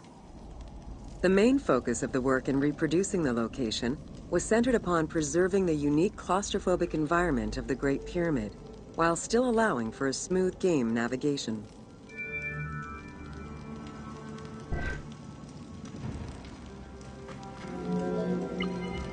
The well shaft was a 58-meter vertical passage that connected the descending corridor to the grand gallery above.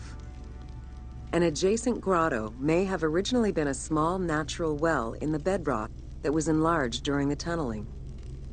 Whether the grotto was intended for another purpose is uncertain.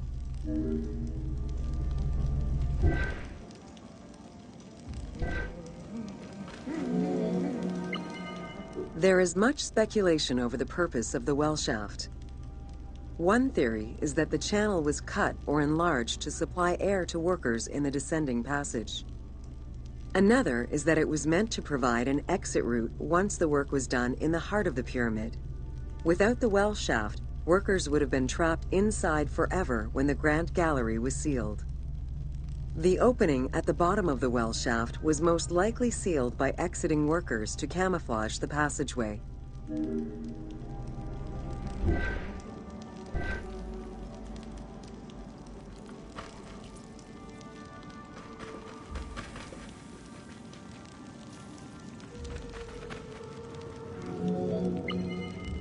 There is a subterranean chamber at the end of the descending corridor, 30 meters below the Giza Plateau surface. Dug directly into the bedrock, the space is wide with a ceiling 3 meters in height. Its floors and walls are rough and uneven, indicating that it was never completed. At the south end of the room, there is another narrow corridor, similar to the others, though it abruptly ends after roughly 20 meters.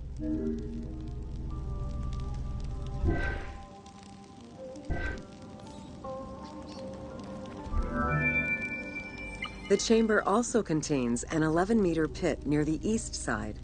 It's unclear what this may have been used for. In the game, this well leads to a fictive underground complex containing key game-related mysteries.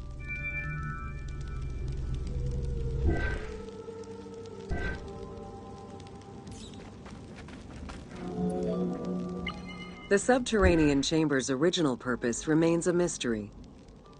One popular theory is that it was originally meant to be Khufu's burial chamber, but the pharaoh changed his mind, preferring to be buried higher up in the pyramid, which would explain the chamber's unfinished state.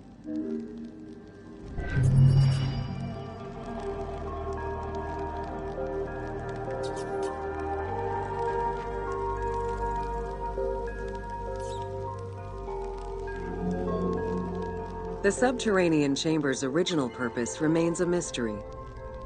One popular theory is that it was originally meant to be Khufu's burial chamber, but the pharaoh changed his mind, preferring to be buried higher up in the pyramid, which would explain the chamber's unfinished state.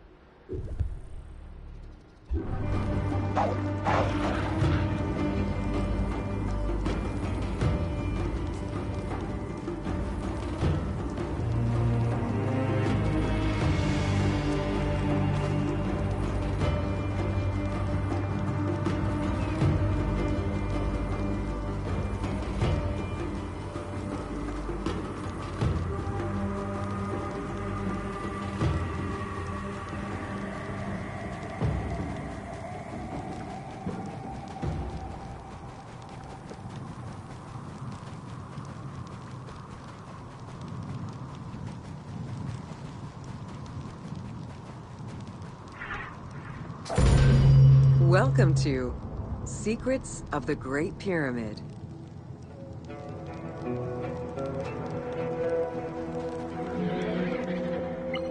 Built around 2550 BCE, the Great Pyramid of Giza is considered one of the most iconic structures of Egypt.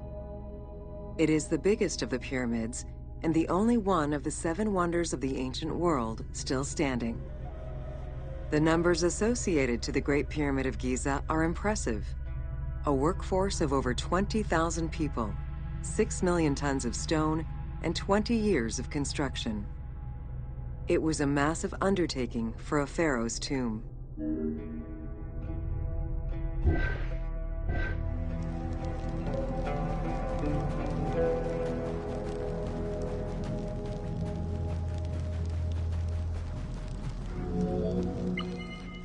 The construction of the Great Pyramid was also a display of power and opulence on the part of Khufu. It is part of the pharaoh's vast funerary complex, which also includes 2 temples, 3 satellite pyramids, a causeway, and a builder's necropolis. We can guess that the intent behind the construction of these monuments was Khufu's way of declaring himself one of the most powerful pharaohs to rule a unified Egypt.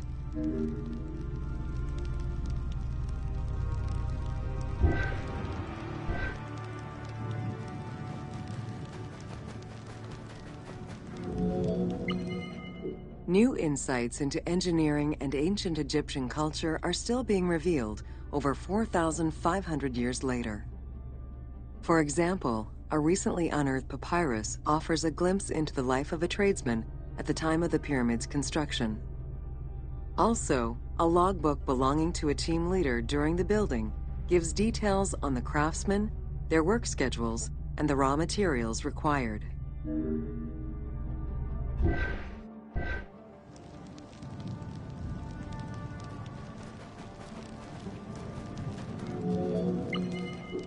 It is interesting to note that by Cleopatra's time, the pyramid's celestial purpose, its construction, and the function of its mysterious inner chambers was already unclear. Today, it is only through dedicated research that we have begun to grasp some of the Great Pyramid's mysteries.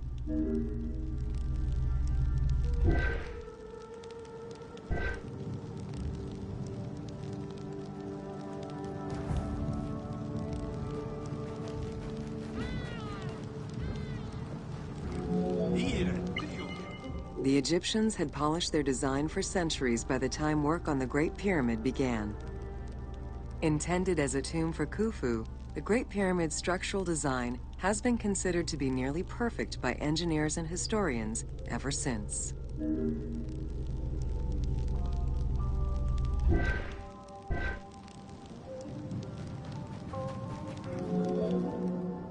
Precisely oriented north-south to the 4 cardinal points of a compass, the length of each side of the Great Pyramid at its base was 230 meters, and its original height was 147 meters. The pyramid is a mere 0.05% error away from being a perfect square.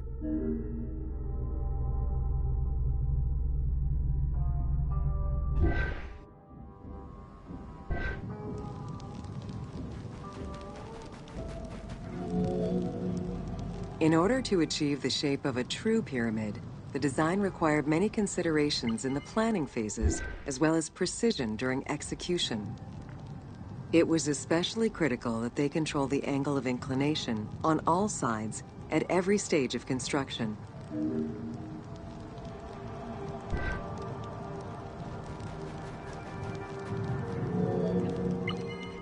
Materials for the Great Pyramid consisted of quarried limestone blocks, weighing between 2 to 15 tons each. The methods of moving these blocks into place is still debated by architects and Egyptologists. The precision of its design in an age with only soft metal tools, as well as the enormous scale of its construction, make the Great Pyramid one of the most impressive feats of human engineering.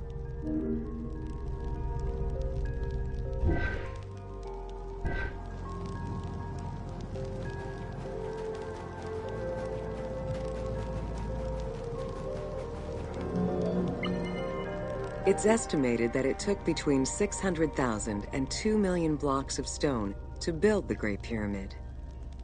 Experts calculate it would have required men to move 12 blocks every hour around the clock for 20 years to place the 2.3 million stones the monument is made of.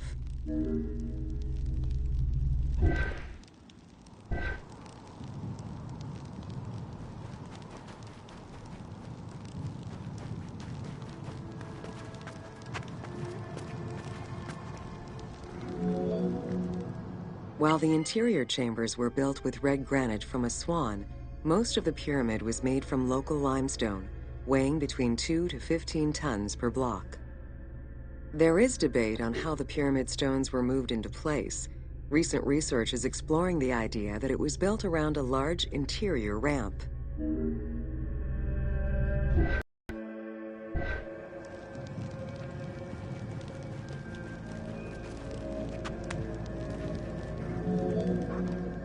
The recently discovered logbook confirms that the high-quality limestone of the outer casing was brought by boat across the Nile from a quarry in Tura. Once complete, the smooth white polished stone of the Great Pyramid would have reflected the sunlight like a beacon, earning it the name the Horizon of Khufu.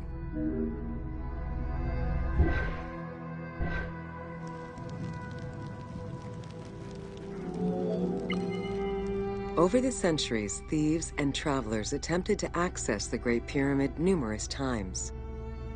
Ancient writings describe details of its interior, proof that some made their way within, though who gained entrance first and when is unknown.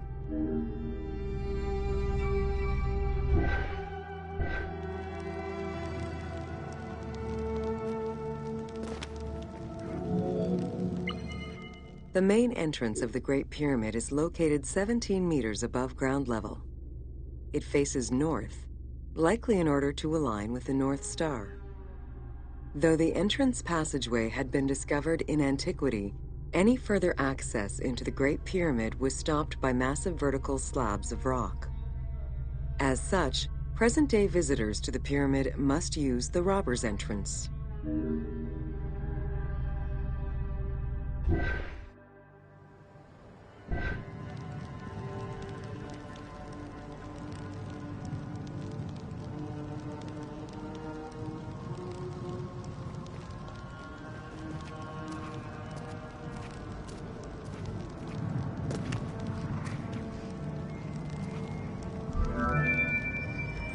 The robber's entrance is reported to have been opened in the 9th century by Caliph al-Mamun.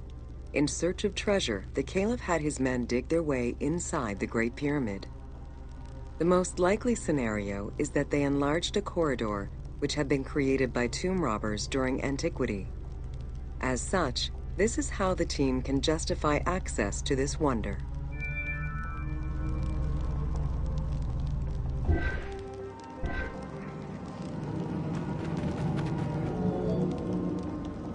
Attempts to gain entry to the Great Pyramid and uncover its potential secrets continued throughout the centuries. In the 19th century, the belief that another entry existed at the south side resulted in a hole being blasted into the pyramid's side, with no results for the damage that was done. While the search is still ongoing today to uncover more hidden rooms and passageways, conservation is the primary concern of all such efforts.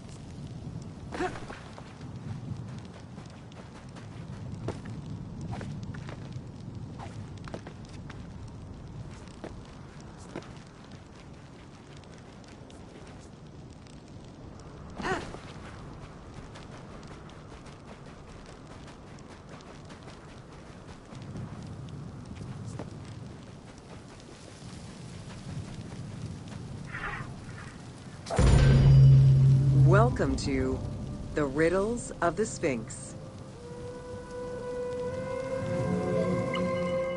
A sphinx was originally meant to be a personification of the king.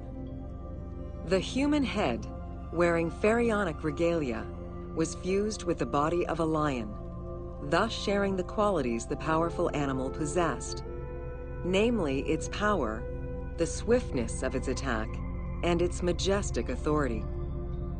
By these very virtues, it was also considered a symbol of protection. Unsurprisingly, statues of sphinxes could be found along the Dromas, protectors of the path taken by the gods to reach the temples.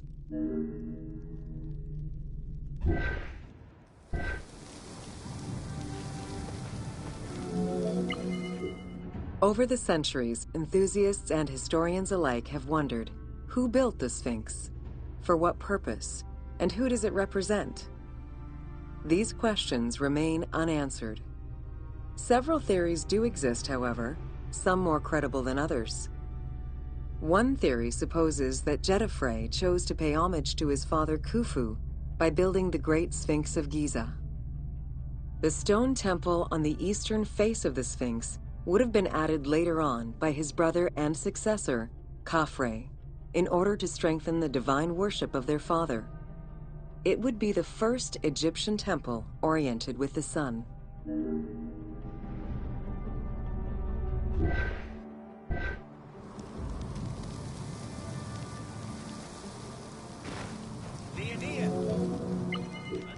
Another theory suggests that the Sphinx was built by Khafre and was meant to represent him. The arguments to support this hypothesis are based on the fact that the limestone beds used for the main work of the Temple of the Sphinx are geographically and architecturally similar to the Valley Temple of Khafre.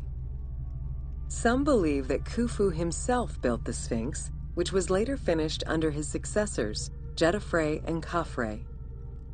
These arguments are based on the stylistics of the engraving, the typology of the nemes, and the absence of a beard at the time of construction.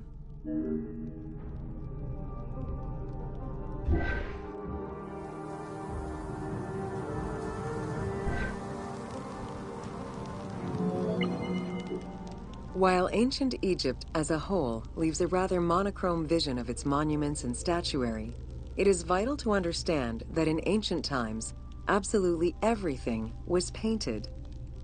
The sun, eating away at the pigments of the colors, the sand, the climate, and the implacable impact of time, unfortunately destroyed the glorious colors of the Sphinx of Giza. Documents from an Arab Egyptologist of the 12th century, Abd al-Latif al-Baghdadi, indicate that traces of red were still visible in his time. Today, however, the only color that remains are traces of red close to the ears of the Sphinx, as well as hints of blue and yellow on the nemes, traditional colors for that type of headdress. The pigments for the color red were man-made, obtained by mixing different products such as clay, quartz sand, and very finely crushed hematite.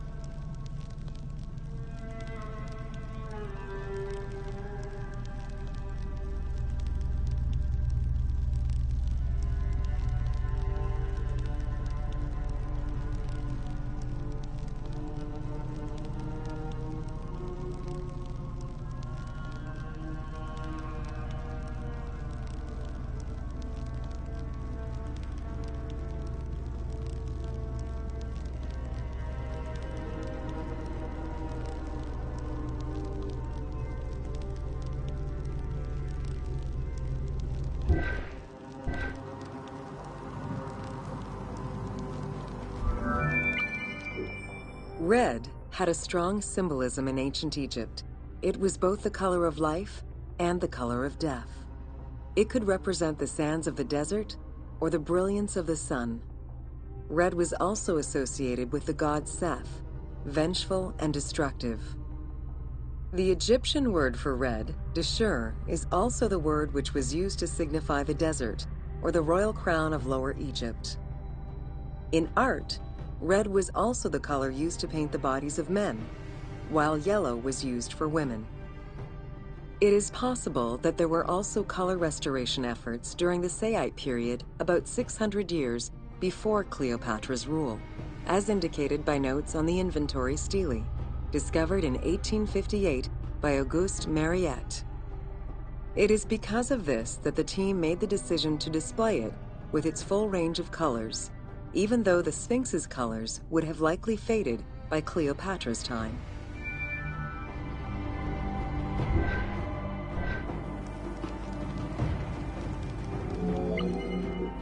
Dating from the 4th dynasty, approximately 2600 to 2500 BCE, the Great Sphinx of Giza is the oldest and largest sphinx that we know of. Carved from a natural limestone outcrop, the Sphinx measures 19.8 meters in height, 73.2 meters in length, and 14 meters in width.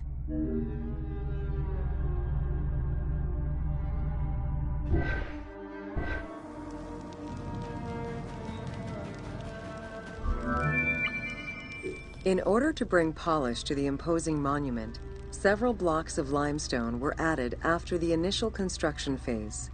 Since then, there have been numerous attempts at preservation. The polish present in the game integrates some aspects of modern restoration attempts. The team made this choice to present a more iconic version of the Sphinx of Giza to the player. Today, the Sphinx is called the Terrifying One. This appellation is translated from its Arabic name, Abu al-Hal, which in turn was derived from Baluba in Coptic.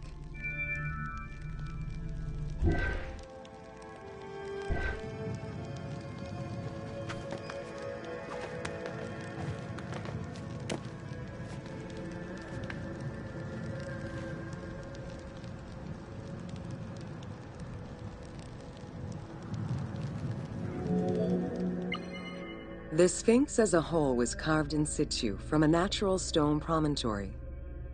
Its head was built in a limestone peak of the Mukattam Plate, and the body was sculpted in the underlying rock layer where it is located. The degradation of the Sphinx is due in particular to wind erosion and the different quality of limestone used in its construction. The level of sodium contained in the groundwater which abuts the stone is also a contributing factor.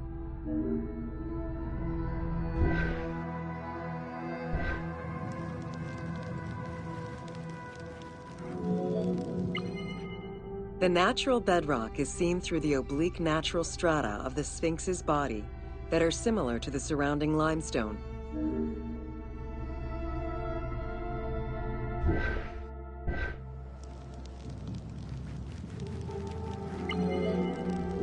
Since antiquity, people have always believed there was a hidden tomb deep within the Sphinx.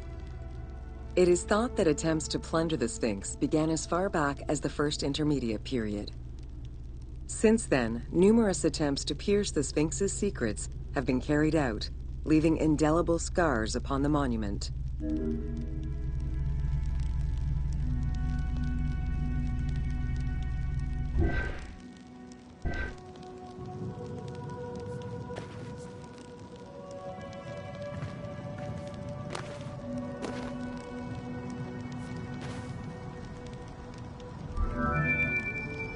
"12 meters long and cut during pharaonic times, another entrance in the back of the Sphinx aroused curiosity. Although Thutmose IV attempted to seal it off, it was possibly reopened by treasure hunters. It was rediscovered by Howard Vyse and mapped more recently by Mark Lehner. This entrance at the back of the Sphinx leads to different cavities of a few meters each, in directions going inside the statue's body and under the surface. The team has used this opportunity to extrapolate a little more.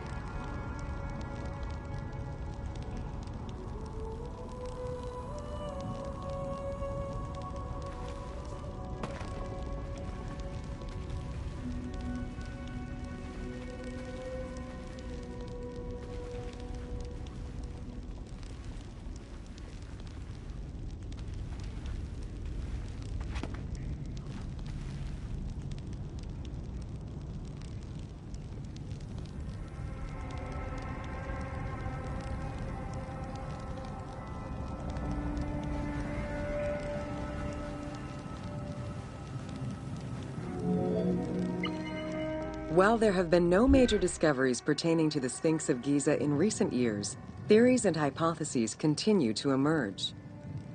Without validation provided by archaeological sources, however, they remain unsubstantiated.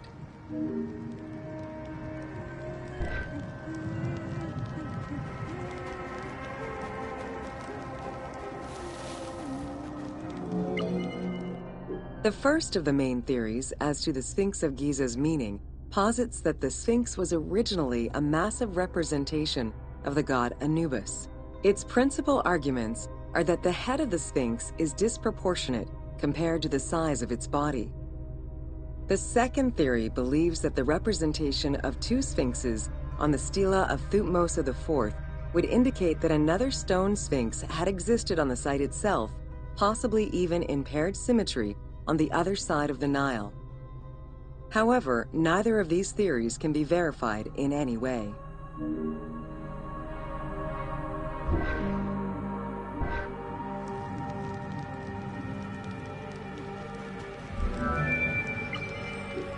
Several scientific projects using new technologies have been put in place in the past decades.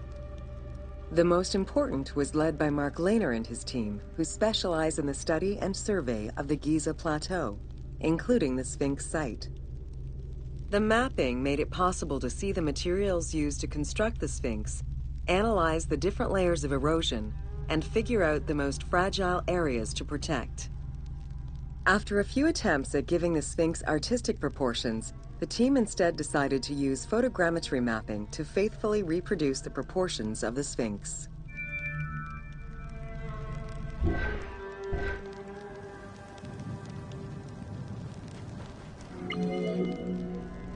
What the Sphinx of Giza represented during its construction and how the Sphinx was perceived by the Egyptians of the New Kingdom are two very different matters. Originally a representation of the king imbued with the power of the lion, the Sphinx was eventually viewed as a direct representation of the Most Divine. It is theorized that kings of the New Kingdom believed that the Sphinx of Giza was the one who recognized and legitimized the ruler of Egypt. Thus, despite the fact the Sphinx of Giza was partially buried under the sand during his reign, Amenhotep II knew that the monument was of great importance.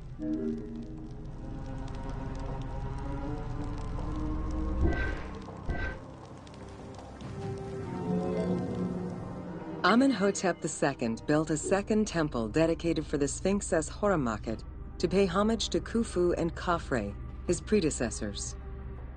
It became a common habit for this dynasty to spend time with their royal courts at the Sphinx. Its sanctuary became known as Setepet, the Chosen.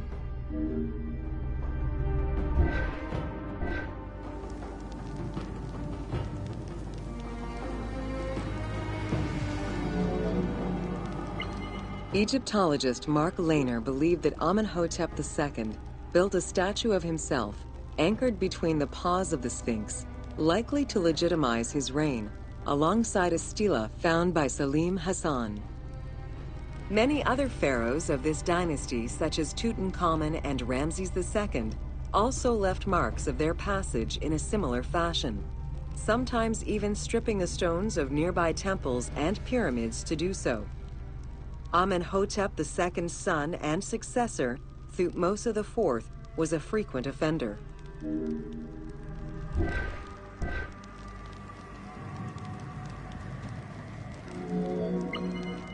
While sleeping between the Sphinx's paws, the future Thutmose IV saw in a dream the god Horemakhet proclaiming his coming accession on the throne of the two lands.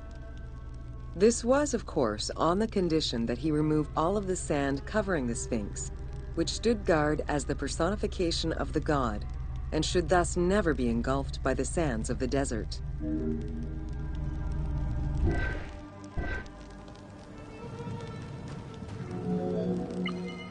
The 15-ton dream stela built by Thutmose IV to commemorate his dream was discovered by an Italian Egyptologist, Giovanni Battista Caviglia, in 1818, when he undertook the task of freeing the Sphinx from the sand, which had yet again covered it.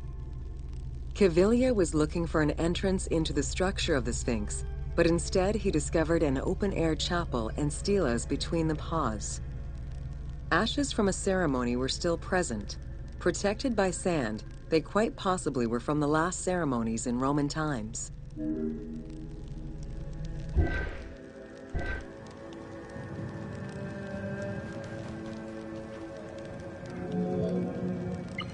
That same year, Caviglia discovered fragments of the Sphinx's beard that had probably been added during the New Kingdom.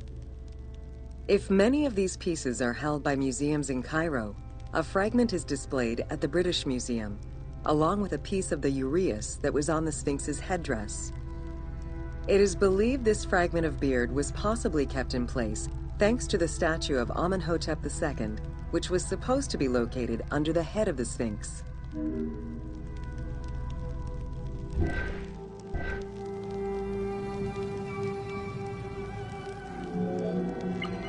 A popular cultural legend purports that the nose of the Sphinx of Giza was lost during the time of Napoleon Bonaparte to the cannon fire of French soldiers in training.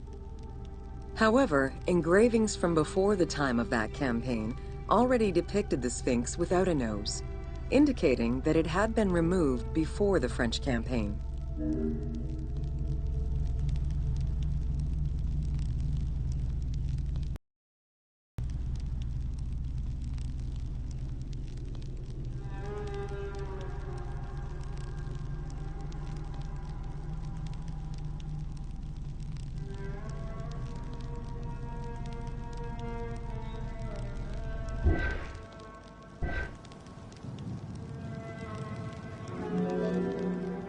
The most plausible hypothesis is based on the research of the German historian Ulrich Harman. During the 1980s, Harman compiled medieval sources written by Arab authors. In doing so, he discovered that the Sphinx was once perceived as a favorable omen, a deity supporting sediment-nurturing floods and crops. Around 1378, a Sufi by the name of Muhammad Sa'im al-Dar could not stand this vision of the monument, and in an iconoclastic act, broke the nose of the Sphinx. According to the texts, he was then hanged and burned between the legs of the Sphinx for his crime.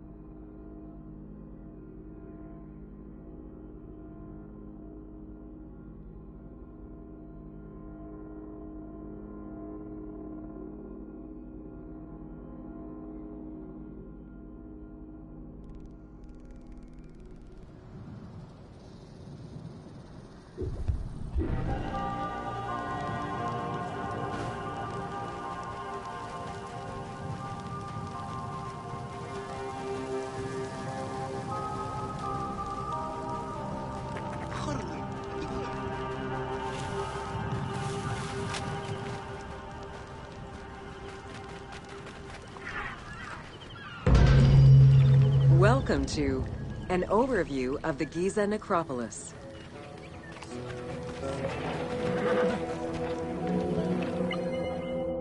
The Giza Plateau is located on the west bank of the Nile and was considered by ancient Egyptians as the domain of the dead. The pyramidal complexes found there were built over the span of 3 generations, during the reign of Khufu, Khafre, and Menkaure.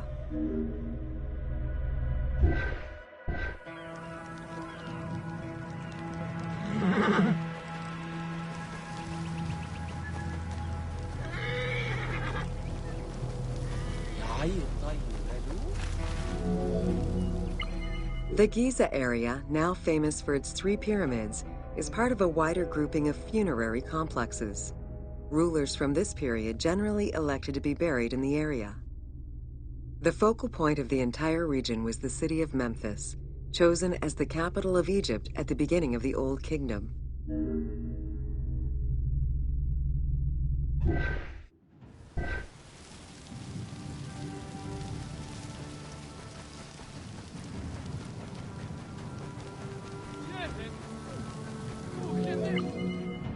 The placement of the Giza monuments, and particularly that of the pyramids, followed a practical yet strict alignment.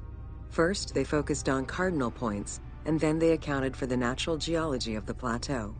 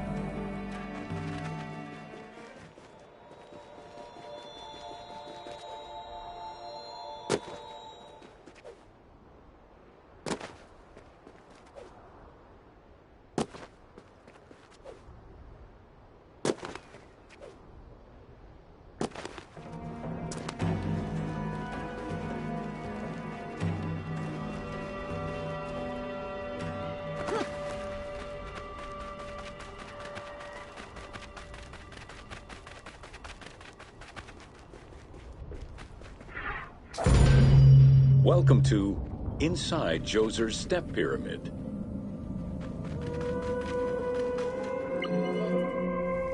The architect of the Step Pyramid, Imhotep, was a man of great importance to Pharaoh Djoser and ancient Egyptians in general.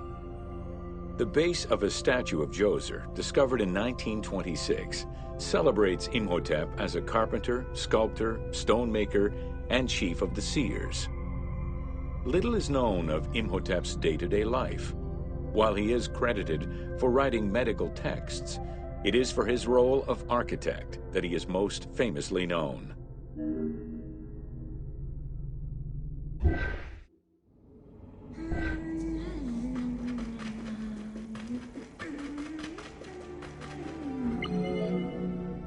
From the design of the pyramid to the elements within the complex itself, Imhotep set out to create something that would immortalize his king.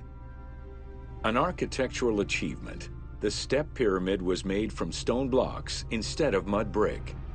It was the first time Egyptians built a monument of that height. Imhotep explicitly intended for the stone to reflect natural materials. The funerary complex of Djoser remained famous throughout the centuries and millennia, and its great architect, Imhotep, was deified by ancient Egyptians during the late period.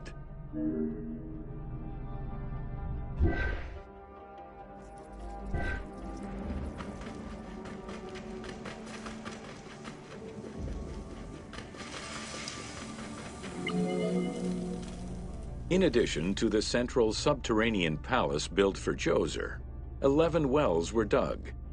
Each went to a depth of 33 meters and connected with a horizontal gallery extending for about 20 meters.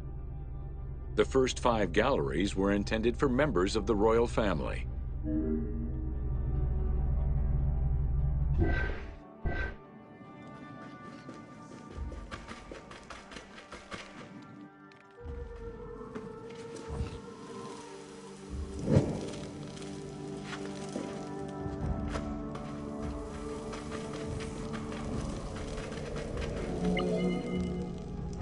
Two passages lead underground and branch off in 3 directions to various magazine galleries. This vast underground space accommodated sections for storage and ceremonial offerings. One of the tunnels, starting on the east side of the pyramid, contained 40,000 stone vessels, many of them belonging to the king's ancestors.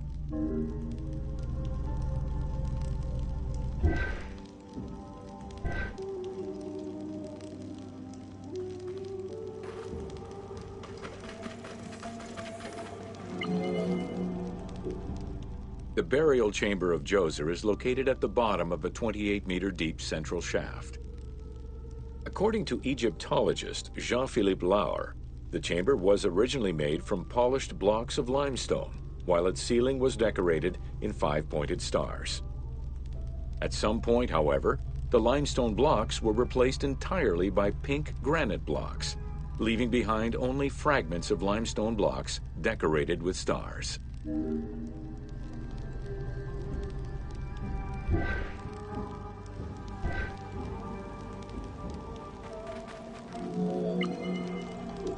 At the foot of the chamber are many tunnels going in all directions. This maze of tunnels, galleries, and chambers stretches over 5 kilometers. There are a number of dead ends and false doors. They may have been intended for the afterlife, rather than to fool thieves.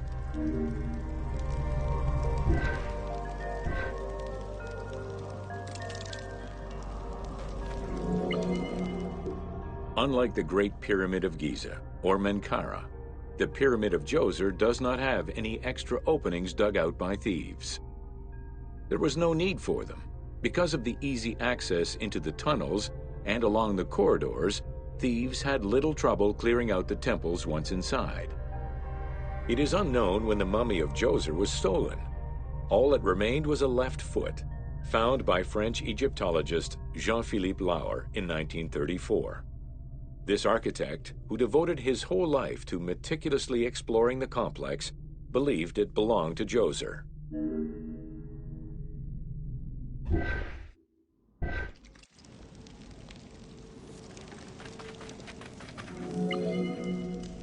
The Pharaoh's apartments, also known as the Blue Chambers, are decorated with blue-green tiles meant to imitate the reed matting that covered the walls and windows of his palace. The stone is carefully curved and painted to look like the rolled mats of open doorways and curtains.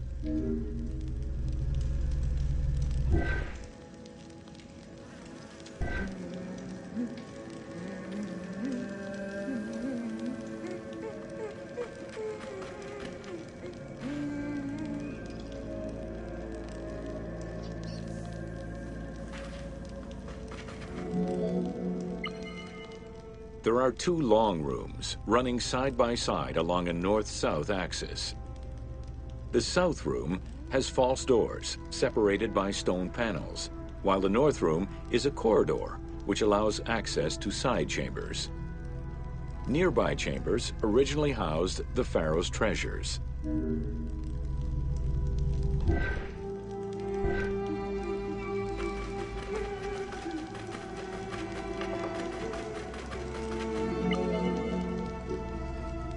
The door frames are made of fine limestone and carved with the king's name. As in the south tomb, reliefs are carved into the doorways. These reliefs show the king performing rituals and visiting divine sanctuaries for all eternity. Their interiors are fictive additions made by the team to add to the wonders of the tomb. It is clear from the elaborate detail and scale of the complex that this funerary monument was a technological marvel of its time.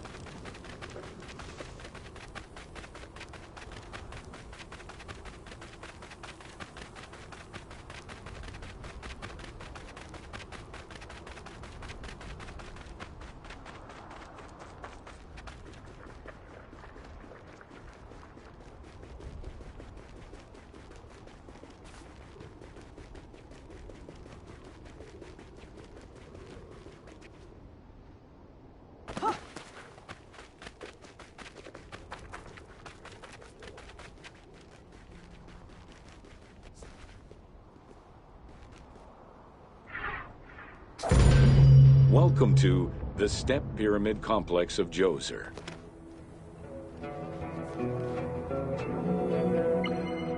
The Step Pyramid is at the center of an enclosed complex, comprised of temples, models of palaces, and artificial constructions, all built for the afterlife of Pharaoh Djoser. The funeral complex itself covers 15 hectares and is located on the highest point of the Saqqara Plateau. It's clear from the elaborate detail and scale of the complex that this was a technological marvel of its time. The only fragment of information regarding the design plans of the complex was discovered on a section of stone containing an architectural sketch of a vault.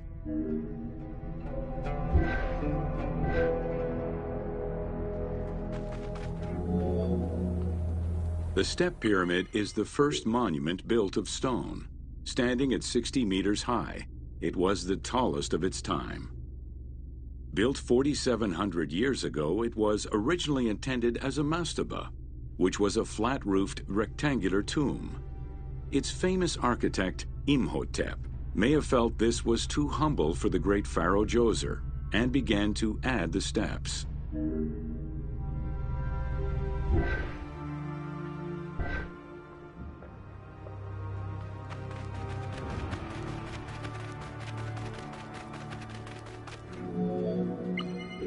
The Step Pyramid complex is enclosed within a 1,600-meter-long wall that is 10 meters high. This large wall was made out of white limestone and oriented along the north-south axis.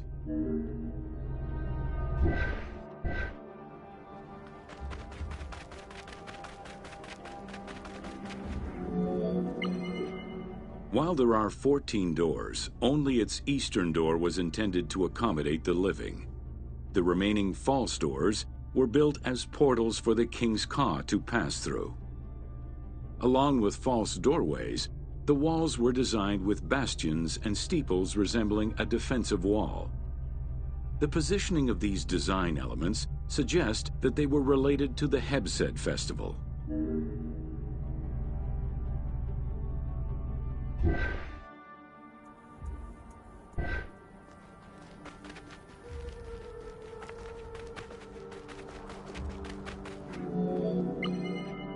The only real entrance into the complex is at the end of a long, narrow passageway. This enclosure has a stone canopy carved to resemble wooden logs. At the end of the passage is a large opening. Meant to resemble a doorway, it has carved doors and hinges that are permanently open and immovable.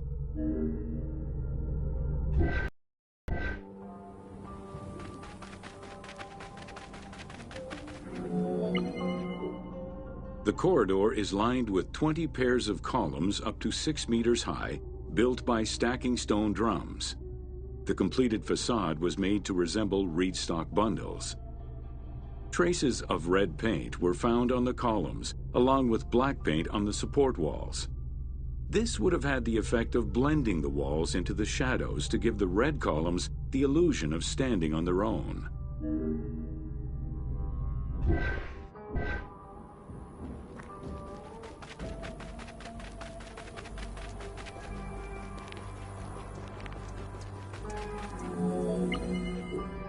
Chambers are located on either side of the columns and are thought to be chapels representing the provinces of Upper and Lower Egypt. According to some Egyptologists, the arrangement of the rooms may be symbolic of jurisdiction and judgment.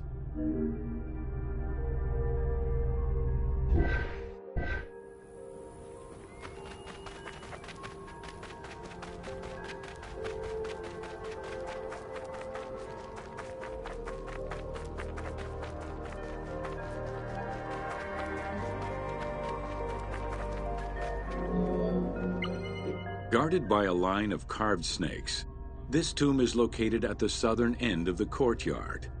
The burial chamber is beneath it, down a 30-meter deep shaft.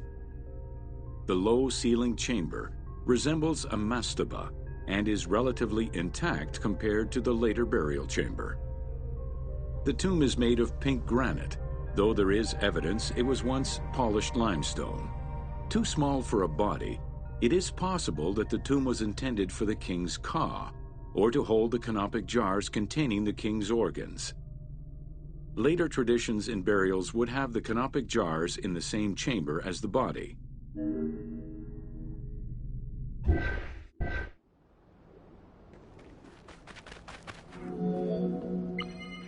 A polished limestone staircase leads west from the tomb to underground apartments.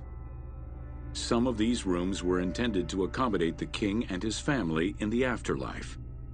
Many large jars of pottery were found, including some that still had deposits of beer, milk, and oil inside them. The false doorways are decorated with reliefs of the king taking part in rituals. In these reliefs, he is seen carrying agricultural tools, running, and performing a ritual for the reanimation of the deceased.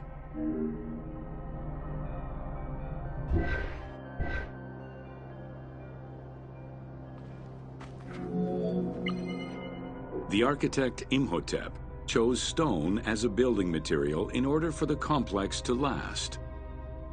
Following the completion of the initial mastaba, Imhotep devised a burial of more ambitious dimensions. He set about stacking mastabas on top of each other. Evidence shows that the pyramid was enlarged twice by additional cuts into the steps, eventually reaching 62 meters in height and 121 meters by 109 meters at its base.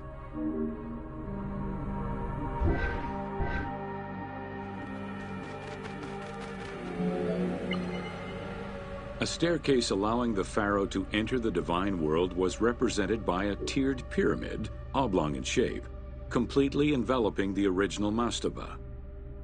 The pyramid itself is a solid structure. All of the chambers and tunnels are beneath the structure.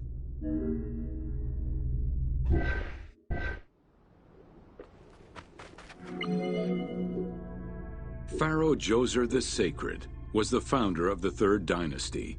He ruled for 19 years. During his reign, he was known as Horus Nedjereket, divine of the body. He was given the name Djoser several centuries after his death as a sign of respect, and he is regarded as one of the greatest pharaohs of Egypt. An apocrypha was drafted in his name during the Ptolemaic period, 2,500 years after his death.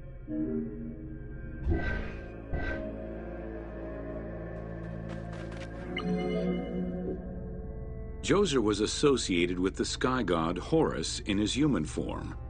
A plinth near the step pyramid is inscribed with his name and associated with Horus. He was the first to reside in Memphis, making it the central hub of government for the region. Djoser was known to have built many temples and monuments before the complex at Saqqara. The funerary complex was the first of its kind and would mark Djoser's greatest architectural achievement.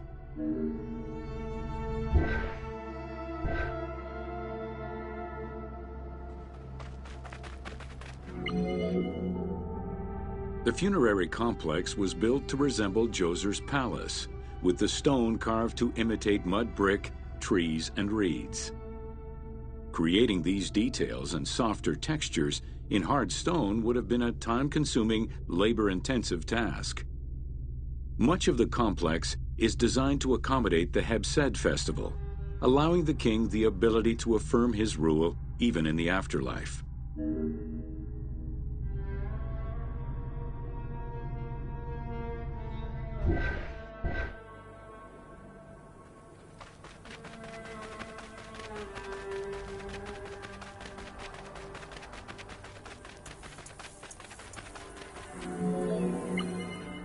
In the corner is a temple referred to as T. This temple is among the most mysterious structures in the complex. Its outer facade is plain, while inside it is decorated with intricate jed pillars and carvings.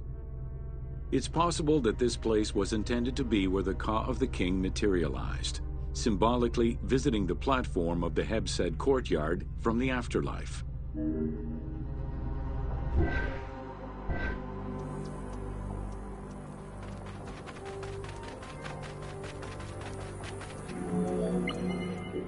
The Hebsed festival enabled the pharaoh to maintain universal order and renew godly powers. Through a series of trials and religious rites, such as dance, offerings, and visiting the sanctuaries of various deities, the ruler's vital force and divine nature was confirmed. The celebration was meant to represent the ruler's jubilee and would take place every 30 years, though the deadline was not always followed. The earliest known ritual dates from the First Dynasty.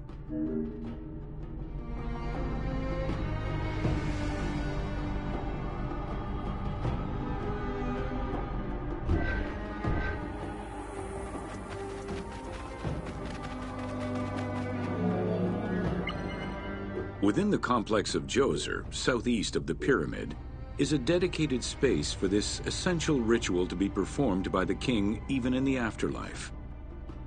The Hebsed courtyard is lined with false chapels and equipped with a platform and staircases meant to represent Upper and Lower Egypt.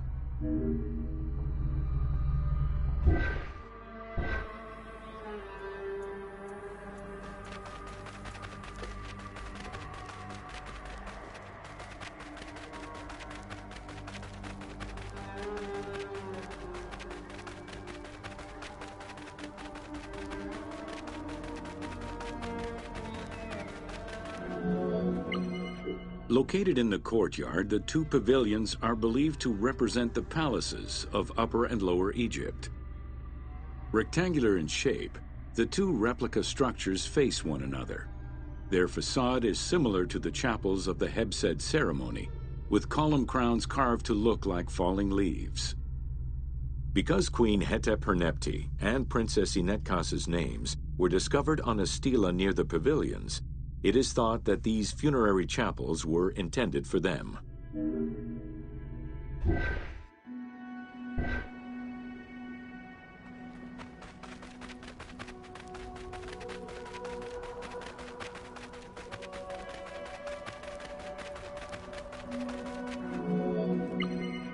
The funerary temple is on the north side of the complex, facing the stars where the deceased ruler was believed to travel after death.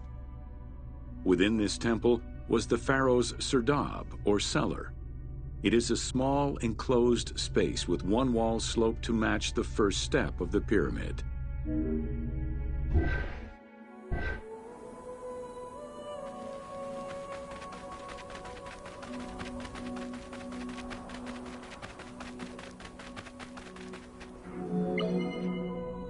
The north wall has two observation holes. A statue of Djoser is seated on the throne, wearing a mantle and a tripartite wig with a crown known as a Nemes. Representing the king's ka, this statue looks through the observation holes into the courtyard, enabling the king to observe the ceremonies and receive offerings in the afterlife.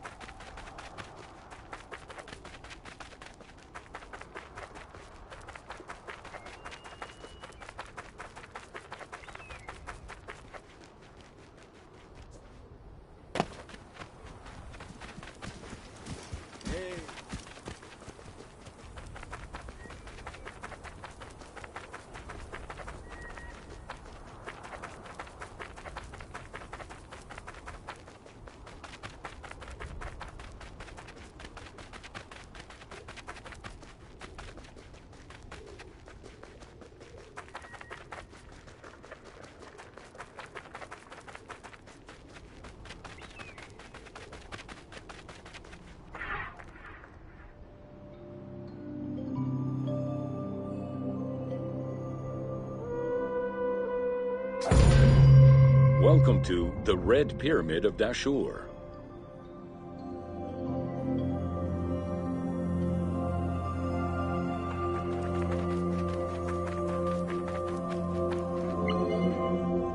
The Red Pyramid was built 2 kilometers to the north of the Bent Pyramid. It was so named due to the reddish limestone used in its construction. The Red Pyramid reached a height of 105 meters. While the ground level of the Red Pyramid is lower than that of the Bent Pyramid, its height is virtually the same. The task of making the pyramid a geometrical, true, flat-face pyramid brought about yet another new design concept, the use of casing blocks.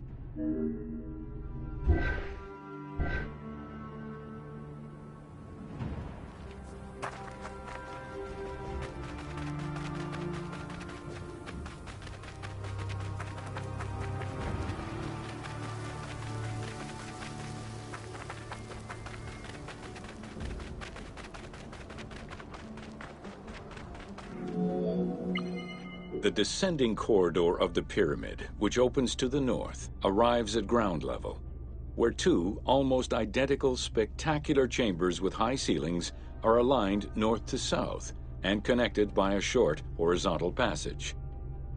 In the south wall of the second chamber, accessed by a staircase, another corridor leads to the final chamber, which is built within the masonry of the pyramid itself and aligned east to west.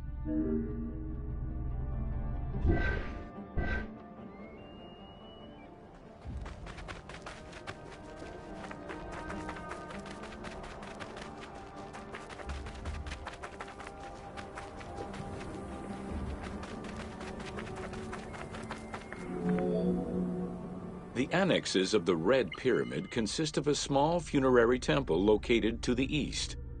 A causeway presumably ran due east from the temple, but it has yet to be excavated.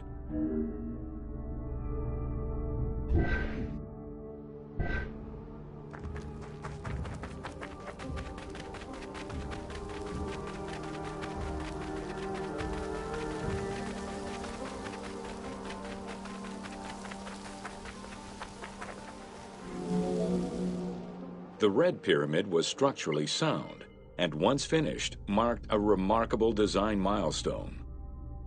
Finally successful in his attempts to build himself a suitable funerary monument, Sneferu knew his future beyond death was assured.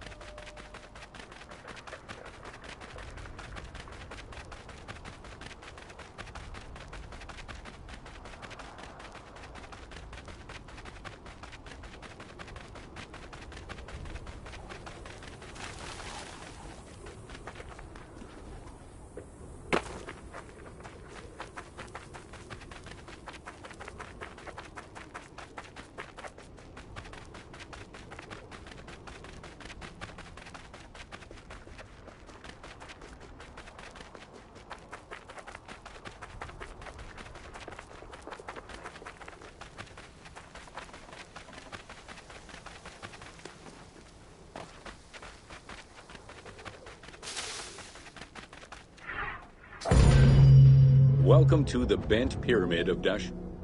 After the construction of the Meidum Pyramid failed, Sneferu transferred his residence and the official necropolis to Dashur. There he began construction on his second attempt at a funerary monument. The resulting structure, known as the Bent Pyramid, is the only one of its shape in Egypt.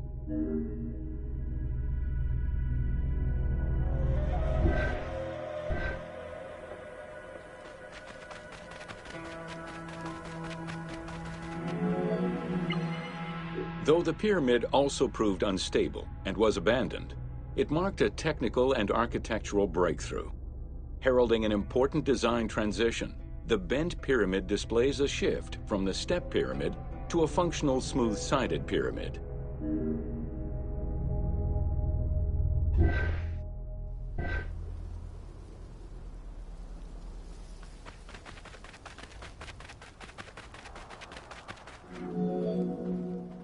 The Bent Pyramid was unique in having two separate entrances, one on the northern face and another on the western face.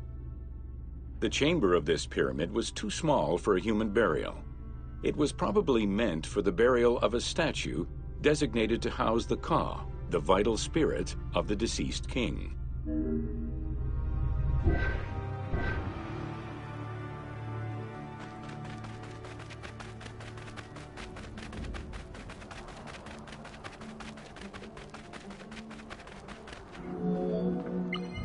With the Bent Pyramid, architects successfully experimented with a completely new idea: to build the pyramid with a core of huge stones settled on a progressive horizontal design. This way, each construction phase could be completed in a single stage, allowing the architect complete control over every design element. Unfortunately, these precautions did not prevent sagging or cracks in the interior rooms of the pyramid. Sneferu abandoned the monument and began the construction of yet another pyramid.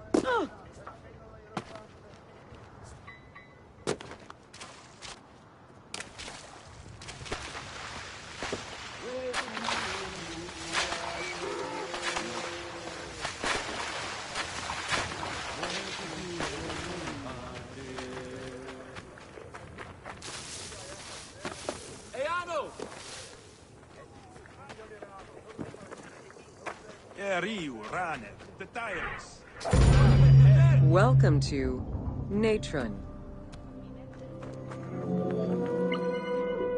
Natron is a colorless salt that was used by ancient Egyptians for food preservation, cleansing products, and glassmaking. It was also used in the mummification process.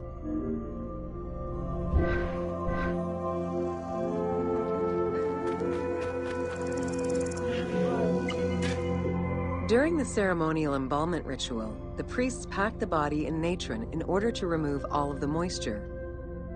Once the body was thoroughly desiccated, they could begin the wrapping.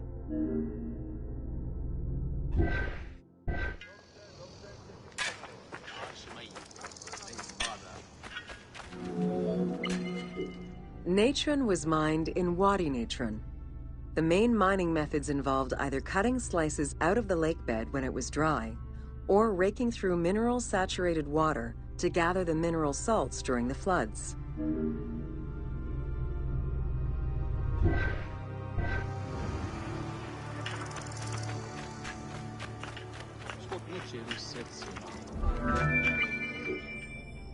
Both techniques are still used today and inspired the team in their recreation of the mines located in the mountains northwest of Memphis.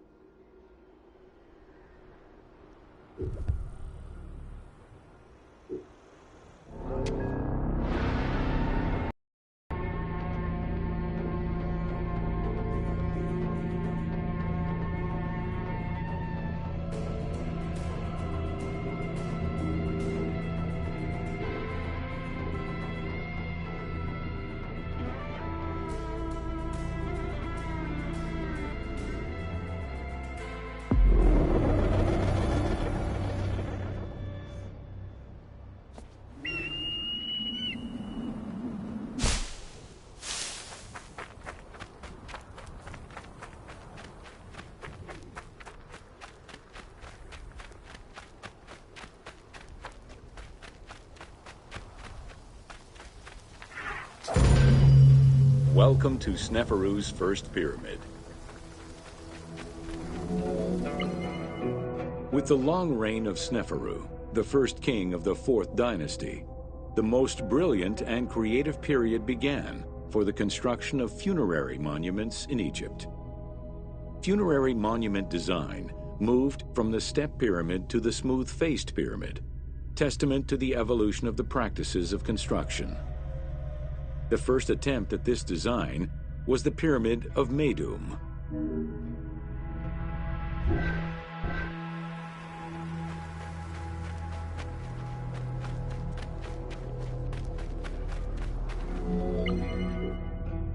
While Sneferu's monument started as a 7-stepped pyramid, it was later altered into an 8-stepped structure. The final phase of construction saw the steps filled out and an outer casing applied to achieve a smooth surface.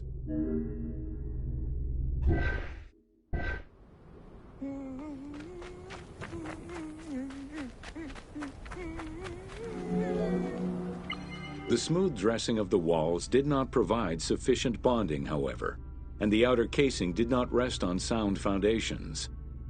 As a result, the bases of the 4 outer buttress walls gave way, causing the walls to slide down and collapse. While the Meidum Pyramid was abandoned due to design flaws, it showcased other innovations that would impact all future pyramid designs.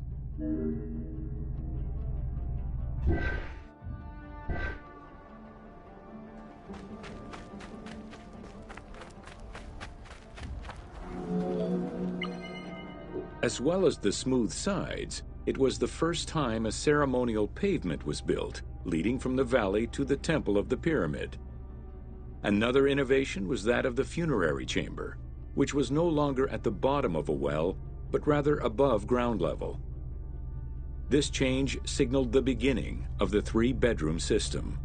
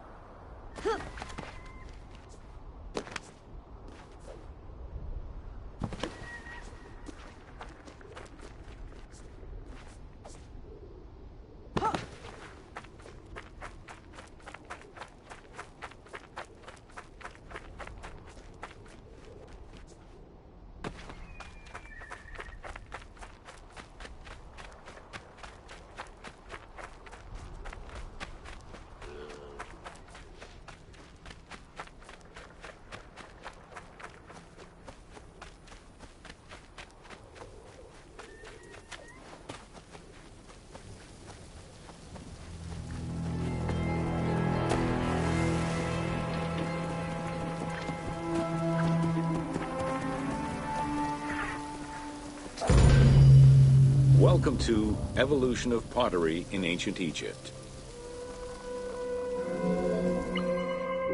Excavations all over Egypt have uncovered enormous quantities of pottery vessels of all shapes and sizes.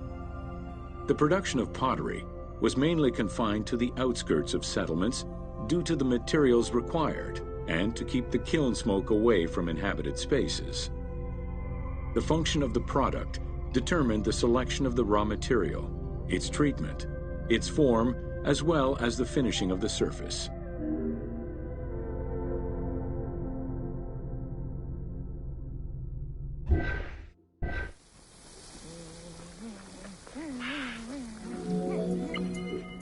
Pottery was essential to ancient Egyptians' daily lives.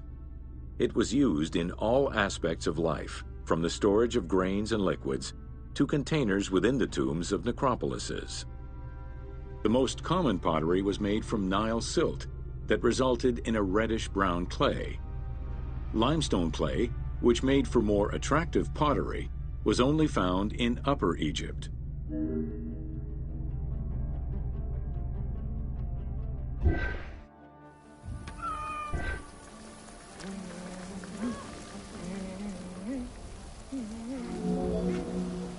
Early pots were made from pinched or coiled clay.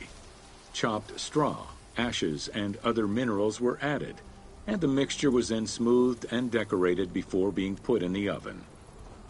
Pots were fired in bonfires or enclosed within a brick kiln.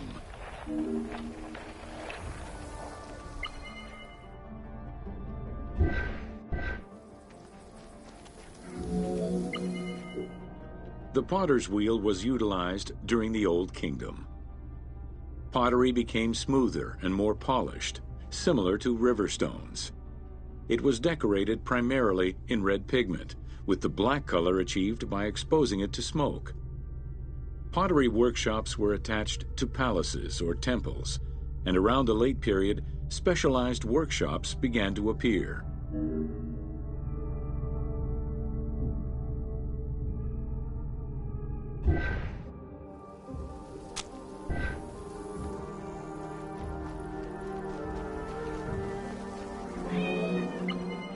Quartzite particles, which created the rich blue or green glazing, became common during the New Kingdom. Mediterranean motifs and tin-based glazing came with the Greco-Roman era.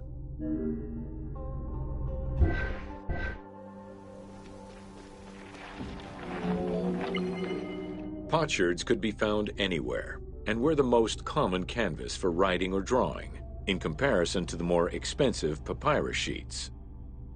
Named after their Greek description, ostraca contained daily life records, letters, or could be drawn upon. Artists drew sketches for temples and tombs, or simply for leisure.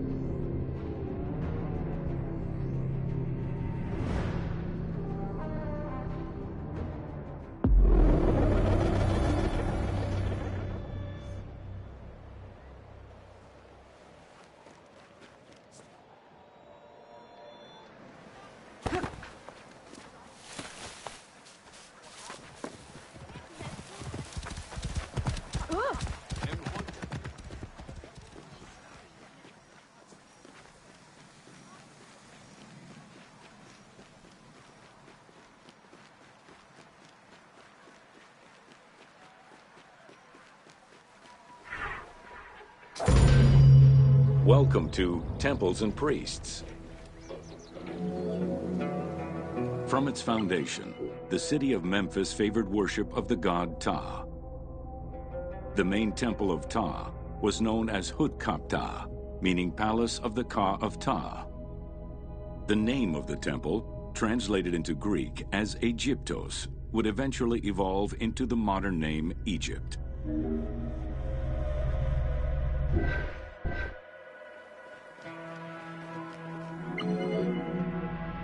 Temples were the center of religious, political, and economic life in ancient Egypt. These sacred places were viewed as the literal home of the gods and goddesses. As such, every aspect of them required care and reverence, all of which was accomplished through elaborate ritual.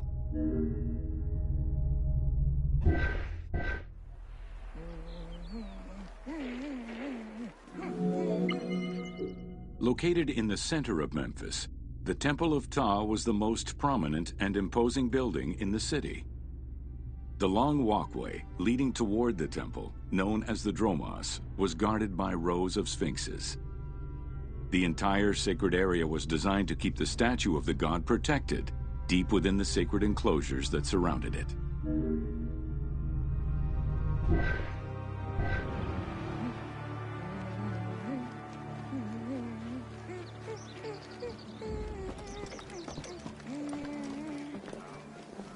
You wish.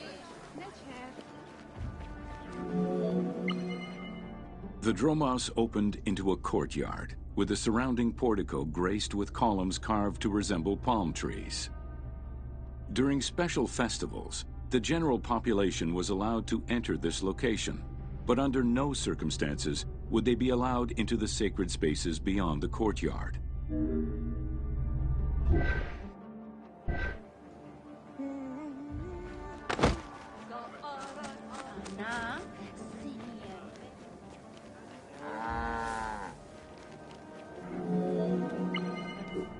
The Memphis Alabaster Sphinx was discovered in 1912, almost completely buried in water and sand. 8 meters in height and weighing in at roughly 90 tons, it is still mounted on its original pedestal. Though it is called the Alabaster Sphinx, it was in fact carved from common calcite rock, which is similar in appearance and texture to alabaster.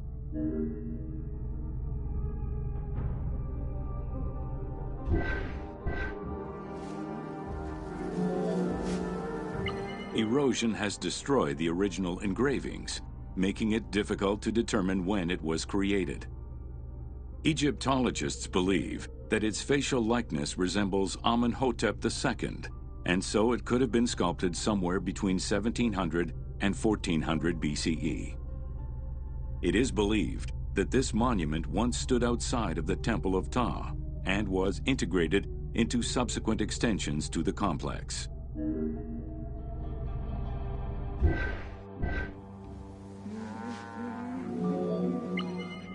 The size of the imposing sculpture reflects the importance it had to the temple during the New Kingdom. This Sphinx is one of the few remaining artifacts from the ruins of Memphis to survive.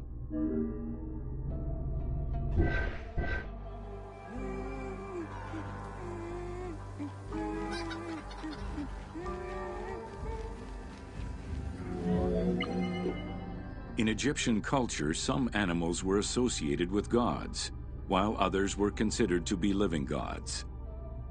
The Apis bull was believed to be a divine entity. The earliest mention of the Apis bull in ancient Egypt goes back as far as the first Egyptian dynasty.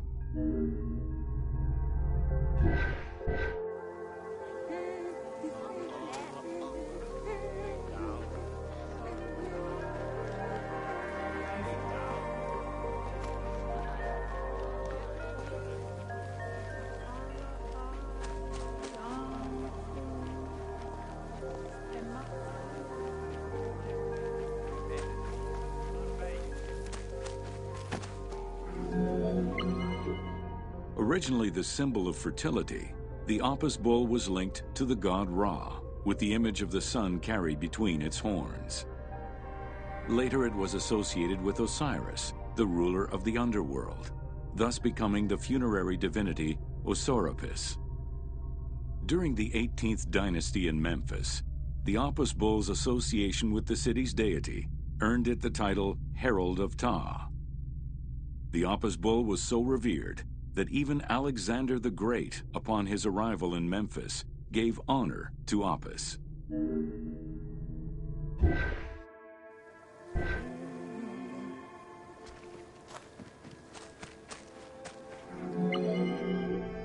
The Apis bull lived with its harem in a sacred barn located in an enclosure in the Temple of Ptah.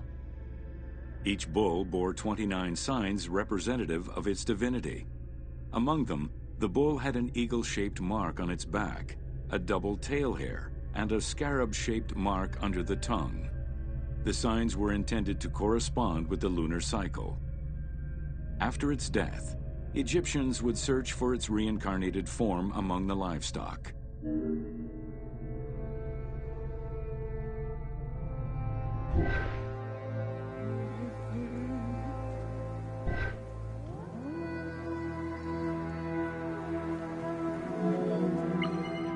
Like other living divinities, the mortal incarnation of the Apis bull was prayed to, and when it died, it was given a luxurious funeral, which included mummification.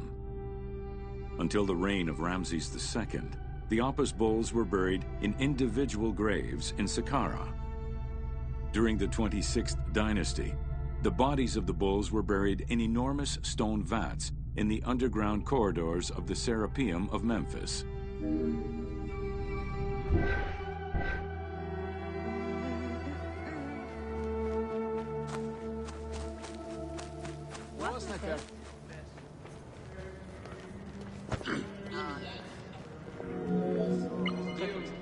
Ancient Egyptians believed that temple rituals were essential to maintain order in the cosmos and allow communication between humans and gods.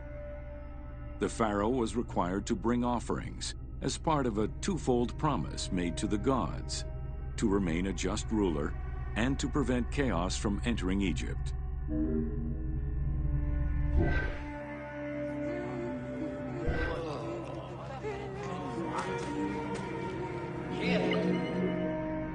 Details of the ceremonies found on temple walls provide a thorough overview of the stages of the daily ritual. Performed 3 times a day to mirror human mealtimes, each step of the highly symbolic ceremony was accompanied by specific recitations, many of which referred to mythical events.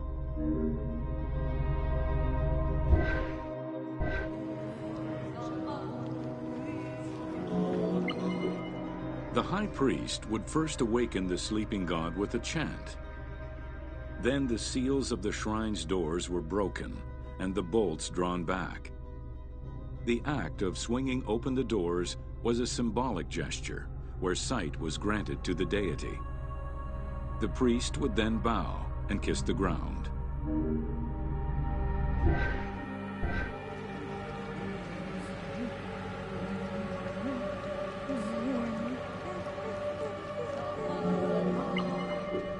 The god was then washed with incense-infused water and its mouth rinsed with mineral salts. The cleansing was followed by adorning the statue with jewels and royal garments. The final ritual required the priest to sweep away any footprints in order to prevent evil from approaching the god.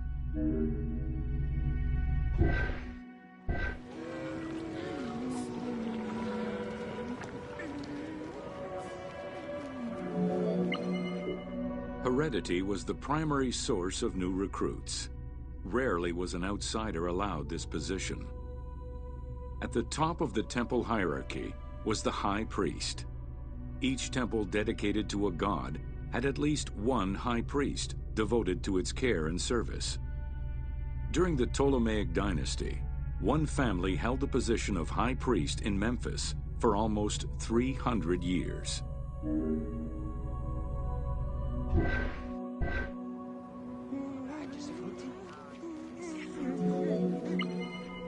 High priest candidates made their way up the ranks of the temple hierarchy.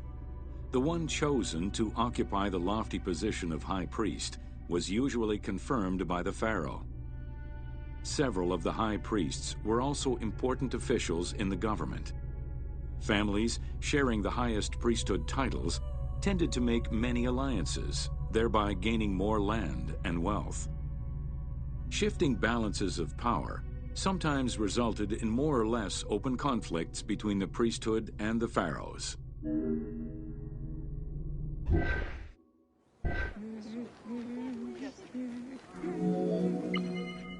In the 21st dynasty, Thebes became the capital of an almost entirely theocratic government.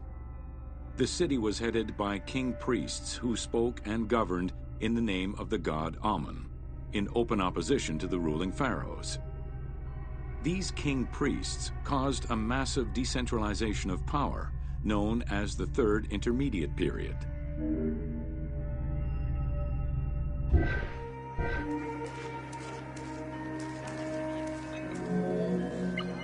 The educational institution in ancient Egypt was known as the House of Life. Attended by the offspring of the elite and the clergy, it was a place tailored to the social status of its attendees. The earliest references to this type of institution date back to royal decrees of the Old Kingdom.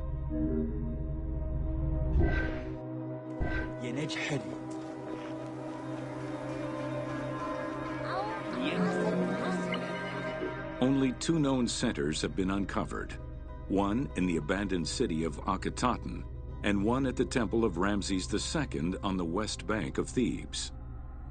Inscriptions uncovered in those locations mention the names and titles of people who were connected with the House of Life, such as a chief physician and many scribes. It is presumed that by the late kingdom, every temple had a House of Life.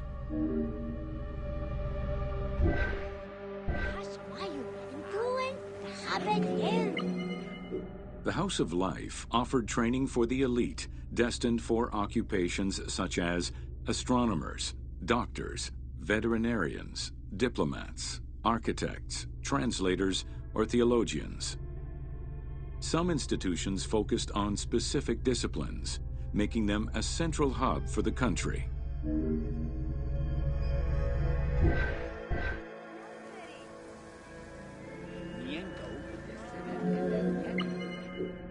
Not limited to instruction for young students, the House of Life was a source of reference for many scholars, with rooms dedicated to papyri of many disciplines.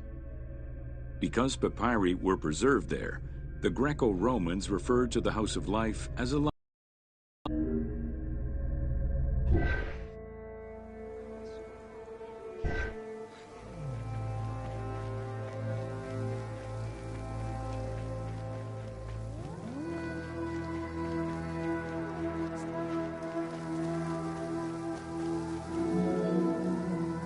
Ancient Egyptian economy was based on an unequal system of redistribution of goods. The state of Egypt collected the crops, and the temples distributed them throughout the provinces. Since the only people capable of counting and ensuring a fair redistribution were the educated scribes, this meant that the temples played a pivotal role in this process.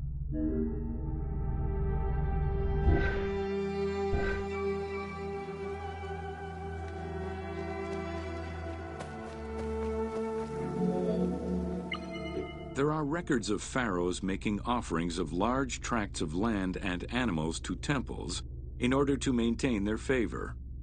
Ramses III offered generous gifts to the temple of Amun in Karnak in such a manner.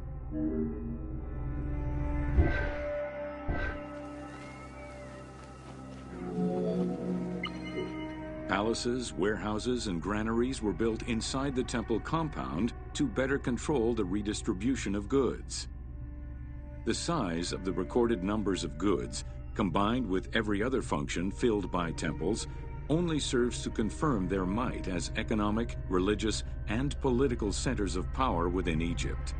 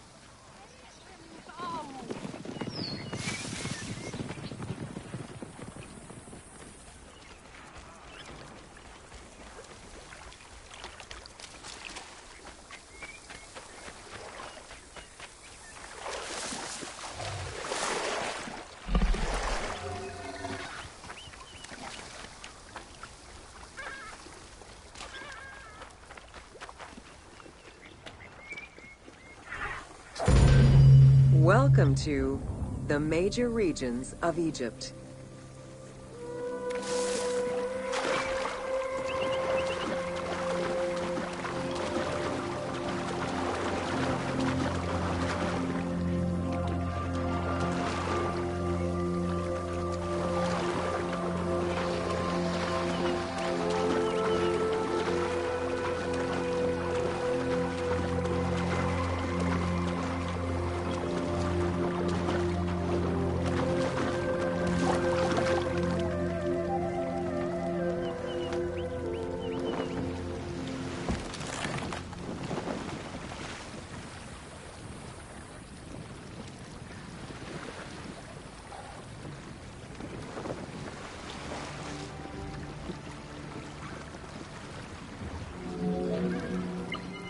Life in ancient Egypt was concentrated along the shores of the Nile and divided into two regions.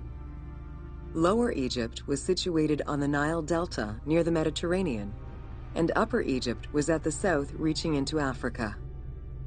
Due to its proximity to the Mediterranean, temperatures in Lower Egypt were less extreme than in Upper Egypt.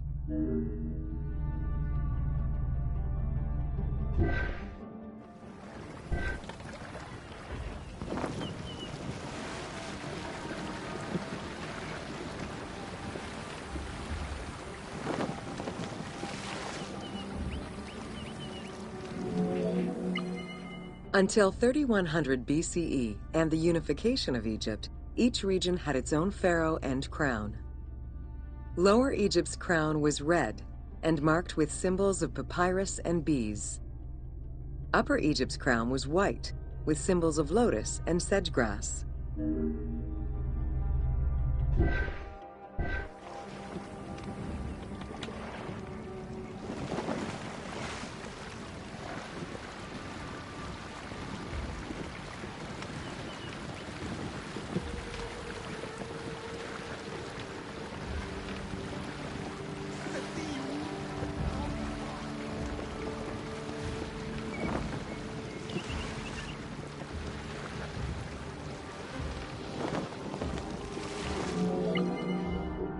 Both regions had competing major cities, most notably Memphis in Lower Egypt and Thebes in Upper Egypt.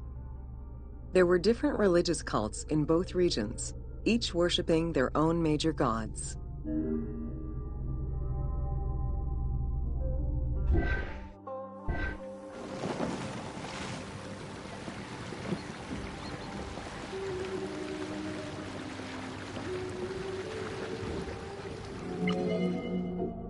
Many of the temples were designed in such a way as to represent the two regions, and ceremonies often incorporated Upper and Lower Egypt in their rituals.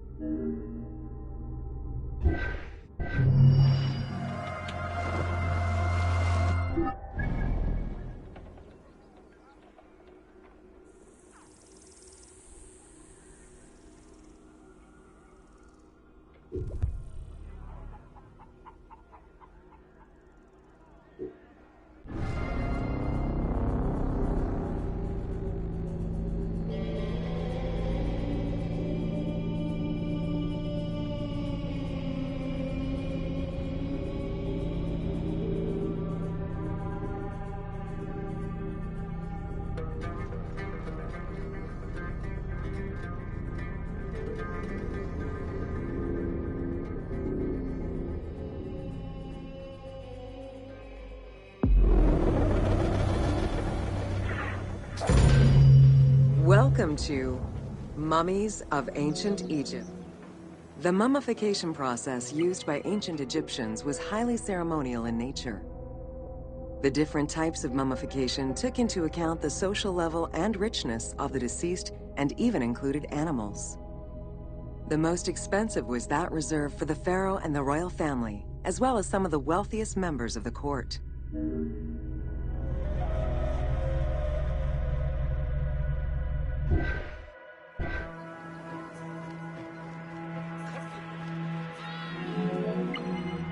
The first step was cleaning. Once bodies arrived at the mummification site, they were placed on inclined tables while the bodily fluids drained away. They were then cleansed by priests until they were deemed ready for the purification process.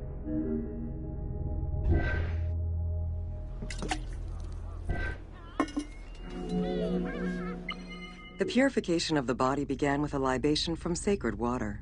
The priest then fumigated the body with terebinth resin. After the ritual cleansing, priests used oils, spices, and all kinds of essences to further purify the body of the deceased. Finally, all body hair was meticulously removed.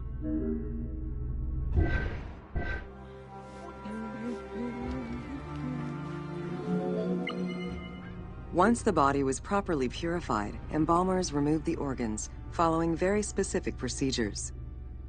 First, the brain was extracted by inserting a spoon through the nostril to break the ethmoid bone. Then, using a spatula, the pieces of the brain were removed as thoroughly as possible. What matter remained was extracted after a process of liquefaction, achieved through the use of a caustic liquid. The cranial box, once emptied, was rinsed and disinfected with palm wine, and then stuffed with strips of linen cloth and liquefied resin.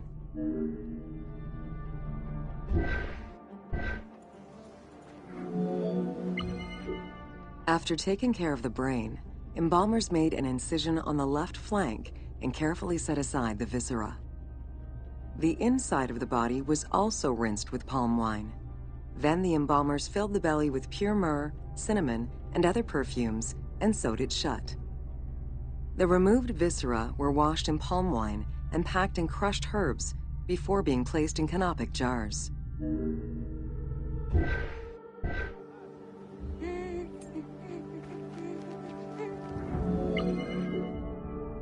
Canopic jars were placed close to the sarcophagus or kept in a chest nearby. At first, the viscera were wrapped in tissue and placed in the vases. As the ritual requirements became more elaborate, ointments, spices, and even water and natron were added to the process.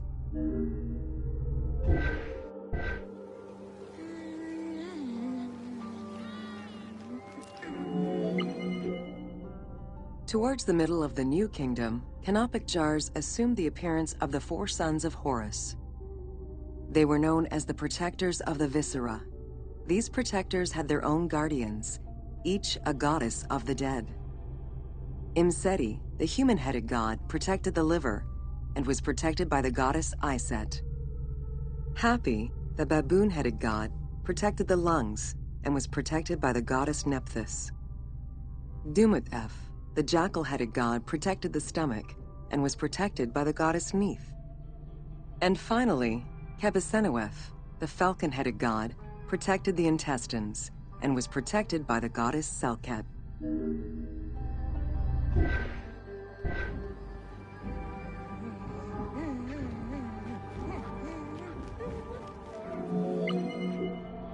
Natron is a naturally occurring mineral found in evaporite. These sedimentary rocks are made up of mineral salts and were generally mined from lake beds in Egypt.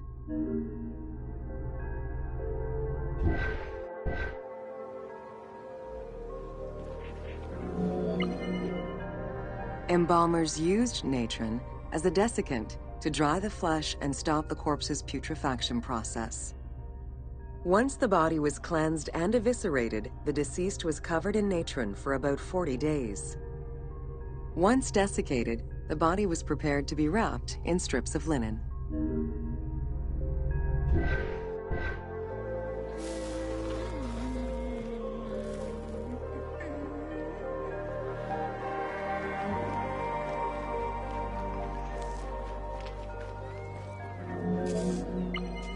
Once the body was fully desiccated by the natron treatment, embalmers oiled, painted, and sometimes even added hair extensions or a wig.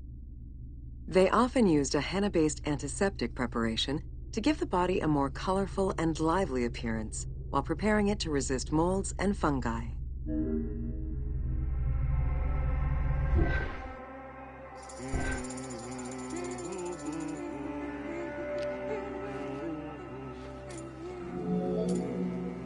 Next came the phase which gave mummies their most well-known appearance, the wrapping.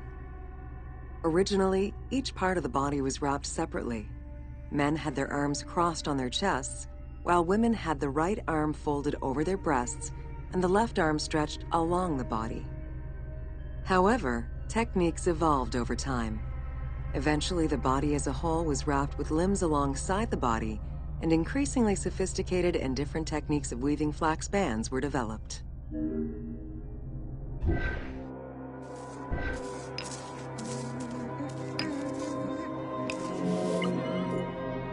In addition to the jewelry and amulets arranged on the skin of the deceased, amulets were also carefully inserted into the weaving of the linen strips. Each amulet was linked to a myth or to an ideological belief related to rebirth.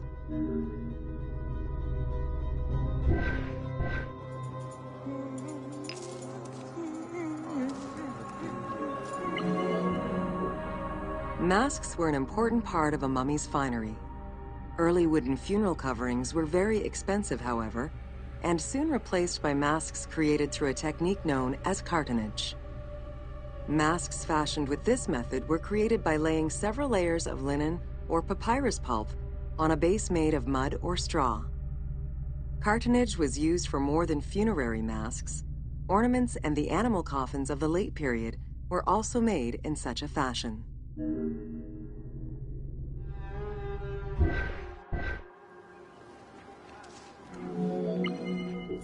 Cartonnage evolved to cover the entire body of the mummy during the 22nd dynasty.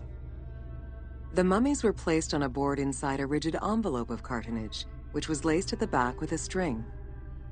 Extremely cost-effective and visually pleasing, this technique was very popular through all layers of the society.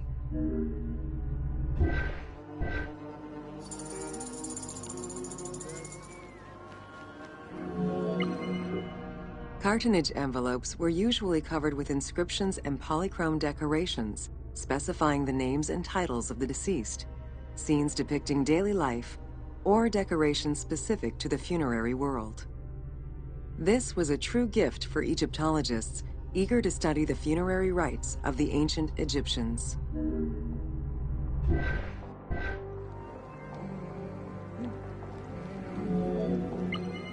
Once the mummy was properly wrapped and adorned, the embalmers proceeded with the ceremony of the opening of the mouth. A vital step of the funerary process, this ceremony was meant to bring back to life the deceased themselves or an object representing the deceased.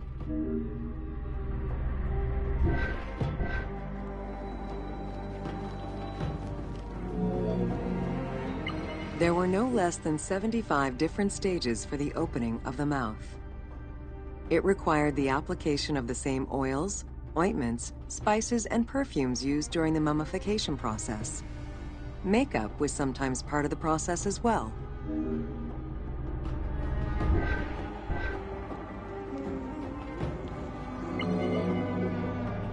The last stage of this long ritual was the act of touching the mouth with the adze to symbolically allow the breath of life to infuse an inert body. Its performance was reserved for a very specific set of people: priests who wore the mask of the god Anubis, a close relative of the family, or by the heir to the throne.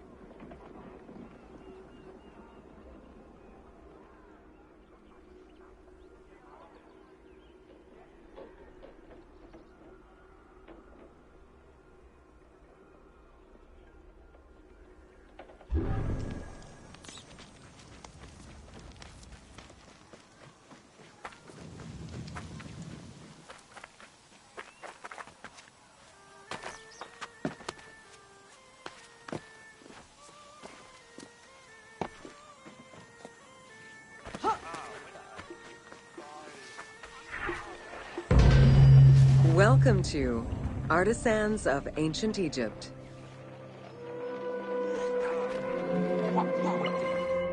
It was under the watchful eye of Ptah of Memphis, the god of craft and architecture, that ancient Egyptians developed the unique rendition of the world they lived in. However, it is vital to understand that their view of art, and those who created it, was likely very dissimilar to the modern concept of the word. Instead of artists, the creative culture had skilled and respected artisans. The most significant categories of specialties for crafters were drawing, painting, sculpture, and metalworking.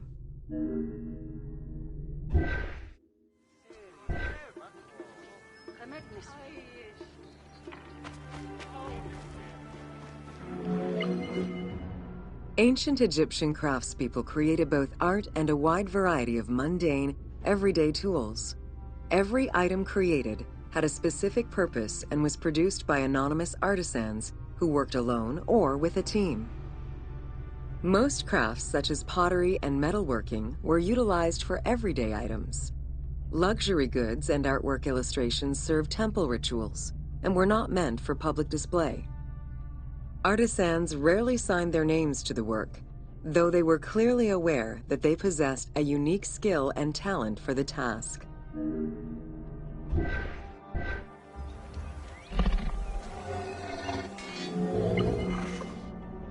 Art, in all its forms, has offered not only a practical insight into the way ancient Egyptians lived, but in how they viewed the world and their place in it. The balance of order and chaos was crucial in both the physical and the metaphysical universes. As a result, their art appears to follow a strict set of stylistic conventions that supported this worldview. From households and palaces to temples and tombs, pottery, papyrus, and textile items were essential to the everyday life of ancient Egyptians.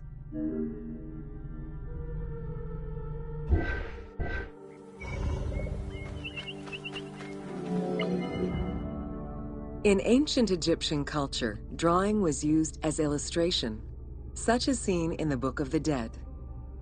It was also the first step in the creation of a relief, painting, or statue.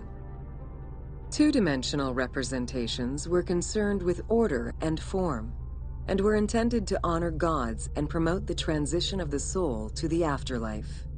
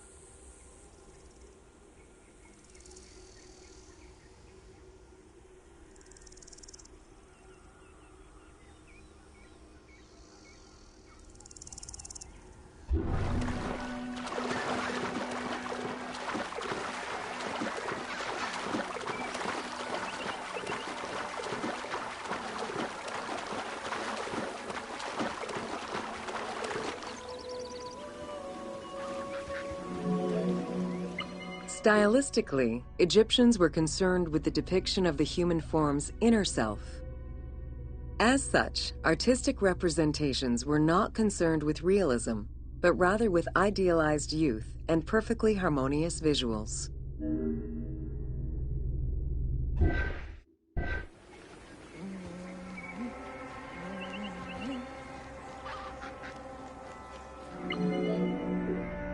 An exception to this were scenes depicting hunting and battle, where the environment and enemies moved in lively, even chaotic ways.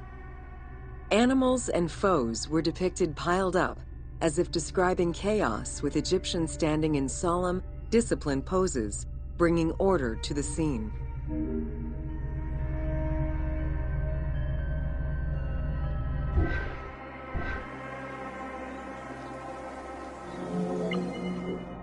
Reliefs could be either in high relief or low relief.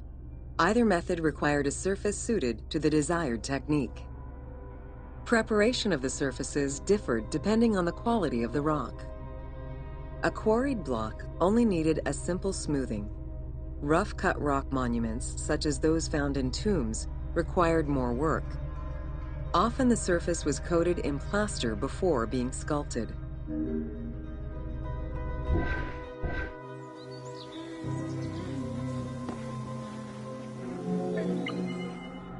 For reliefs, preliminary sketches were drawn in red, then framed with a red grid to position the elements of the scenes. Corrected sketches were in black, and once approved, the scene was ready to be carved. This method likely explains the name given to relief makers, the one who draws the outlines.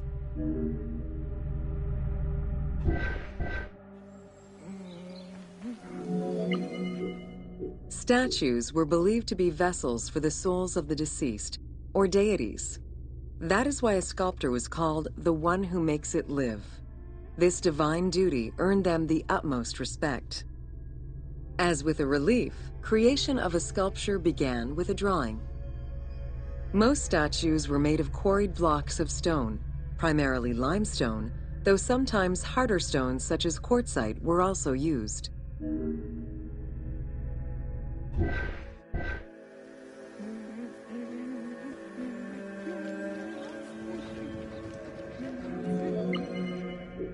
In ancient Egypt, the profession of crafter was organized and relied on a specific hierarchy. Most artisans depended on an institution to provide them with raw materials.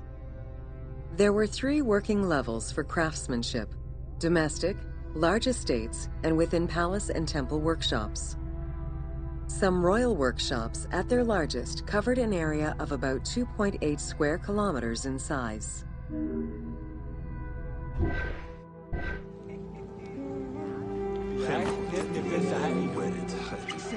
At the domestic level, most Egyptians were craftspeople to a greater or lesser extent.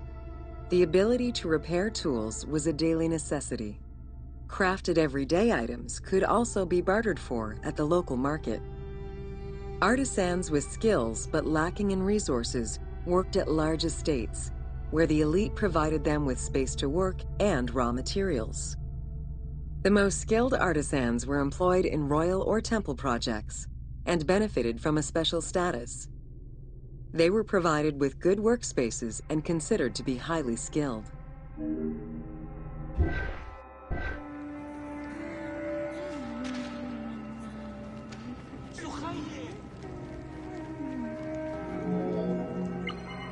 An ancient text known as the Satires of Trades has a number of descriptive summaries that offer teasing glimpses into how artisans were perceived.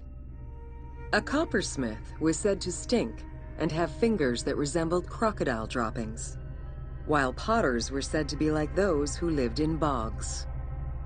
This view was likely exaggerated in order to highlight the most enviable position of all, that of the scribe.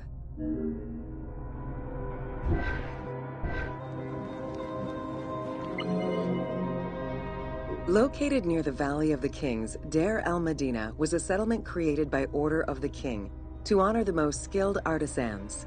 Its name translates as the Monastery of the City. Allocated a house on the initiative of the king, these craftsfolk were regarded with respect and referred to as the royal artisans. Those who lived there worked on the tombs in the Valley of the Kings and its surrounding temples.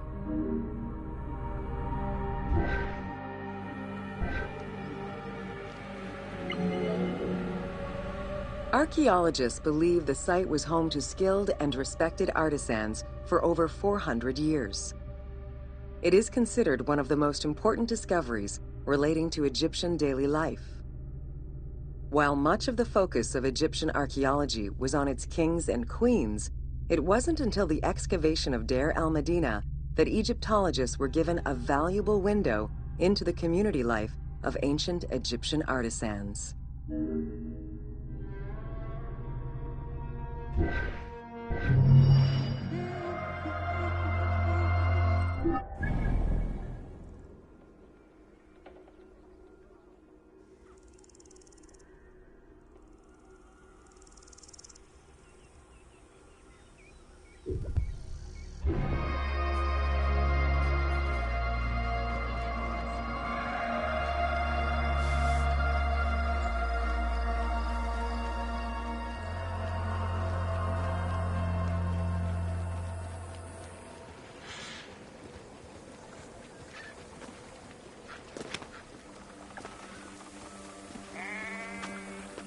يحيينوا ونردان غسية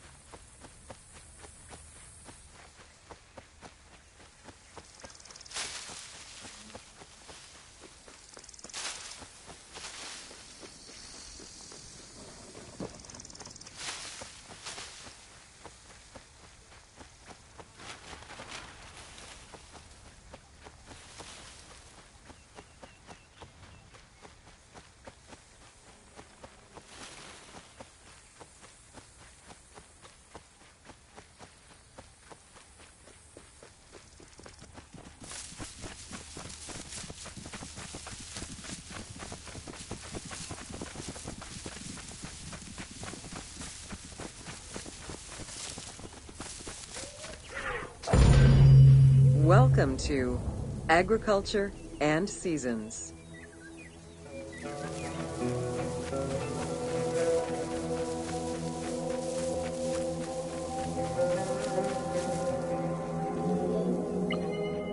While crops were cultivated in different oases around the desert, most of the arable lands were near the Nile. Two types of cereal grain were cultivated, barley and an ancient wheat known as emmer. These two key ingredients contributed in establishing bread and beer as the staple of the Egyptian diet and the basis of its economy.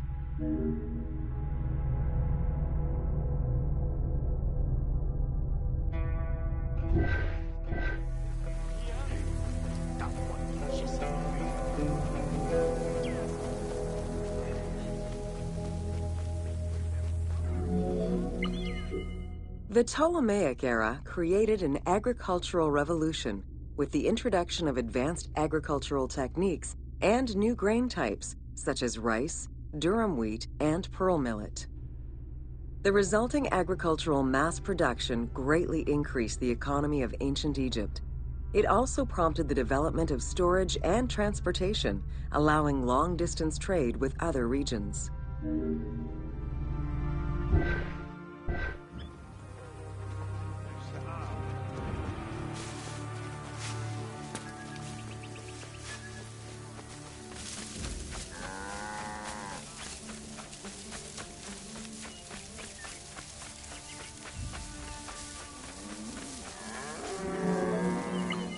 Both bread and beer rations were part of a system of barter payment. The state used those goods to pay wages for those who worked in the quarries and at the construction sites. Beer was so important to ancient Egyptians, they had a goddess of beer brewing, Tenenet. Tenenet is seen in many paintings and sculptures with beer, and women are depicted as the primary beer makers.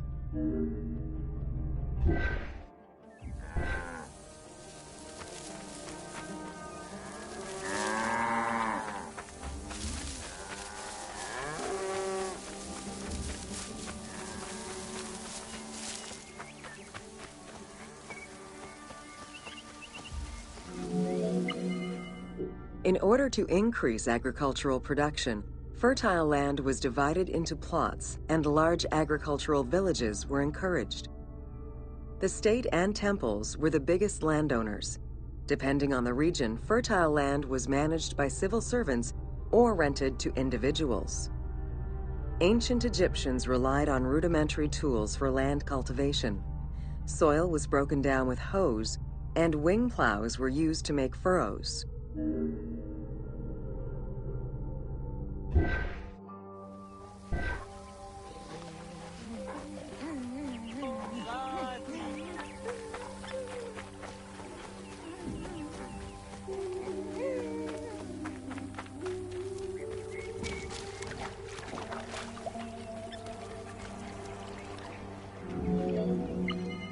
The three seasons known as Akhet, Peret, and Shemu corresponded to a specific phase of the agricultural process and the river's natural changes. Akhet was the time of the flood, beginning with the appearance of the star Sirius in July.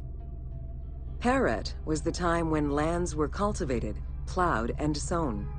This fell between October and November. Shemu ran from May to September and was when harvesting and taxation began.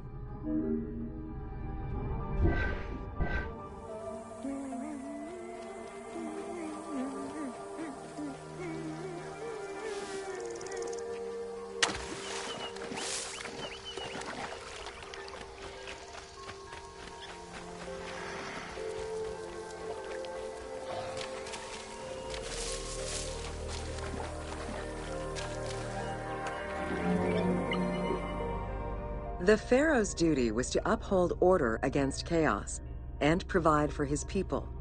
Priests and local governors also wanted to appear as protectors of the people. However, any variation in the Nile's seasons could cause water shortages. This had devastating consequences on wheat and barley crops. The pharaoh, administrators, and priests knew they needed to demonstrate their ability to prevent such a catastrophe from happening. And so they invented the story, which would be inscribed upon the famine stela.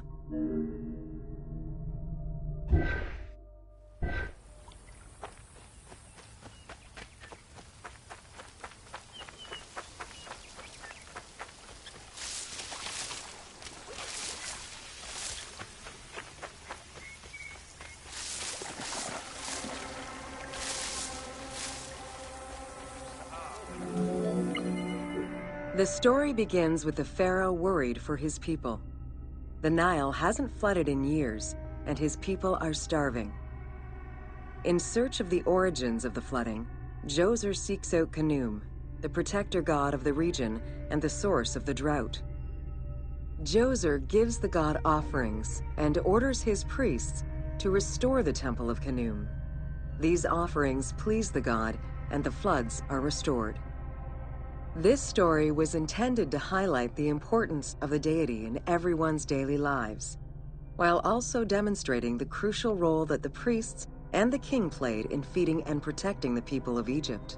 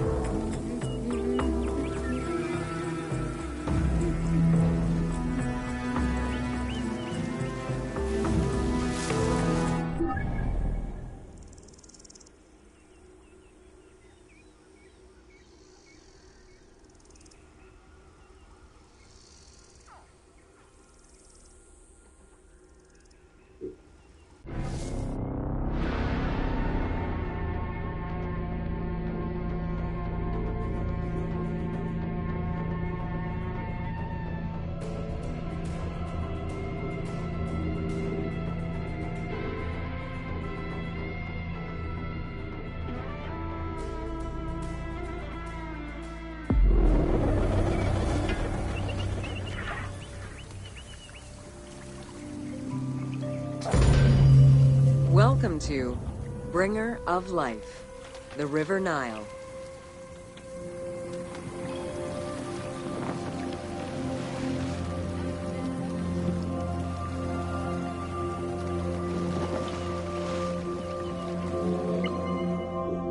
The ancient Egyptians called the dark fertile soil of the Nile the Black Lands, and the surrounding desert was referred to as the Red Lands.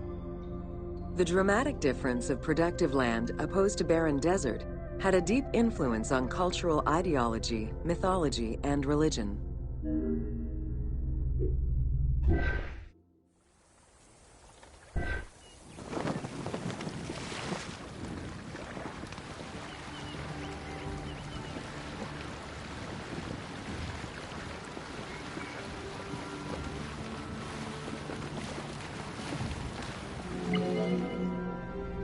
The Nile determined much of Egyptian civilization. For example, the seasonal cycle of the Nile was so consistent that ancient Egyptians created their calendar around it. The flood season, or Akhet, was when the departing floodwaters left arable soil for crops. It was followed by the growing and harvesting seasons, known as Peret and Shemu. These regular seasons, along with abundant wildlife and rich soil, meant that Egypt's denizens were able to nourish themselves and ensure their country's strength in trade.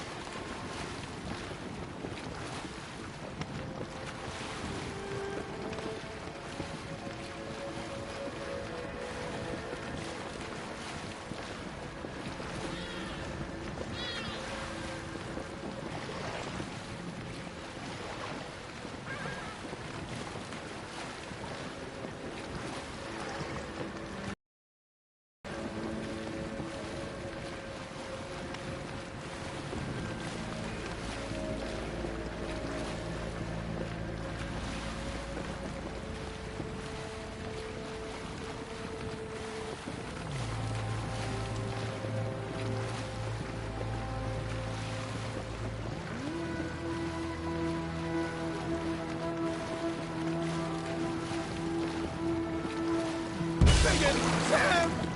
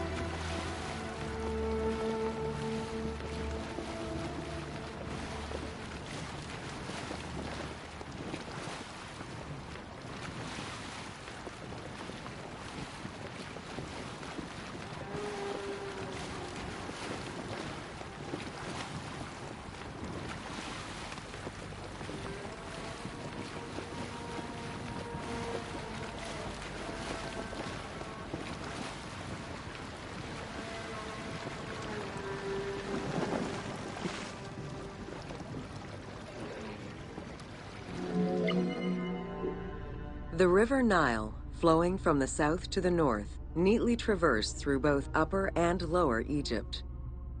All of Egypt's major cities were built along this narrow ribbon of life. Protected by mountain ranges and deserts which acted as natural barriers to enemies, and sustained by the Nile's plants and wildlife, Egyptian civilization enjoyed economic and cultural prosperity for over 4,000 years.